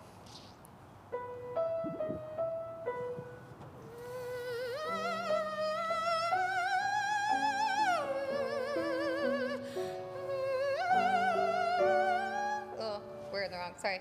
Wrong tutto il tuo piangere. Just the second one. Yeah. Oh, okay.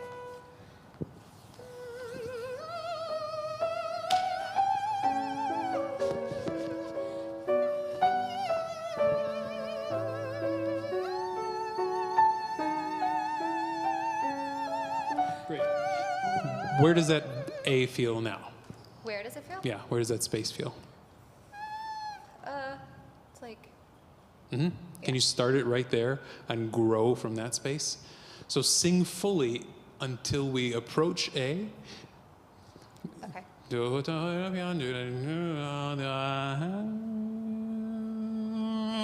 then let it bloom out of that space. Yeah.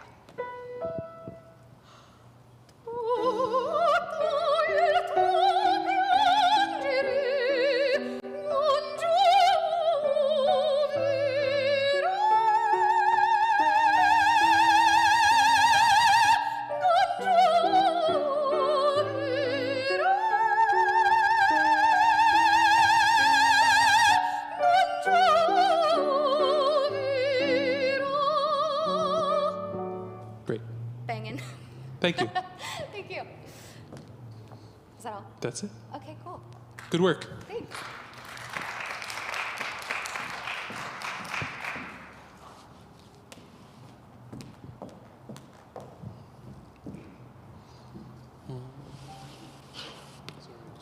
It's okay.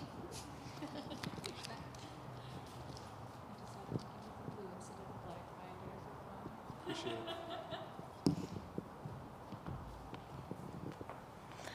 Hello, my name is Elizabeth Morandi, and I will be singing Willow Song from Ballad of Baby Doe by Douglas Moore. Try not to feel like pink X is where you need to stand. If you're holding that mic, it still picks you up. Okay. We've got plenty of room, we've got the whole space. And it's more about the room and your work, not the screen. Okay.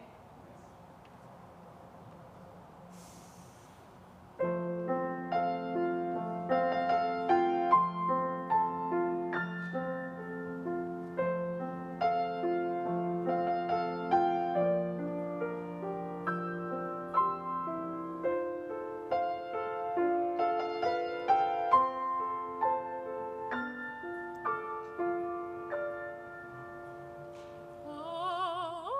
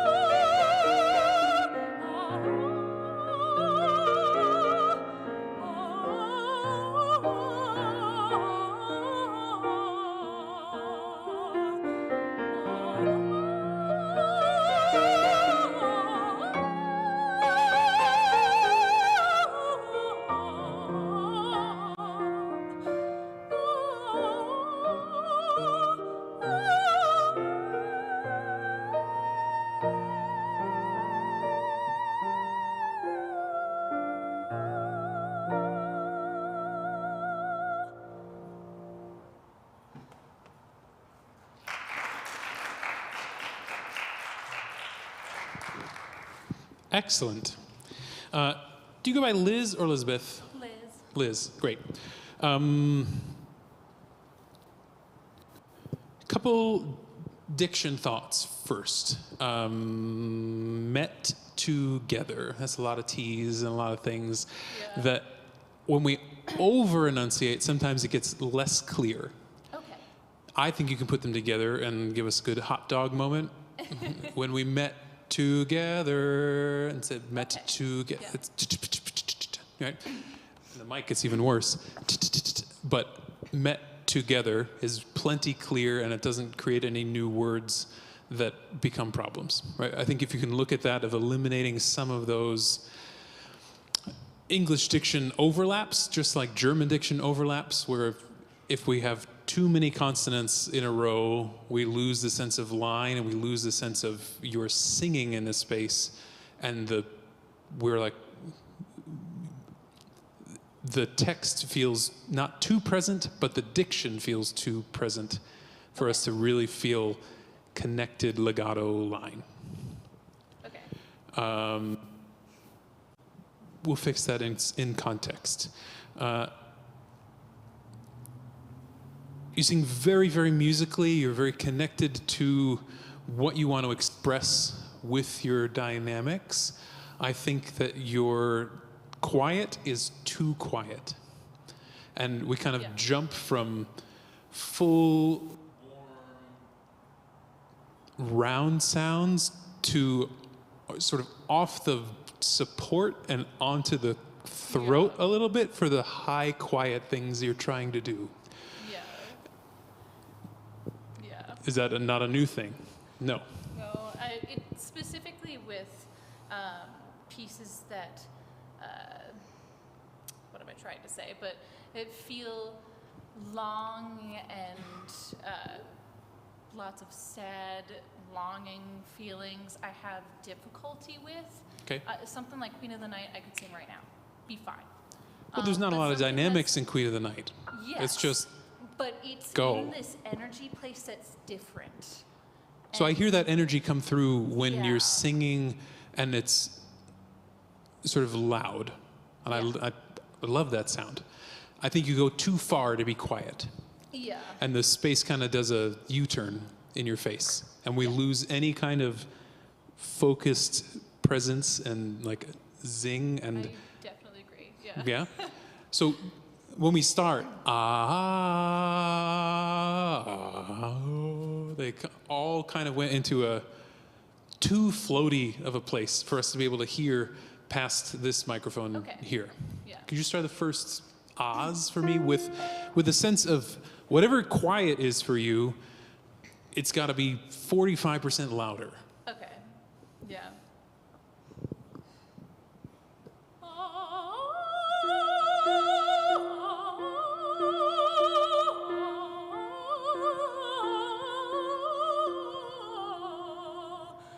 Good. That's not loud. Okay. That's a pianissimo, right? Okay. That's a new pianissimo for you, that you shouldn't go below that sound. Otherwise we lose so much color from your voice that you bring with you so well that once you give that to us, we don't want you to take that away. Okay. And it Willow when we went together.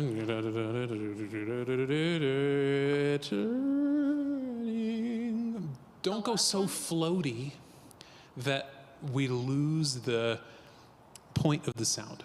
Mm-hmm. So I want to hear The last one to the higher even the note, first one, or right? Just the first one. We'll start there. Willow when our love was new. Willow when we Yep.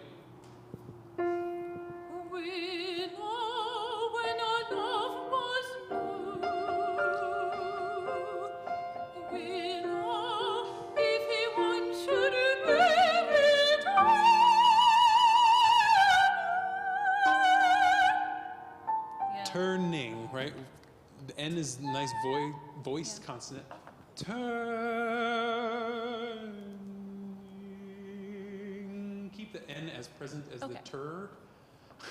and then the ing as present as the ter. You're going to a space that drops out of focus, and then you bring it back into focus. And in a room, even this size, which is not incredibly enormous, if I were sitting in the back, I would hear this like big dip. Up here, I get some sound from that quiet space, but in the back of the room, they're probably not. We get turning instead of turning, and then a good tapering off is okay, but not to the point where it drops off of that supportive, colorful sound that you've got. Just that phrase with the turning. Willow, if we should be returning. Yep. Okay. We know if he once should be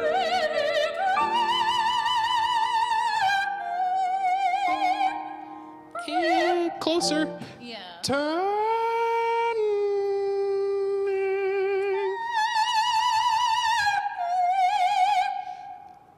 So what I hear is a turning.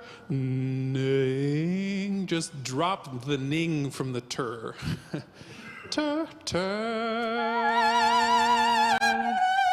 Yes, like that. You can put it in context of the phrase. Okay. So it feels like more singing, probably, to you. Yeah. But that's what we want. Once you give us that great sound, we need it. We need it to be a constant feed of sound and never go to a space that we go, where'd it go? Bring it back. Yeah. Same phrase? We know if he once should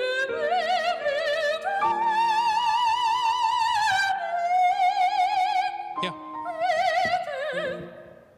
Okay. How different is that for you? It's just finding the right placement. When something feels like it's supposed to be quiet, I think I immediately go. I noticed. Yeah. I was told once that it sounded very ugly and that I should sing smaller. So it's difficult to change that mentality Interesting. after singing like that for a really long time. So the past year has been like focusing on pieces like this where the shimmering aspect doesn't need to be Beverly Sills. I don't have that small ping. No, we don't need to sing like any other singers. You need to sing like you and bring your instrument, which is great. You should trust that we want to hear that sound all the time, and that when you're hiding it, where'd it go? Oh, there it is. And the feeling of it disappearing brings into question, why do you do that?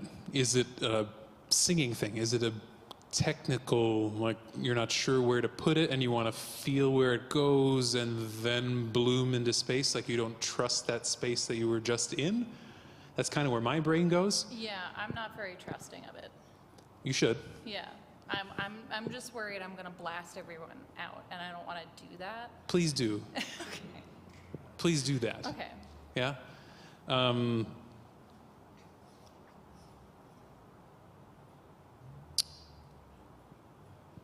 Gone are the friends ahead of yore, on the only recollection fatal of the world. Let's go there. So you did the same thing there. Only the recollection fatal. Gone are the friends ahead of yore, or gone are the ways of pleasure, gone are the friends ahead of yore. Middle of 191, Cody, you see where I am? You did the same thing after that beautiful B flat. You were like, I'm gonna hide my sound now. And then like there was maybe some more that came back. And everything should be with your full sound. So don't think any kind of dynamics. Just think, I'm gonna sing with my full voice all the time. Okay. Gone are the ways of pleasure? Yep. Gone are the ways of pleasure. Gone are the friends I had of yore. Only the recollection fades. And the word that was spoken never more.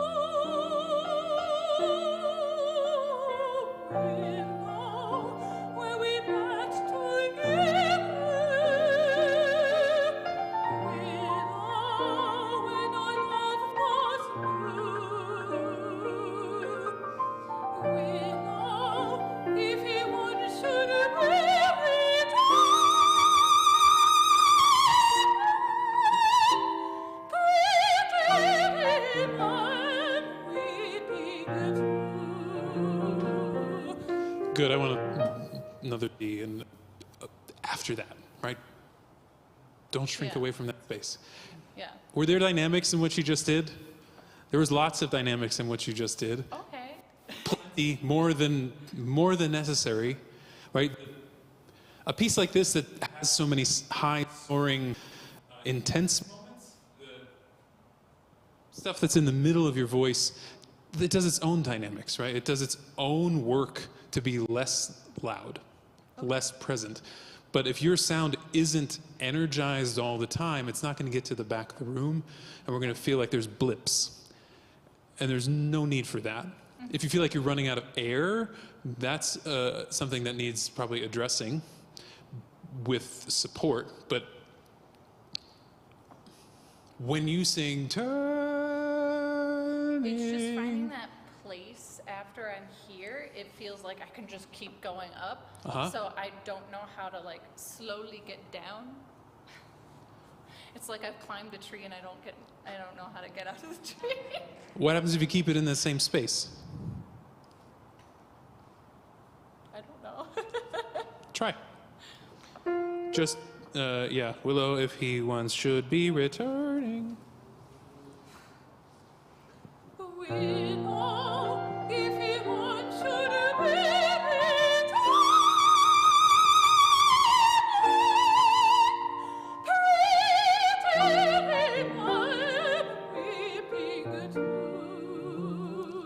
Please don't sing that any different ever. Okay. Do that each time, because that's the right space. That keeps the presence where we want it to be, and it keeps your sound in our face. Okay. And it has plenty of dynamic range. And you can, I think maybe shifting your thought of dynamics from volume to texture. Okay, yeah.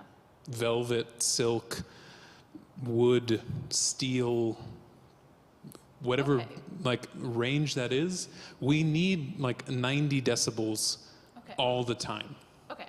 To get to the back of the room, we need 90 decibels. 90 decibels is super loud. It's like a vacuum 3 feet from you. That's like a loud machine, right? Even like a jet engine at 50 feet is about 120 decibels, not that much more than the sound that we make as singers. And if you give up on that sound, it doesn't go to the back. And then we go, meh. It's the intensity that you can bring should be what you bring all the time. Okay. And you can change the color, you can change the emotional mood of your sound by the texture, the color, but not the volume. Okay. Does that make sense? Yeah. Yeah, I think I'm correlating things like lilting with the idea of being soft and what it means for my voice to be soft. Yep. So. Even soft singing has to have the mask present and the position has to be a part of every sound we make if we want it to get to the back of a room. Can we just finish with ah and sing it loud? Okay.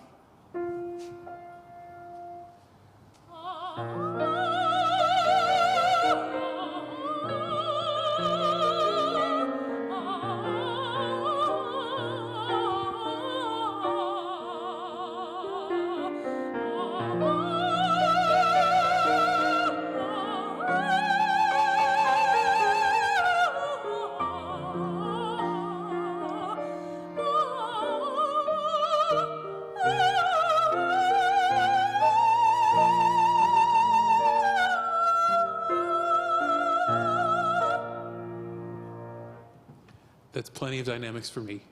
Okay. Keep that kind of ringing sound going all the time. And then you'll feel like you can play with tempo and push and pull a little bit more. But you don't have that option when you pull off the voice and into your throat and swallow the sound for you. Yeah? Keep it going to us. Good work, Liz. Thanks.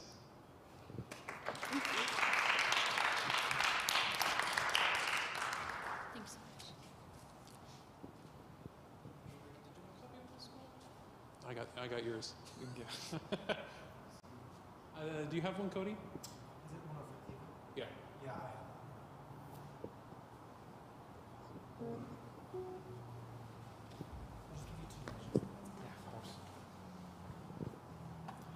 Good afternoon, everyone. My name is Miguel Ángel Ortega Bañales, and I will be performing Una furtiva lagrima from the opera L'Elisir d'amore by Gaetano Donizetti.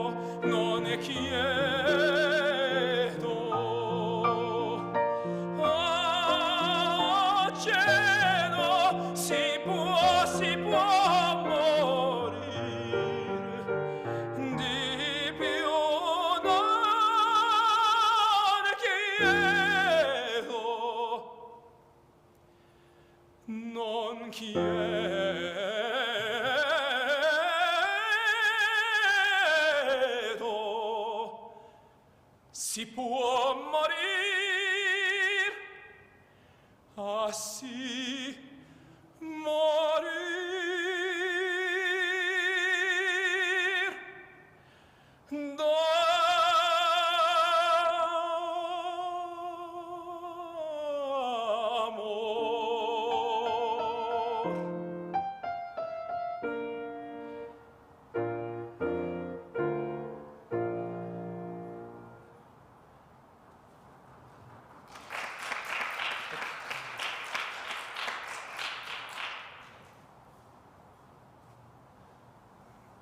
Great job, Miguel. Really nice. I find this aria one of the most confusing story points in anything I've ever sung, right? It feels super sad, and at the same time, it's not, and everything feels like it's on its head. We're also drunk. Yeah, really drunk. Have you done the whole role? Not the entirety. I've done scenes and the aria. Yeah. Sure. Have you done like Act 2 in its entirety? No. Okay. It's very small selections of everything. Okay. I did most of it last November, and it was the first time through for me, and it was like, oh, it kind of makes sense now.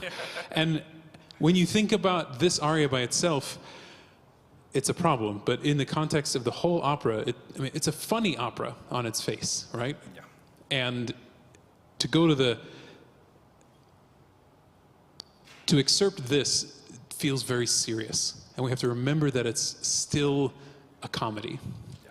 So that doesn't mean you get to like do cartwheels and be silly about what you're singing, but it has to be the emotional content needs to be more, not flip-floppy, but like it feels sad, but it's not sad. And giving into that is going to be useful for the audience to understand where Nemorino is at this point in his journey, right?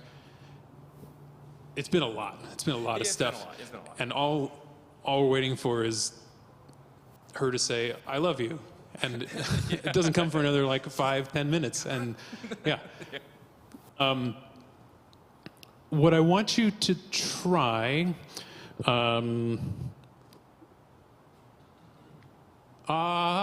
quiero. Can you sing that phrase for me? No.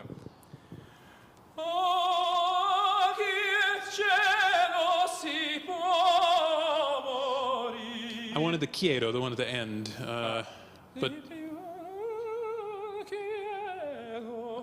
yeah. Di più non quiero. Good. If you put that quiero, it feels rectangular in space. And you're working with different shapes in your space between ovals and circles and rectangles. Okay. Do those images make some sense to you? Yep.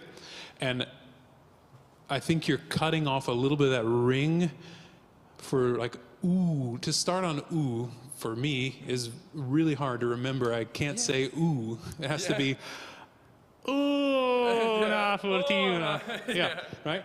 Put everything in that quiero space from the beginning of the aria. Oh, so the quiero that I just did is the quiero that you just did is the right position. Rectangle. Rectangle. Cool. Nice and wide. Yep. Una furtiva lagrima. Una furtiva lagrima. So it kind of shifted, it kind of relaxed as we went in. Yeah. Keep the lagrima as una furtiva lagrima.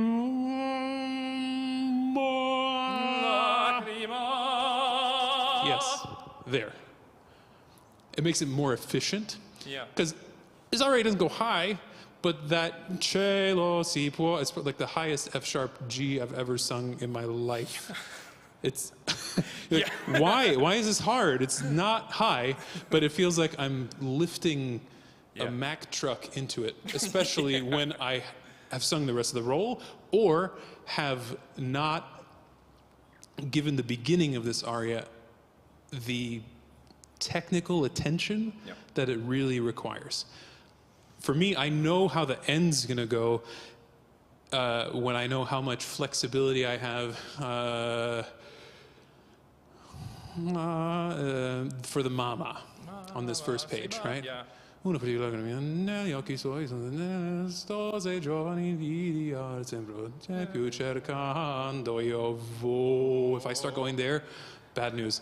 Ne più cercando io vo. Can we sing those?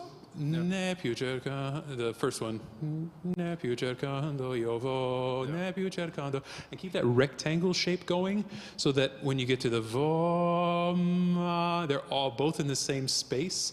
And it's just this continuous crescendo from the vo to ma. And use the vowels to do a lot of that work rather than like driving the voice. Yep.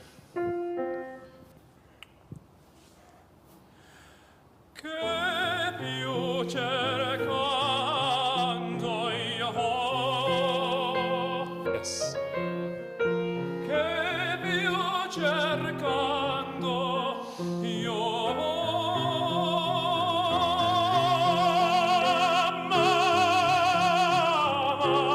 Bravo. What do you notice that time? It requires so much air. It does. Yeah. Yeah. I think that's what I'm doing with the other procedure, just saving as much air as possible. And this one, I definitely have to take more breaths. Let's talk about that too. I'm going to get my stick here. And we're going to do some supportive work. I notice when you start your phrases, your abdominals are about to work, and then you catch them just after they start to disappear on you. Okay. So I see, ooh, I see a little burst of air from the abdominals at the beginning, and then they really start to support. And if you can catch them, una furtiva, starting with that resistance in the abdominals from the beginning, I think your phrases can be longer because you're spending less air at the beginning. If you took a pencil and put it on your abdominals and inhaled and exhaled and drew a shape with the pencil on some paper, it's about 1.5 to 2 inches of distance. So every phrase you sing, your whole I get to breathe again, stride is only 2 inches long, which means it better be real slow from the beginning, because if you go, then you're out of air. You know what I mean? Yeah. So if you're losing some of that stride with that initialization of your air and your breath, you're spending 30% on that first note, and we don't need to. So hold the end of this with 2 hands. I'm going to push and pull you around. Don't let me push you over. Don't let me pull you over. Yeah? Same spot.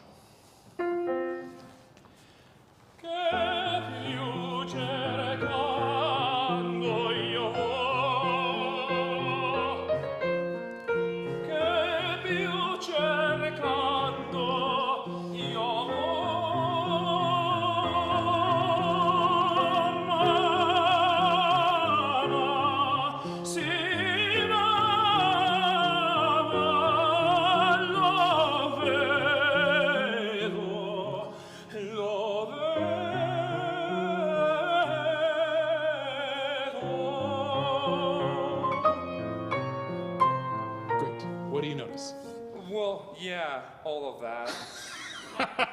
Yeah, so it's like a medicine ball. You're just you're doing something with your body, right? You're not wasting air on unsupported notes. Yeah. You're not using other body parts to support that sound, right? You're not using your throat. You're not using your jaw. You're just using the abdominals, and it's all connected. Yeah. Can you find that without me pushing and pulling you around? It's harder to do because external forces are easier to see and control. Sometimes I find some tension between my feet. Like I'm about to do that, but not slip. Gives me this oh, I'm planted into the ground. And making sure that your pelvis is slightly tilted so your lower back stays open gives you this that posture right there.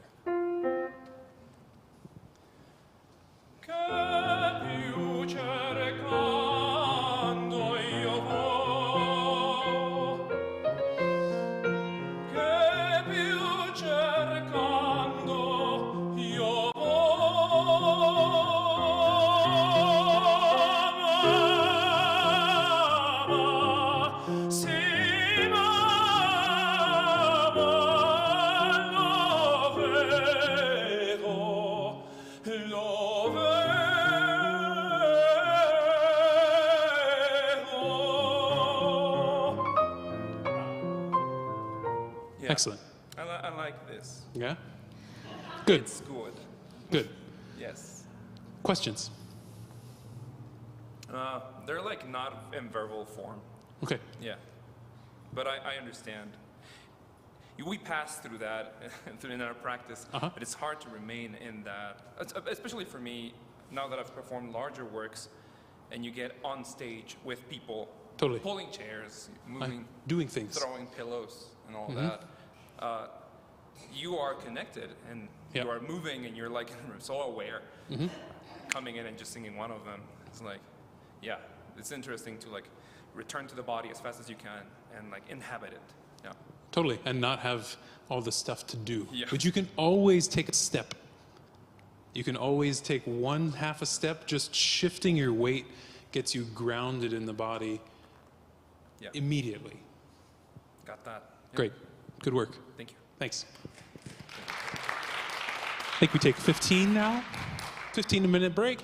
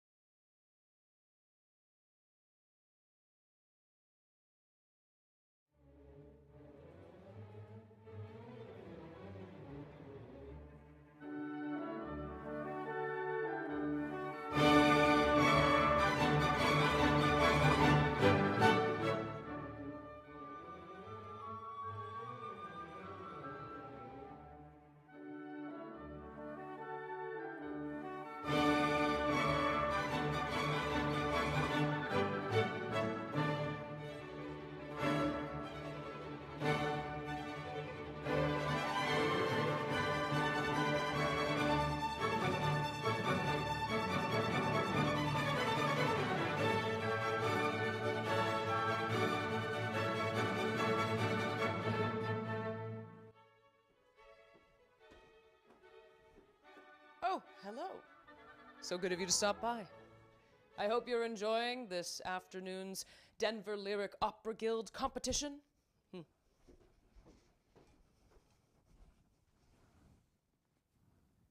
I'm Mezzo Soprano Claire McCann, and I was the 2020 DLOG winner. I was approached recently by one of your dedicated members to investigate what some seem to think is a mystery. Why do we support opera?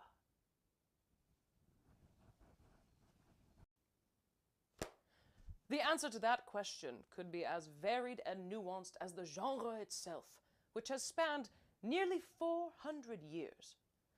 Every day there are evolutions being made in this art form. It is a living, breathing thing with creators pushing each day to make it a more inclusive space with new voices, new stories, and a rich potential. Whether you are a lifelong opera fan and you love the romantic classics and elaborate productions, or say you appreciate a chamber opera with contemporary stories, or even if you are brand new to opera and today is the first time you have ever heard vibrato, there is something for everyone. DLOG members support the voices of today and tomorrow, and they support the range of talent in Colorado's Front Range and beyond.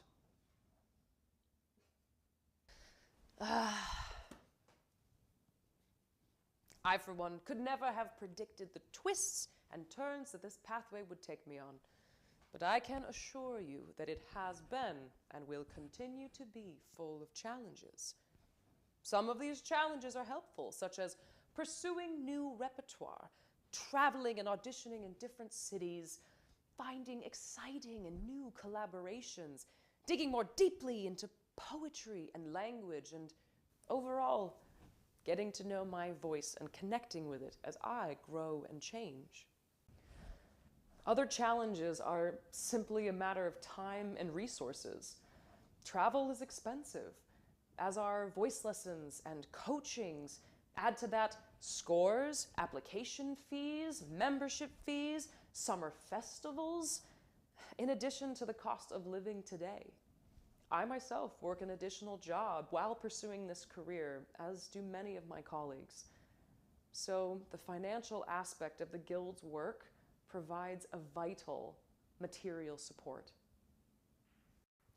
Beyond the competition, the Guild represents another crucial element to the future of opera: its audience. I participated in the competition many times prior to my win in 2020, and each year I got to know the members a bit better. And it's their continued support, their enthusiasm, their encouragement, and their friendship that provides the support of community. And it is with community that we move forward. Opera, music, they bring us together to celebrate the trials and triumphs of being human.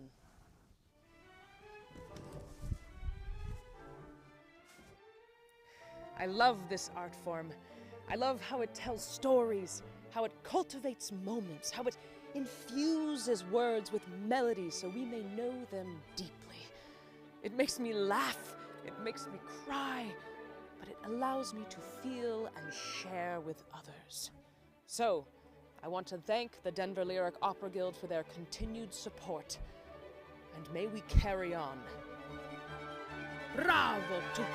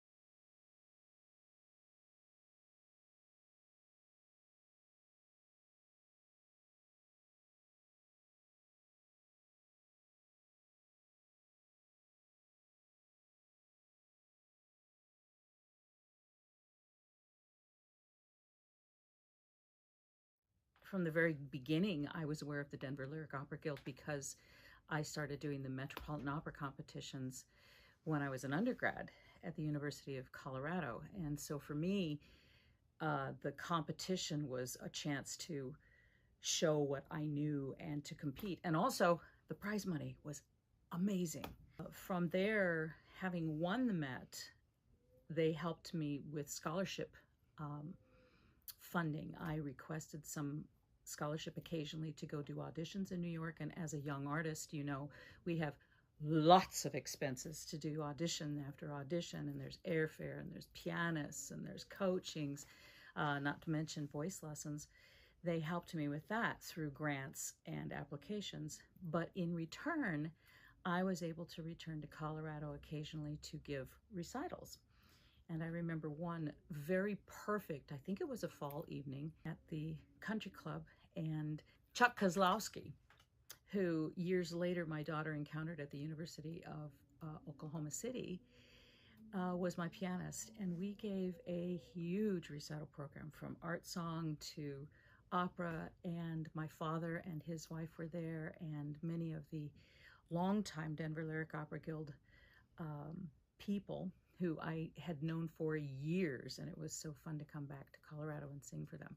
But that recital stands out in my mind because I saw the faces that had begun my journey with me, and they were still there supporting the next generation of young artists that were hoping for their career in the business. And I could meet some of them as well and say, yes, this is going to happen, and these people are going to help you do this. Another great memory I have is having been asked years later to come and judge the competition.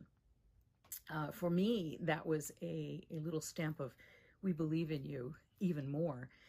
And that spring, I guess it was, I came and I heard young artists from all over Colorado that were studying there, or international artists that had come to study with teachers in Colorado. And it's the entire state of Colorado that is welcomed into the Denver Lyric Opera Guild competition. And like I said, the prize money had even gotten better. So one of the highest paying competitions for singers that I know of in the country. And they're always there. They're front row center at the operas. They're at Central City. They're at Fort Collins. They're at Denver. Everybody's there, and you get to know them. They are family. They're absolutely family, and you stay in touch, and they stay in touch with you, and they support you. And I believe I even saw some Denver Lyric people in Europe at some of my European performances at Covent Garden, Paris, and Geneva were some of the ones I remember seeing Denver Lyric Opera Guild. Thank you for what you do for the artists of tomorrow, and the artists of today, and the artists of yesterday.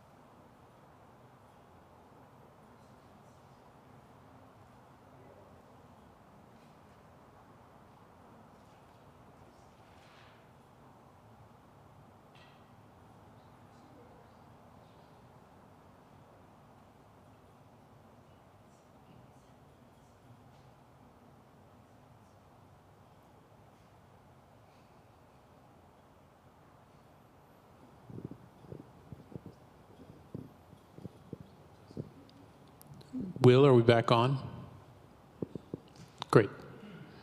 Welcome back, everybody. Let's continue with Elizabeth.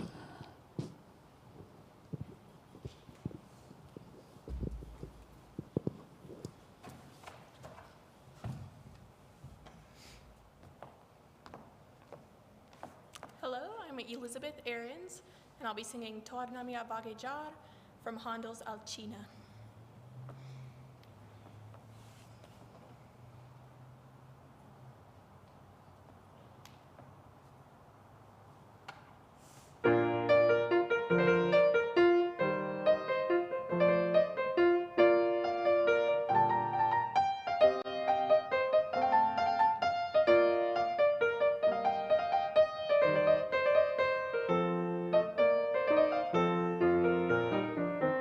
Tornami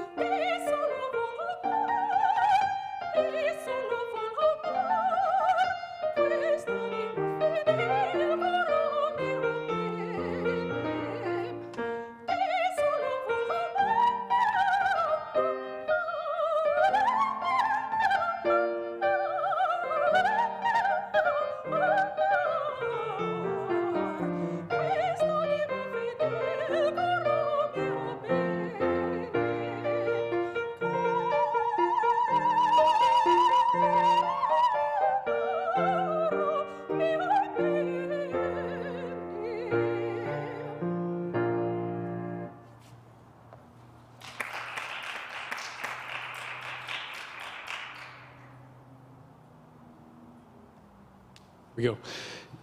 Nice job, Elizabeth. It's tricky to sing Handel and stay inventive, right? All that improv thoughts that we did at the beginning of our afternoon session need to go into that, especially the A prime, when you're going, I know exactly what I want to do, but it needs to feel spontaneous. And what I noticed is that your body was more free, your arms were more separated in the first time through in A section. When we got to A prime, it got a little bit stiff in your arms, like your hands were stuck together a little bit, that I could kind of tell your brain was on music land and on the, what am I going to do for ornaments? How does tempo feel for you? Good. Yeah? You get to pick your own tempo. You get to, it doesn't seem like it's too fast or too slow for you. It seems right where it could be. I want you to, there's a lot of notes to sing, but I want to make sure you sing all of them. And some of them feel a little disconnected. Where we are singing all the little notes in between. So let's start at the beginning, and I want you to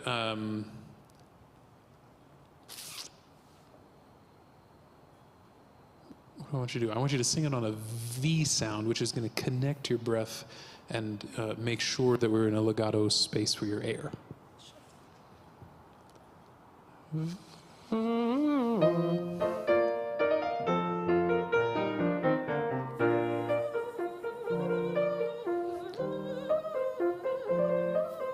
Good.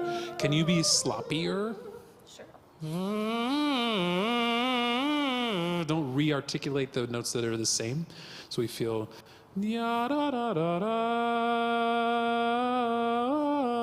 instead of I hear a little burst of air through each of those pitches, and just let it have a little more direction to those than just the right notes.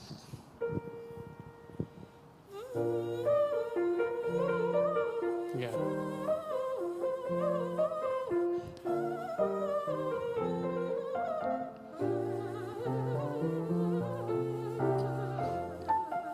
Good. Do you hear where the air changes a little bit? Yeah. There's a little like burst or change in air. How does your support feel? Feel like it's under you? Yeah. Yeah? You want to try with the stick? Sure. Just to be sure, it'll ground things. Do the same V sound. So you'll hold, I'll pull, you won't move, and I might push, and you just do that. Exactly. Yeah?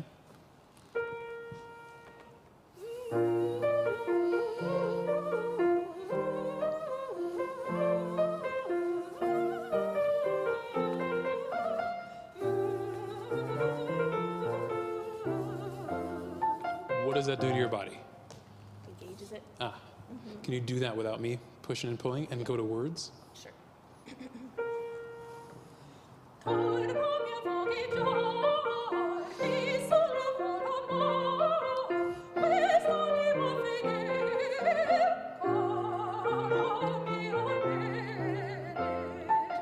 Tell me how that feels to sing. A lot better. Why? Why do you think? I think I'm just more engaged. You're and more a little bit slightly more warmed up from the beat. Yeah, I mean, you're using more body to support the sound than throat, and there's a lot of notes in Handel, there's a lot of notes in Rossini, there's a lot of notes in lots of music, but it can't feel like we're only singing those notes, right? We need to get the emotion through this instead of making sure that they're all right. Does it feel too loose this way to you in terms of music? No. Let's go to fast forward to B section. You get a little more, a little more legato excess. Same. Try and feel without this that you're connected.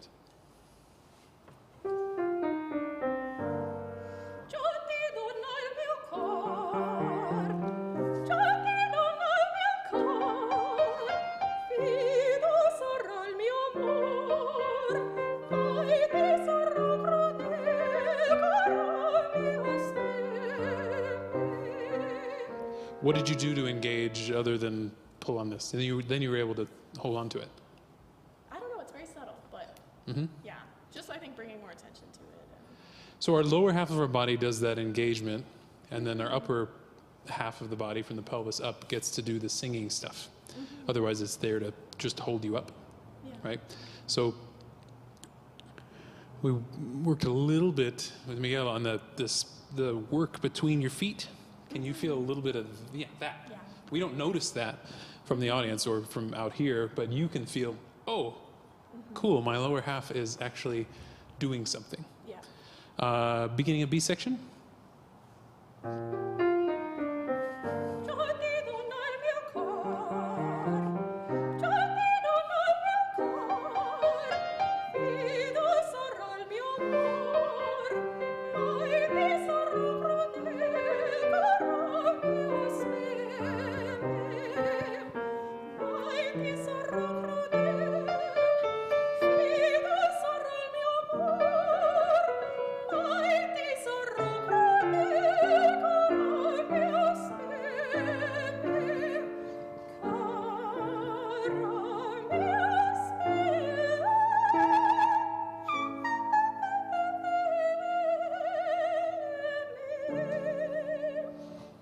More connected. Yeah. Much more legato through there. And can you sing the yum bum bum bum bum bum bum with the same amount of grounding? So almost portamento. Yeah. Up from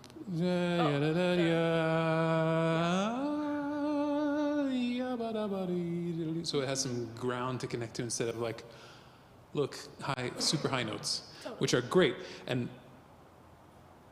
sparkly and nice. I think that they'll be more connected to the rest of your sound if you can reach down with the air and the body and then up with the space and the notes. Okay. So you're saying sing that little ending. Yeah, not staccato, not separated, just. You can for right now. I want you to sing a big portamento up to the top, which is going to go. Oh, breath is going to work. And then we're going to separate it back out. Okay.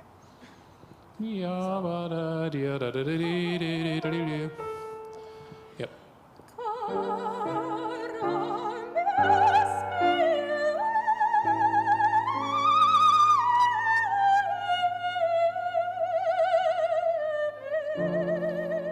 Yeah. What do you notice when you sing like that? It requires a very different Body support. Yeah. big time. I wasn't quite in that space that I wanted to be in, so yeah. It sounded great to me. The space was connected to the rest of the space and not just, this is where I put super high notes. Sure. It felt like you had more mastery of the control going up to it and the way back out of it because you were tethered somewhere to the ground. Yeah. And it doesn't sound stylistically wrong to me like that. I would potentially keep that in what you're doing. Yeah. Try it once separated, but with the feeling of groundedness. Yeah. And do you feel like you need to just pop that note out, or can you sit there for a minute? I could sit there, yeah. So do that. Yeah, okay.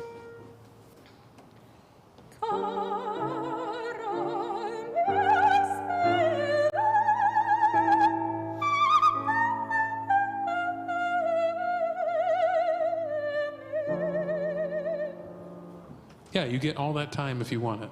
Yeah. It doesn't need to run through it. Sure. Try it with that much time, but with a connected portamento between the previous note. And then stay connected? Yep. Totally. If you want to separate and sing staccato on the way down, you're welcome to do that. I'm more interested in the way up, feeling really grounded.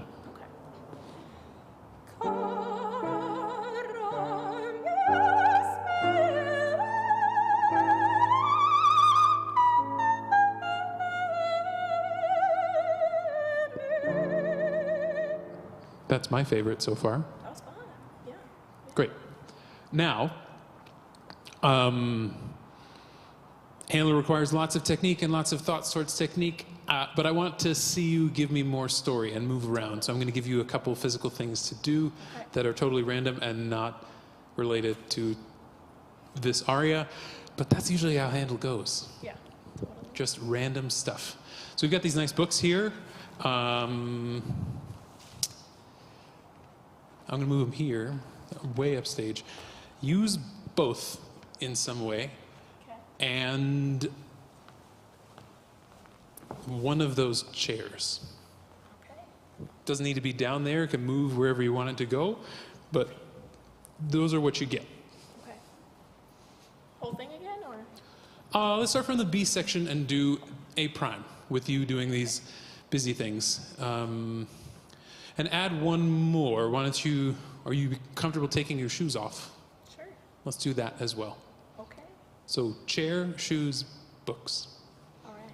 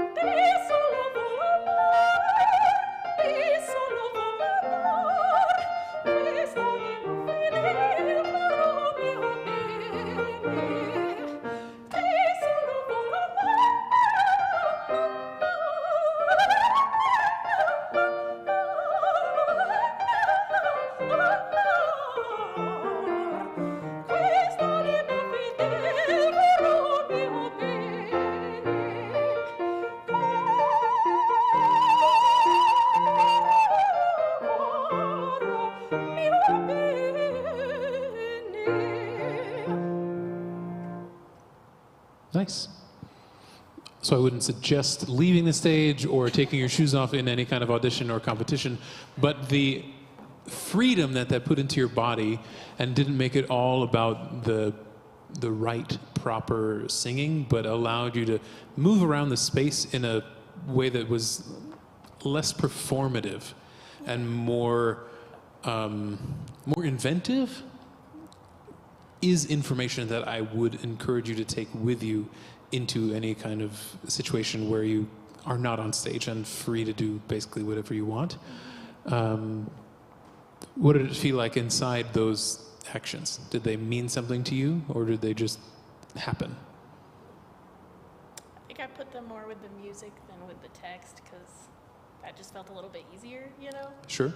To like try and move with the music a little bit, and like that's where my head was anyway. I don't know how much it came across, but it felt helpful.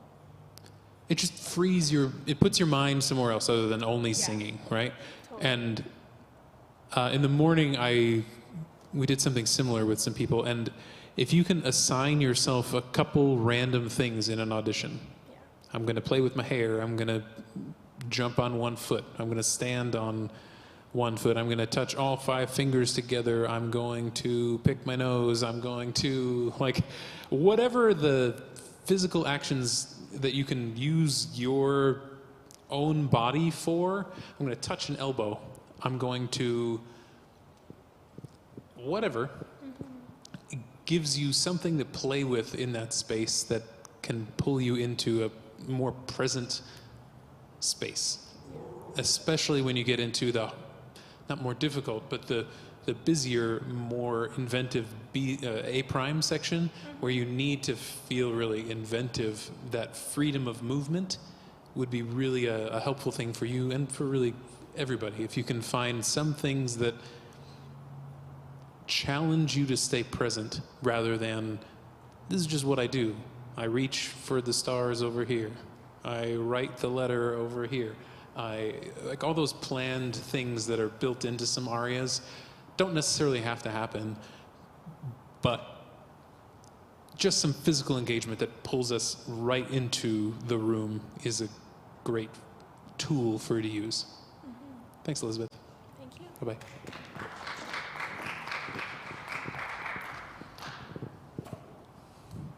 Hi, Emily. Hi. How are you? I'm good. How are you?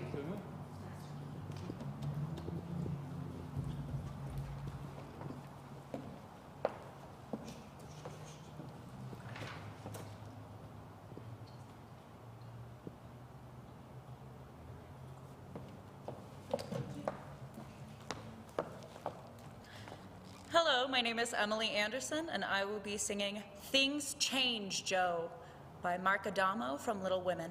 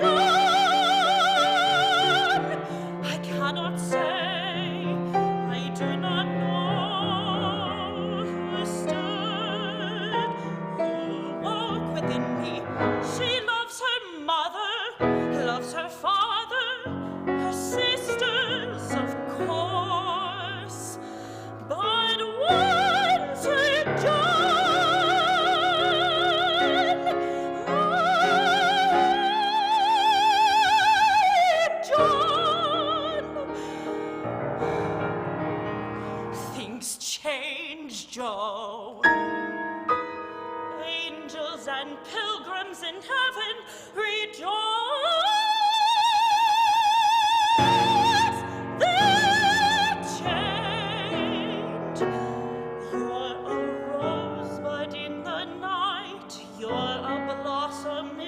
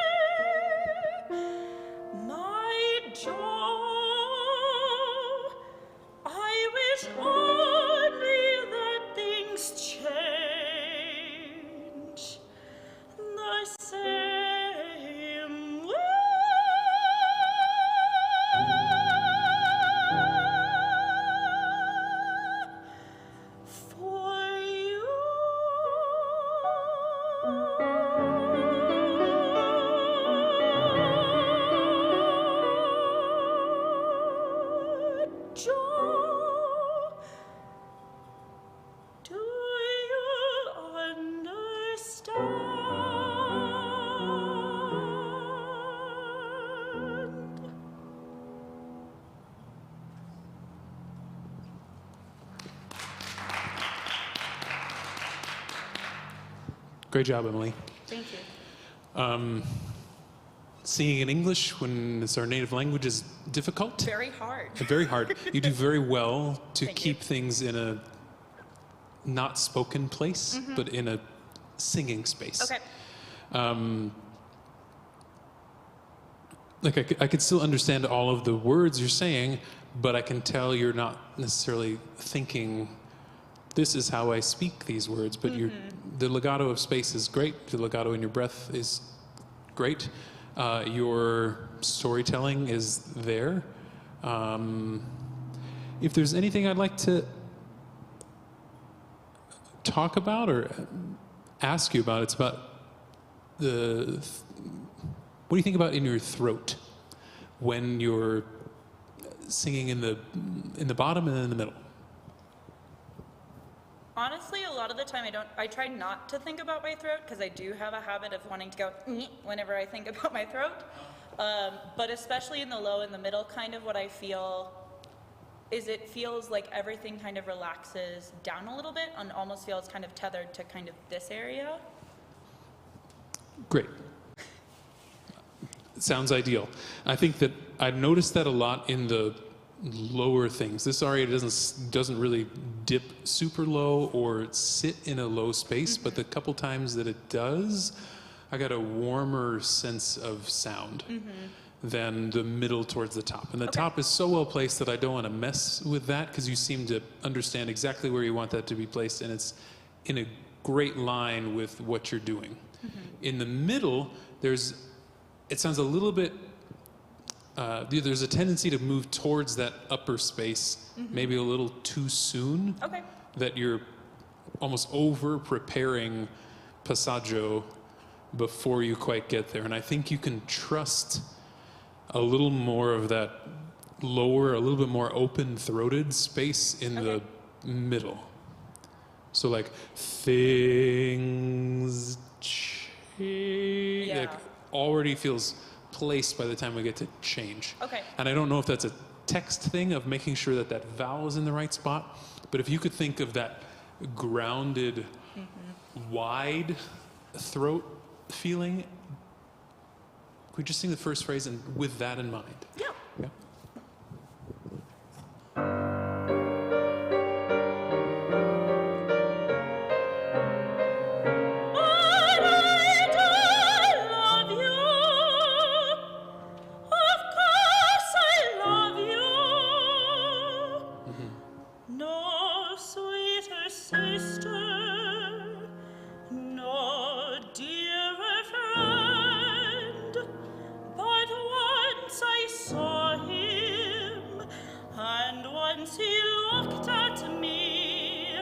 I can't explain it, Joe. I love you, things end. Tell me what that feels like. It just kind of feels like everything is a lot lower in my body. Which is great. Not an enormous sonic difference out here, but to me, it's really the only thing I would ask you to do is think about that through the aria. It doesn't seem like a big change to you, does it? Not massive. Yeah. Did you feel like it was a little bit higher placed before? Was that intentional? It felt like it was just kind of like that was the place where it felt like cleaner. And so that's why I was like, oh yes, I want it to be in this place. But like when it feels a little bit more grounded, it also kind of feels both slightly more powerful emotionally and also just kind of like a little bit more solid and stable, which is nice. Great. I mean, it does ground in the body when my throat opens, my ribs open, and my abdominals do the work they need to do. And when everything starts feeling tight, or one of those things start feeling tight, everything falls in line behind it and goes weak, and doesn't really help anything. Yeah.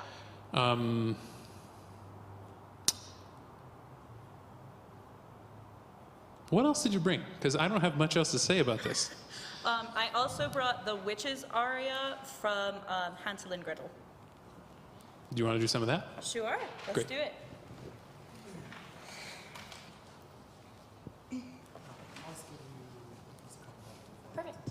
Yes,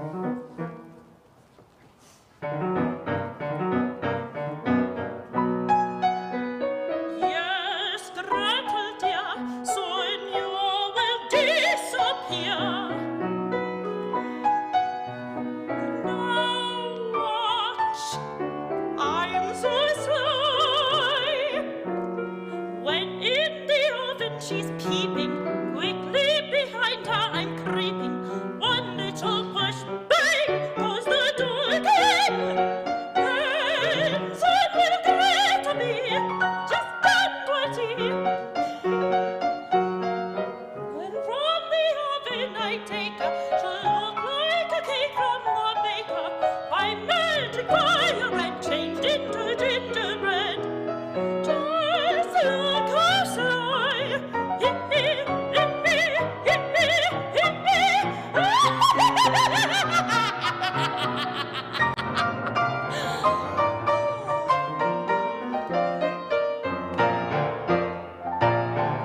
So hop, hop, hop, galop, lop, lop, my broomstick neck, come do not lag.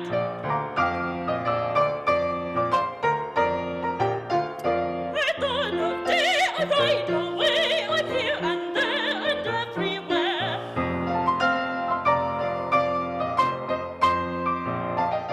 At midnight hour, when none can know, to join the witches' dance I go.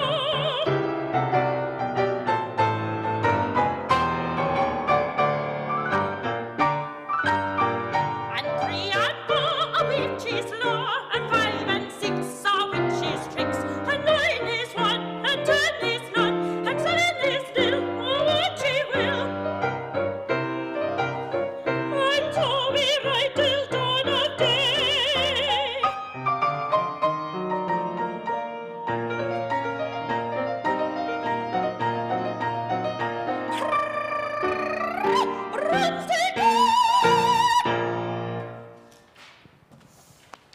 Nice.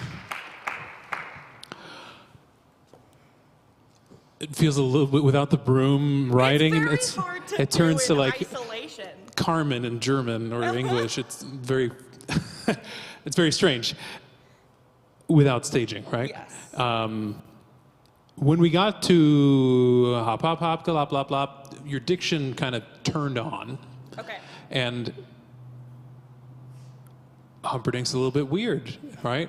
There's a lot of separated little phrases and a lot of text that needs to spit out.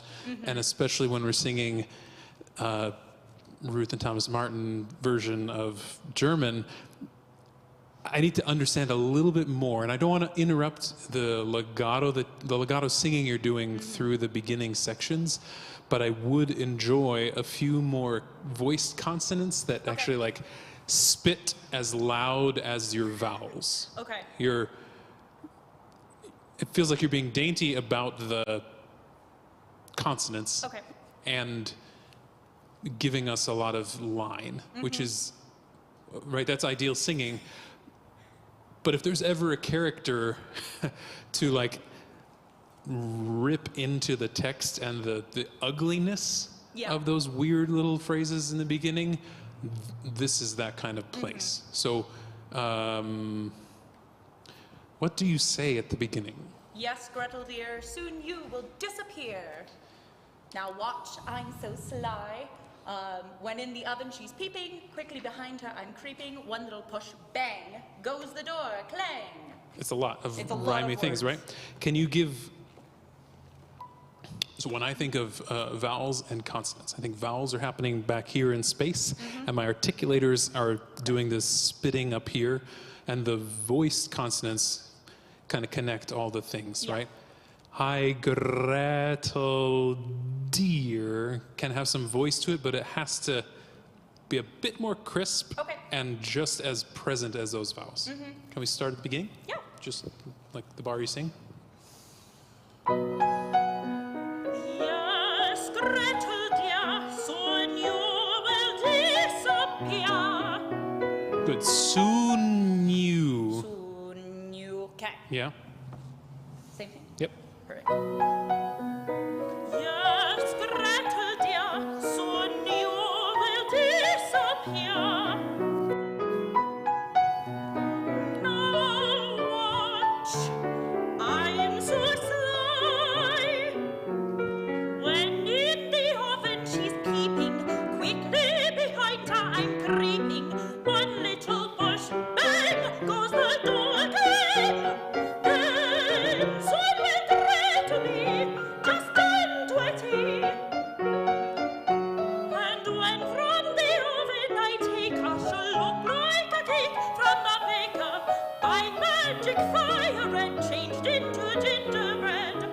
Great. Does that feel like a lot more work for you? It's just kind of like I have to actually be conscious of it a little bit more. Like, it's not necessarily that I'm having to work much harder. It's just like, oh yes, they're like consonants that I can sing on. Yeah, exactly. They are sounds that sustain singing just as much as vowels, sometimes, right? Do you get a lot more text out there? And you could, I mean, it's not just our second time through the text of, oh, that's what it was. I thought I caught it the first time, but if you did it this way the first time, we would have caught all of those things. And as long as it doesn't sound like it impacts your legato, it doesn't sound like it impacts your singing in any way that would be detrimental. Yeah. So I would incorporate that much attention to it as quickly as you can. Yes. Yeah.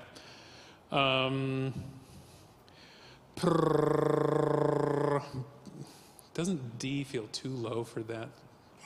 Like it feels so like such a different space than the high notes, right? And I think you can shorten it up. Okay. Like generally staging wise, we're running around, we're doing all kinds of crazy stuff, and we arrive back and go high note. Yeah. Great. And if it's not helpful to hang out on don't make too much of a big deal about it. Okay. Yeah, it is written where it's written. I'm not saying rewrite the Humperdinck, but A, the orchestra is stupid loud. B, no one's going to hear you, and they just want to hear high notes anyway. So, says the tenor. So, feel like the end can be more springboarded into the top. Okay. The top note's not bad, but it can have more energy that gets you there instead of broomstick, home, like it can have a lot more schwung to it that helps you ground and dig in, and then you can hang out there for a week instead of like, I spent all my air on and now I can't hold high notes. Yeah. Somewhere.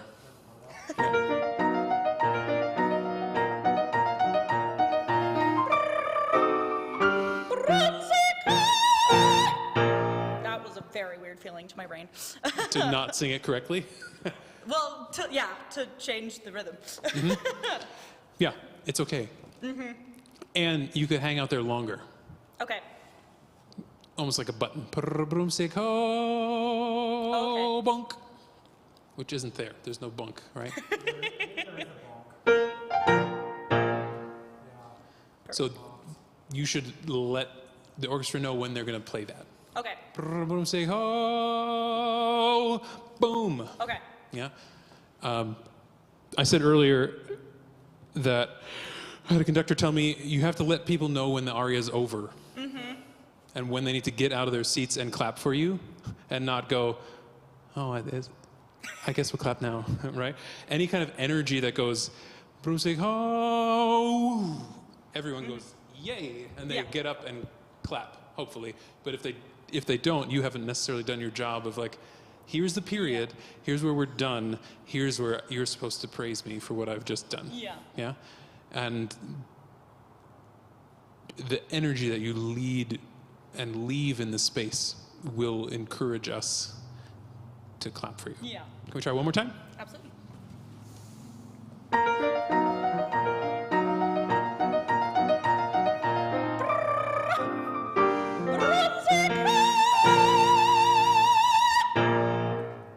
Great.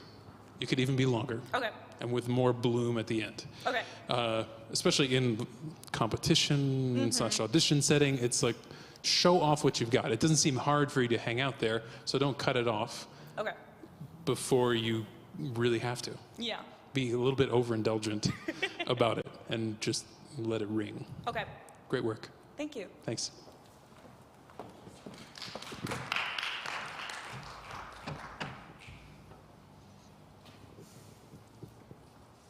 Thanks.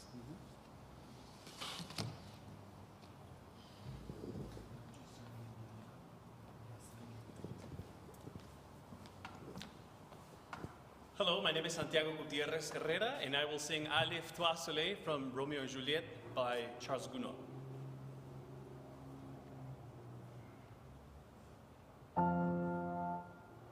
L'amour, l'amour, oui, son ardeur a troublé tout mon être.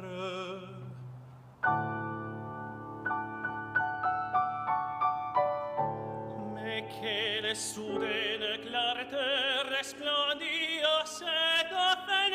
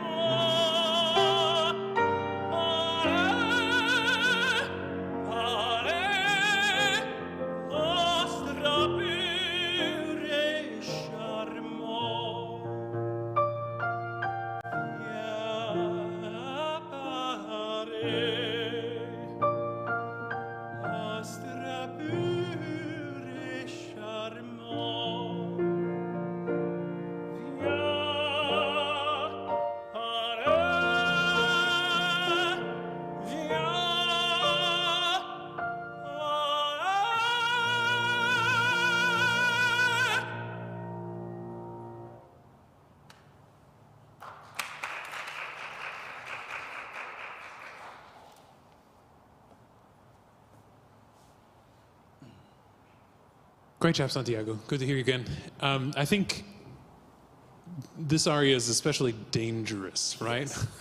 It always feels precarious, especially you get the 3 times through those B flats, and if the first one doesn't go well, the next 2 are never going to go great. Yeah. That's my experience, right? Every time the first one's always the test of what can I do on that last one. Yeah, what are we in for? Exactly. Like you said at the outset, what discovery do I need to find in myself to be to be present in the day. And I want to start at the recitative, because it feels a little bit like to me it sounds like you're trying to conserve voice for the B flats, and you're holding back your air a little bit in a way that leaves us with some straight tones. Okay. L'amour, and then l'amour, oui, son ardeur a troublé tout le monde. And I think you're doing a little too much work with your French. You're trying to make it in too many different spaces and almost over-singing this. Gounod is not quite Puccini, and we need to keep it a bit more like Mozart. Okay. Clean, less soupy and scoopy, and this recitative is pretty much in time, right? L'amour, l'amour, oui, son ardeur a troublé tout mon être. Where straight rhythms instead of a lot of push and pull, and that will help you stay on the voice and have direction to those things where we don't want to live too much in this recitative. We want to get to lève-toi le soleil, yeah. Cody, we start right at the top. So give me more full singing all the time, and I think for me, my voice gets tired when I'm trying to play too much with dynamics and undersing things, because my body goes, meh, this is easy. I don't need to join the party. I can stay home and sleep. Oh, we're singing B flats now? Oh, I guess we got to do something. And the switching on and off of the mechanism and the on and off of the support makes my chords tired, because they don't know what they're going to get. And if you can feed your chords the same diet of air all the time, they know what to expect. Okay. And not, we're going to have, Thanksgiving dinner and then not eat for a month. And then it's Christmas, and then we're not going to eat for a month. And then it's Valentine's, and we're not going to eat for, all the bigger meals that we eat, we have to avoid that with singing and just go, all right, it's 3 squares a day. And nothing more, nothing less, so that we're not shocking the system, we're not changing things that don't need to be changed. L'amour, l'amour. L'amour. So don't undersing the mour. L'amour.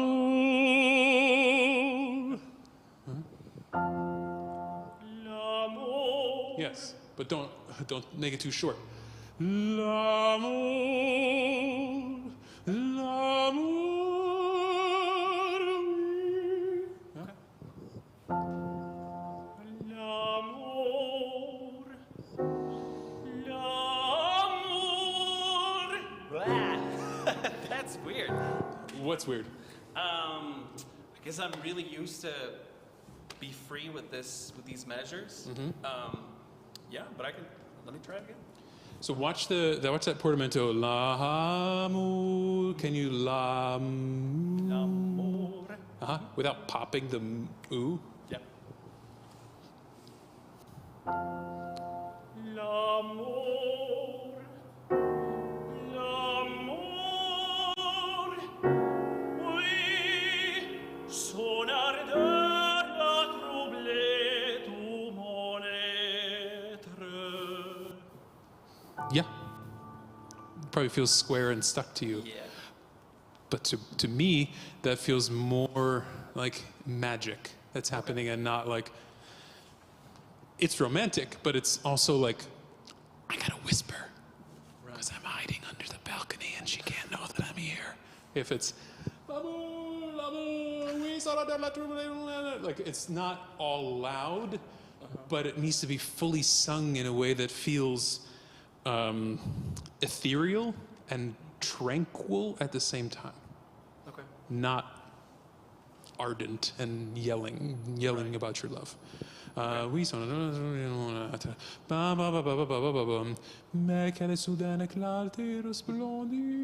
keep it all placid, like in an amazed way of what's happening, and not, I need to climb the wall. Right.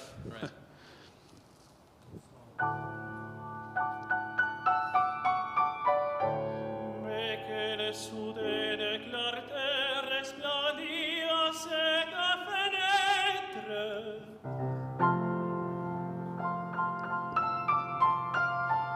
Cela que dans la nuit rayonne sa beauté.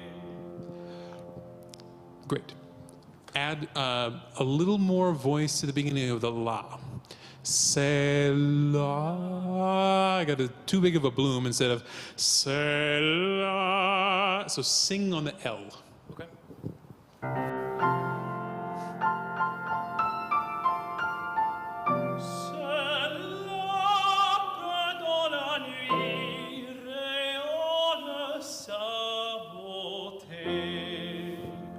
Yeah. Yeah, it makes it lighter, I guess, because you can't like. Yeah. And c'est la is what I got before. Almost like too much of a decrescendo, trying to be musical about it, and just sing what's on the page. Yeah. Lève-toi, sole. There's a lot of pulse in your air, like you're under-singing the middle of the note values. Instead of lève-toi,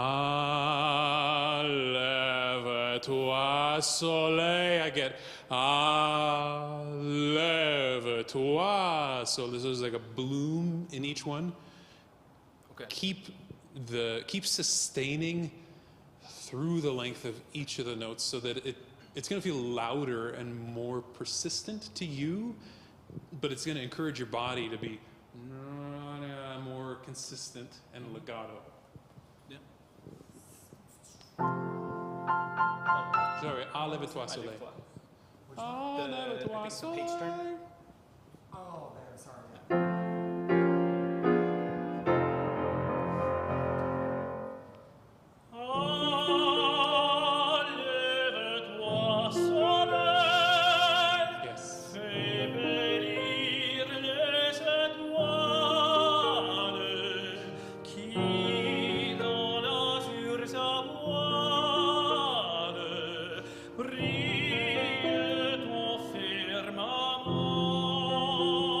Good, pause.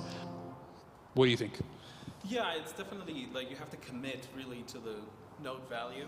And, Yep. Yeah. Those portamentos down, we gotta cut those out. Yeah. I don't know. Soleil fait parler les étoiles. Really clean. Okay. You can use the L or the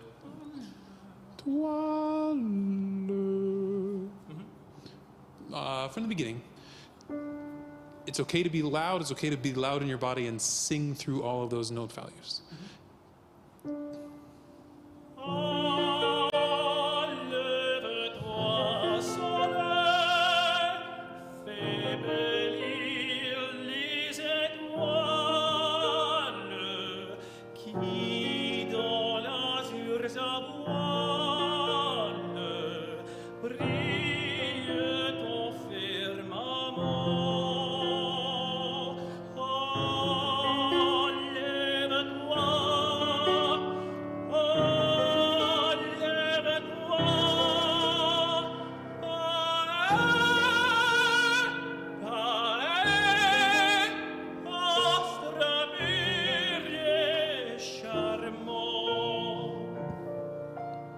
Good. What did you feel when you got to B flat this time? I feel like the scooping makes it so, puts me in a position where I have to work harder for the B flat. Mm-hmm. And it showed that just now. I was like, I don't need to do that much. Exactly. So it makes it very evident. Can you try and connect pare? Is it F sharp or F? B flat G. But then pare, what's the re? B flat G. So the G feels like it's a very different spot than the B flat. Yeah. It shouldn't. Okay. Put it right where the B flat was. Pare, pare, astre pure charmant. Lève-toi, pare, pare. So from the ah, lève-toi, lève-toi. Yeah.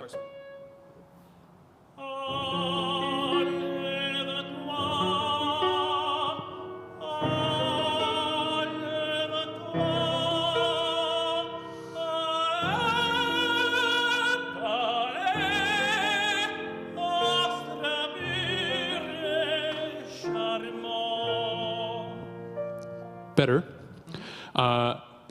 What happens if you don't take a breath after B flat? Just now I didn't. Okay. I guess I stopped the sound. Mhm. Is what you're- okay. Don't stop the sound. Put a portamento in there for now. Pare, pare. So that the second pare on the G pops into a lower but mouthier space, and it loses some of the refinement that the B flat does. So para, para, make sure it stays in a more resonant space than, it goes a little bit towards ah, or in the mouth. Mhm. So right on pare? Yeah.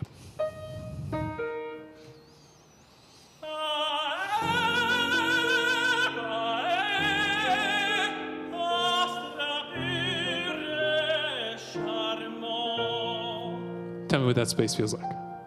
Yeah, that's makes it feels like I can connect the voice a little bit more. And the G is right in a line with the B flat. Okay. Which probably feels tiring and a little bit less less in control. The G, yeah. Yeah. But it's more in line and sounds like it's more in control. Okay. So don't necessarily just trust that, but play with it and go, that should feel similar. Okay? The middle section, elle rêve, elle des nuits, une boucle de cheveux qui vient caresser. Watch out the same things. You got to sing through everything because it feels a little bit like swell and swell and swell, which you seem to do very well incorporating into ah, lève-toi. We didn't do that these times. What time do we have? We have 1 minute.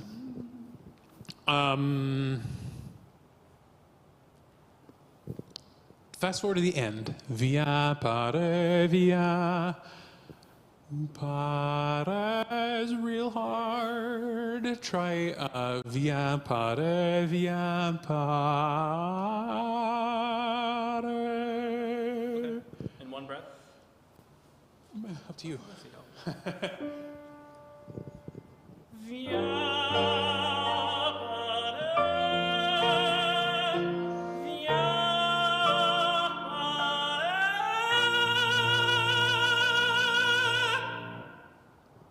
That sounds nice and connected. The trick about that last page is don't undersing ah, lève-toi, sole, just to conserve for the pare, pare, astre pure, charmant. And then if we go to, that, I got another B flat to do. Via pare, astre pure, and try and get too cannertly and small about it to make sure it's in the right spot. You're not giving your voice the same diet. Right. So make sure that it's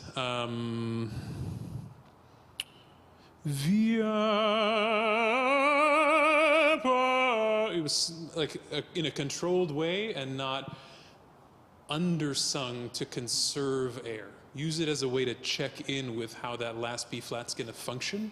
Let's incorporate what we just did at the end with via pare. So really sing into those without spending too much voice, but always in a supported way. Okay.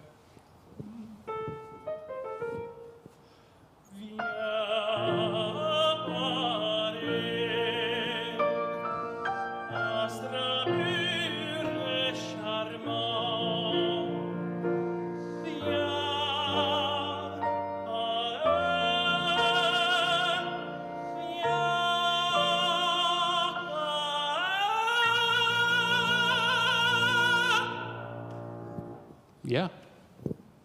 By not undersinging, we save voice. Right.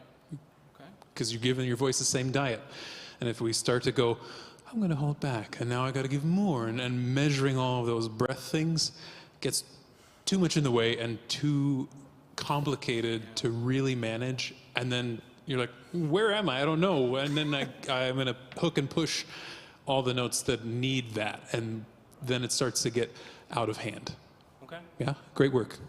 Thank you. Thank you. I think that's it for our singers. We've got a little time if anybody has questions, thoughts they want to share. Singers, if you have reactions to what we did or questions about what someone else did and how it relates to what you did, this might be that time. Bill, I don't know if we can manage any, there's no like response on the live stream, is there? Do people have questions there? Great. Anybody? Anybody? Yeah. Moving around the space and kind of. For the folks at home. For the people, is this on? Hello. No, it's not. Hit the button one more time. The red one. Try to test them. Okay, seems like it's on. There now. we are. Yeah, I think that moving around the space and kind of just really grounds you. And instead, I know that some years ago I struggled with going on stage and everything just kind of was like a car accident where it was like, I don't know what happened. Like I was looking this way and then like this strange thing, and just feeling grounded. Like I'm actually here and I can make decisions and react to this space, and that super helpful. Great. So cool. Thanks. Since both you and I had slightly different variations of like finding movement that like in the context of whatever opera we're performing in makes absolute sense, but in the context of a competition, maybe not so much or might not quite work as well or as effectively.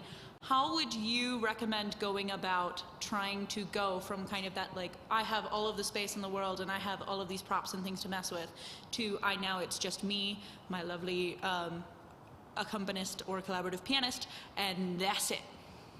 Great question. It's a tricky thing, and honestly, it depends on the audience, right? If you're... Competitions are strange. They are very strange because you don't know who the judges are going to be, what their backgrounds are, what they're really looking for. You've got a list out there of who they are. 2 of them are performers, 1 of them's a composer. That's different than an administrator, a director, a early music performer, a collaborative pianist coach. Right? All those ears are listening for different things. And I wouldn't necessarily gear what you do towards the people in the room, but I would tweak a couple things going, they're looking for performance. I'm going to take a little bit more space than my pink X, which marks the best sound position. If you can give yourself some parameters of, I'm not going to use all the space, but I'm going to use a 6-foot radius, so I can still stay connected to the piano or orchestra or whoever you're performing with, but I'm not confined. Right? Really what we need is that room to stay grounded. And The Witch is especially hard because there's a lot of interludes that are just like, I'm going to sing a little more, and then here's a high note. And you can't be running around with your fake broomstick. But at that point, you could even just acknowledge, like, here's orchestra, and there's not a lot of advice to give there other than take the space. And if you're auditioning for a company, that's a whole different world because they're looking to cast you in either something specific or something in general, and then you just want to present your best performance of things.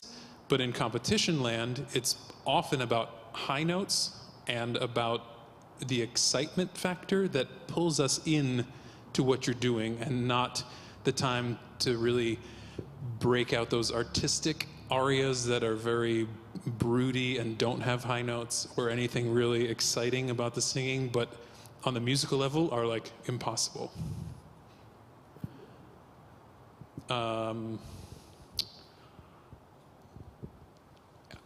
It's real hard, especially to take arias that have other people on stage and go, there's an imaginary human here who I'm talking to this one right here, and they're not here. Like a Che gelida manina, right? It's to who? It's this intimate moment in the opera, but in presentation, it's not. And it does change things, and knowing what you want to present is probably the biggest factor, not going, oh, I did it on stage, it's going to be totally fine if I just try and put it in my little audition box, rather than I'm going to actually practice the audition version, which is going to look like this. And really the only way for you to know is either get some people to sit and watch you do it, like this, or record yourself and go, what does that actually look like? What does that actually sound like when I try and do ghost acting? Or does that work? Does it not work? And that's kind of the point of a director, right? Hopefully when you come to rehearsals, you bring ideas for staging, you bring ideas about your character, and then you give an editor at the table that goes, I'm reading something different than I think you're saying, and it doesn't work with someone else is doing, and this is what the set looks like, and you can't actually do that thing that you tried to do because there's a wall there. And you go, okay, problem. And sitting on the other side of the table as a director some of these days, I find myself just hoping people bring ideas, which is great. But most of the time, people are not bringing their own ideas and are waiting for someone to go, move stage right, move stage left. Okay, but I don't do anything when I get there, right? But like keeping yourself engaged and alive and present is probably the most important, whether it's in an audition or in a fully staged production. Great question. Thank you. Sure. Anybody else? In your journey as a tenor, access to and above the passaggio, particularly above G or G itself, it's been a journey for me, especially since only in the last year or year and a half, my B and C are something that I can constantly approach and rest confidently in, Right. And so, what are some thoughts that you have experienced as you get involved with your voice in that way? Good question. As a young artist, similar. I had a B flat that I could make happen, and it was like a 3-point shot, like pretty reliable. Sometimes I'd miss. It would be real ugly and miss real bad, but B and C were like half-court shots, and it was mostly because I was singing on throat muscles and unsupported sound and like natural talent letting it just happen in a way that I didn't have a technique that I could go, this is how I'm actually approaching an A, a B flat, a B, and a C. B and C feel like a totally different planet from B flat to me. And for some tenors, it's a half step lower, half step higher, where there's not another passaggio, but there's a difference in that space. And I think that's for everybody. Once we get to that like upper, there's like a tiny, small forward space that's got to be found, like top of Tornio Megajar, right? If you don't find that zone, it's like, I don't know if it's going to happen. And you're like, same broomstick, it's probably not that complete space for you, but if you had to sing another, like, when you sing Komponist, you'll have to find that space to like really zone in on, and B flat feels like I'm hitting a target, I don't know, the size of the big pipe from here. I could probably do that with a lot of different things. B natural probably feels like I'm trying to hit one of those little panes up there from the same distance, a lot harder. And C, like something on the other side of the street with the same, from the same distance. And figuring out the pathway you want to use and for me, it's like having a seatbelt. I need to know that position is right before I attack those notes. So when I was a Met Young artist, I spent a lot of time with like amazing humans in a room. And one of my favorites was Renata Scotto, and she would just sit at the piano and go, prima la posizione, seconda la suonare, nya, nya, and like yell at me like this. And that first the space, then the sound is not coming at it like a and hoping it gets there, which is what I would always try and do, because I don't know, my favorite tenor sound is a grounded, warm, rich sound, and not a tenorino, I'm gonna hang above the staff and I can sing E flat and F just because I can. Like, that's not my favorite tenor sound. So I always try to avoid that tiny space, thinking that I would sound like that when I went into that space. That's not how I sound when I go into that space. But I didn't trust it for a long, long time. So my third year as a Lindemann Young artist, I had to retool and like gain technique. This is at 27. I went like back to technique school and spent the year retooling, relearning what those spaces should feel like, and trusting the person's ears at the piano going, okay, that's right, that's leading you in the right direction, and then marking, okay, that felt like this. Whether it felt right or wrong to me was not really up to me. It was up to the person with ears sitting there going, that's right and that's wrong. And I think that's really the main lesson, that if you don't have somebody's ears you trust. For a few years I didn't have ears that I trusted, or that could lead me in a direction and go, that's right and that's wrong. Just like, that kind of worked. And it was all like, oh, okay, great. But it's not working for me because I didn't know what I was doing. Yeah. But it was kind of working, right? I wasn't sitting at home hoping my B natural and C would come in. I was like singing at the Met and going, I hope no one asks me to sing B or C. And eventually they did start asking for those things, and I was like, oh, I need to go find someone to help me understand how to do that. So it is certainly a journey. I think making sure you've got a tool bag and knowing what feels right in your throat, and that you've got a set of trusted ears that you can go back to and say, this thing didn't work out the way I thought it was going to, or I have no idea how to do this thing I have to do coming up, is super important. Thank you. Sure.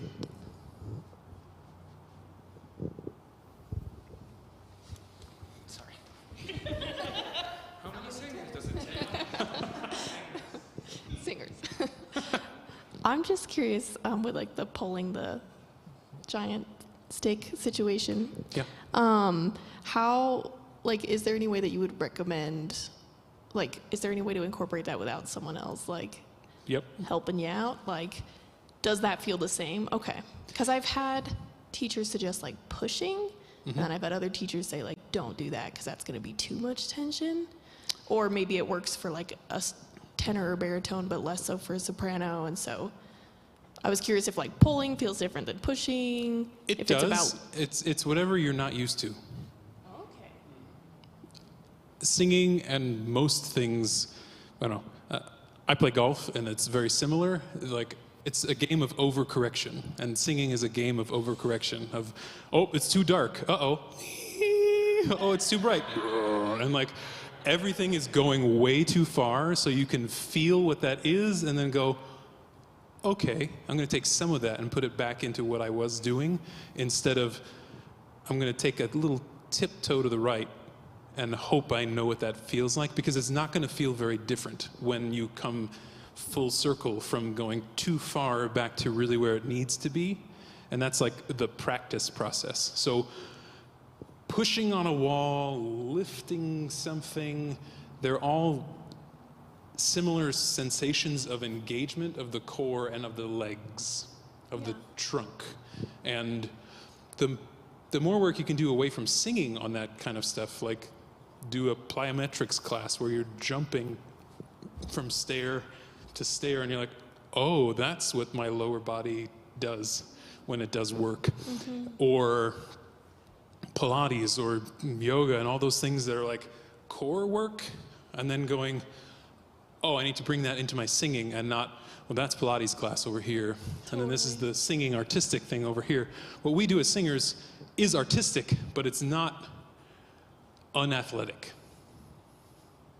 So it's, I mean, what we do is Olympic level athleticism. And your body is your instrument. You need to understand how those muscles work. Pushing and pulling. The instability of the push and the pull is what I like about someone else being there.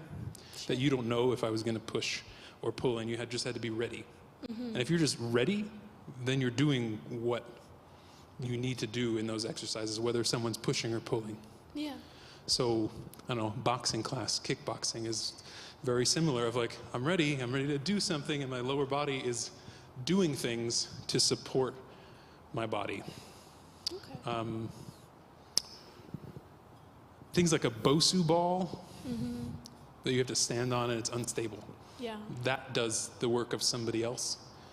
Going into a plank position on Bosu ball, either ball side down or flat side down, keeps you so unstable that you've got to use all those core muscles to keep yourself centered.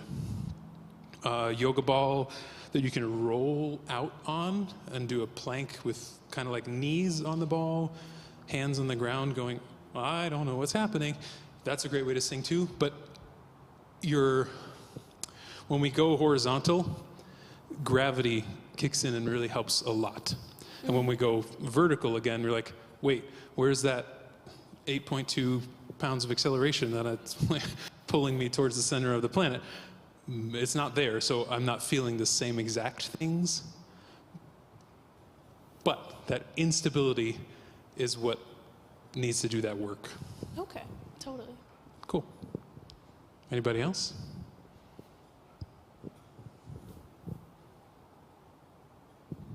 No? Great. Thanks for coming. Thank you. Thanks, Bill. Thank you, Cody. Yes, Cody. Thank you. A couple of quick things. First of all, I want to thank all the singers who participated today. This is not an easy thing to do. I know you feel very exposed up here, and so we really thank you for coming out here today and sharing your talents with us and allowing us to see this process, particularly someone like me who is a non-singer. This is extremely interesting, and I really appreciate the effort that you put in today, Matt. And Cody, our silent partner back there, did an extraordinary job. We really appreciate your effort that you put in today. So thank you all for coming and participating. And just a reminder that the singers that you saw today will be participating in our competition. The preliminaries take place on March 4th. So please join us for that. It's free and open to the public, so bring your family, your friends. We'd love to have a nice big audience for you all to sing in front of.